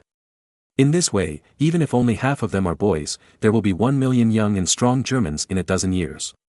Then, Marin will conduct militarized training on them. Even if 1 million armed young Germans cannot occupy the entire Americas, it is enough to control the coasts of those rich areas. In this way, it can also prevent other countries from robbing. Facing an army composed of 1 million young men, no country in Europe will be able to resist. Moreover, the women introduced from the Inca Empire and the Aztec Empire are not only for fertility. Usually, they can also help with farm work and herding sheep. In this way, productivity can also be improved. Of course, facing a population of 2 or 3 million, the source of food will also become a huge pressure.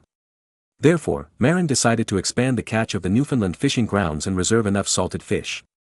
At the same time, enough farmers will be introduced from India and Japan to help cultivate more land to provide enough food. In addition, the prairies in central North America will also become an important base for Marin to feed the population. Why? Because there are tens of millions of North American bison living on the prairies in central North America. In the early days, Marin obtained so many people that he must not have enough time to supply food for millions of people. Therefore, Marin planned to simply let the North American bison be hunted. There are tens of millions of bison to hunt. As long as there is enough salted meat, there will definitely be no shortage of food. What? You said to capture bison as oxen for farming? You must not understand the character of bison. Bison are strong, fast, can run up to 60 kilometers per hour, and have a relatively fierce temperament. Such bison are not suitable for farming. Otherwise, farmers will be killed by oxen. Therefore, Marin's attitude towards bison is to hunt bulls and keep only cows. Cows can be bred with European cattle to produce new breeds. This kind of cattle was later called bifuluo cattle. Moreover, the original hybridization method was to breed European beef bulls with bison cows. Of course, at the beginning, people tried to cross bison bulls with European cows, but the offspring were very few. Later, they reversed the cross with European bulls and bison cows, but they were successful. There are a lot of bison in North America, and the base number of cows is also huge. Therefore, this kind of breeding has great potential. Moreover, bison has an important characteristic: cows and calves gather together, while bulls gather separately. Only in the breeding season will bulls go to the cow herd. In this way, it is easy to distinguish when hunting. As long as it is not the breeding season, the herd with calves is the cow herd, the herd without calves is the bull herd. Then, hunt the herd without calves as much as possible. A strong bison bull can weigh up to 1 ton, and after killing it, you can also get hundreds of kilograms of beef, which can be pickled and eaten for half a year. Therefore, in the early days of colonization, when there was a lack of food, Marin could let people hunt bison to get enough food. While they hunted bison bulls, they also got enough bison cows by driving and setting traps. Then, using the huge base of cows, they introduced European hornless bulls for breeding to obtain hornless piffalo cattle. A bull can mate with multiple cows, so more strong piffalo cattle can be obtained to alleviate the shortage of oxen. Moreover, Marin did not need the immigrants to hunt many bison. The main thing was to survive the first few years of immigration when food was most scarce. When there was a stable source of food in the middle period, there was no need to hunt bison on a large scale. In addition, it should be noted that the distribution area of bison was very close to the Aztec Empire, which had a population of tens of millions. After obtaining women from the Aztec Empire, they could be brought to the North American prairie nearby to help herd sheep, and the immigrant men used the beef from the hunted bison to feed these women and their children. As for the women looted from the Inca Empire, they must have been sent to the Pampas. After all, it was also close to the Inca Empire. However, the prey on the Pampas was not as abundant as that on the North American prairie. So, let's plant potatoes there. Anyway, those women in the Inca Empire are also used to planting potatoes. Potatoes have a high yield and can feed people. In this way, relying on potatoes in the south and bison in the north. Using natural resources, Marin can obtain 2 major population breeding centers. There are many kinds of wild animals on the Pampas, but there is no excellent species like the North American bison that can provide a lot of meat. Therefore, it is necessary to plant some potatoes there, otherwise, there will not be enough food. Fortunately, the yield of potatoes is very high, and the Inca Empire is a country that is used to planting potatoes, so the Inca women will definitely plant potatoes. The conditions on the North American prairie are much better. Before the arrival of European colonists, there were about 60 to 70 million North American bison on the North American prairie. Even if Marin needs to feed 2 million people, it is enough to hunt more than 1 million bison every year. Compared with its huge number, this does not affect the survival of bison. Anyway, those bison will die so many every year. The colonists can hunt bison while hunting and driving away other carnivores. In this way, the number of bison can be guaranteed to be sufficient. When the population stabilizes and there are enough men to cultivate the land and produce food, Marin will stop hunting bison to avoid waste. Originally in history, after the Indians in western North America obtained the muskets provided by the Europeans, in order to obtain more cowhide to trade with the white people, they launched an unrestrained hunting, resulting in the bison being basically killed. Hunting bison just for meat will not have a big impact on the number of bison. Of course, cowhide is also a good thing. It can be made into leather armor, leather bags, leather shoes, leather clothes, and it was precisely because of the huge demand for cowhide that the Indians in western North America slaughtered the bison, almost causing the extinction of the bison. Marin will not make such a mistake again. In addition to hunting enough bison in the early stage to solve the problem of immigrants' food rations, he will control the hunting of bison when the food supply is stable, implement a hunting license system, and avoid indiscriminate killing. The key to hunting bison is horses and shotguns. Without horses, you can't catch up with bison who are determined to escape. Bison can reach a speed of 60 miles per hour, and there is no point in chasing them without a horse, and without a shotgun, the Indians' earthen bows and arrows can hardly break the bison's cowhide defense. Therefore, the bison were really hunted to extinction after the Indians in western North America obtained horses and shotguns. As long as Marin strictly controls horses and shotguns, he can control the hunting of bison and make it produce benefits in the long run, instead of killing them all at once. Chapter 9:20 Single-Headed Bullet. It is easy to control horses. All you need to do is strengthen management and count and check the number of horses every day. If a horse is lost, send out a large army to find it. If you want to see the horse alive or dead, you must see the horse's body. If an Indian steals a horse, then kill him and never give him a chance to have a horse. Marin remembers the ferocity of the Indian cavalry in the 19th century. At that time, the American colonists were once beaten by the Indian cavalry on the western prairie. If the colonists' firearms had not entered the era of rifled guns at that time, and the Indian cavalry was generally small in scale, the American colonists might have been helpless against the Indian cavalry. After all, smoothbore guns cannot deal with light cavalry that comes and goes like the wind. Therefore, Marin would never repeat the same mistake and let the Indians have the opportunity to get horses. As long as there is no cavalry, the Indians can't make waves. In the absence of horses by the Indians, the vast North American prairie is actually as easy to conquer as the Pampas. However, the North American prairie does not have the advantage of the Pampas being close to the river, and its agricultural potential is not great. However, it would be easy to take them down if a few hundred Cossacks were dispatched. Some people may think that a few hundred cavalrymen are too few. Let me tell you, it is really a lot. You know, Pizarro conquered the Inca Empire with only more than 160 Spanish mercenaries, of which only 62 were cavalrymen. But it was these 62 Spanish cavalrymen who only wore half-body armor, Spanish armor only protected the front and exposed the back, who broke up the 80,000-strong army of the Inca Empire and captured the Inca Emperor alive, creating a miracle in human history. Therefore, it was not a problem for Marin to send a few hundred Cossack cavalrymen to conquer the North American prairie. The problem is, just don't let the Indians steal the horses. As for the hunting rifle, its defense-breaking ability is much stronger than the Indians' earthen bows and arrows with stone arrows. The stone arrows shot by the Indians' earthen bows and arrows may not be able to break the thick cowhide of the North American bison. Even if they break through, they will not penetrate too deeply into the flesh.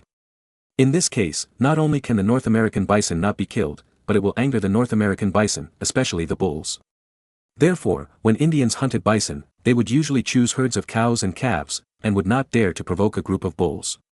Otherwise, if they were targeted by a mad bull, it was hard to say who would hunt whom. Facing the 60-mile charge speed of the bison, it was difficult to escape. But with horses and shotguns, it was different. The bullets of the shotgun were enough to break the cowhide and kill the bison. At the same time, riding the spotted horses loved by the Indians loved spotted horses, and later this breed became popular in the United States and was called the American spotted horse. The Indian hunters also had enough ability to escape when the bison went crazy. The advantage of the American spotted horse is its short-term burst, which may have been trained by escaping from the angry bulls of the bison. Of course, the bison dared to go crazy only when facing a small number of hunters. If they encountered hundreds of cavalry, the bison were not stupid, and they would definitely run away.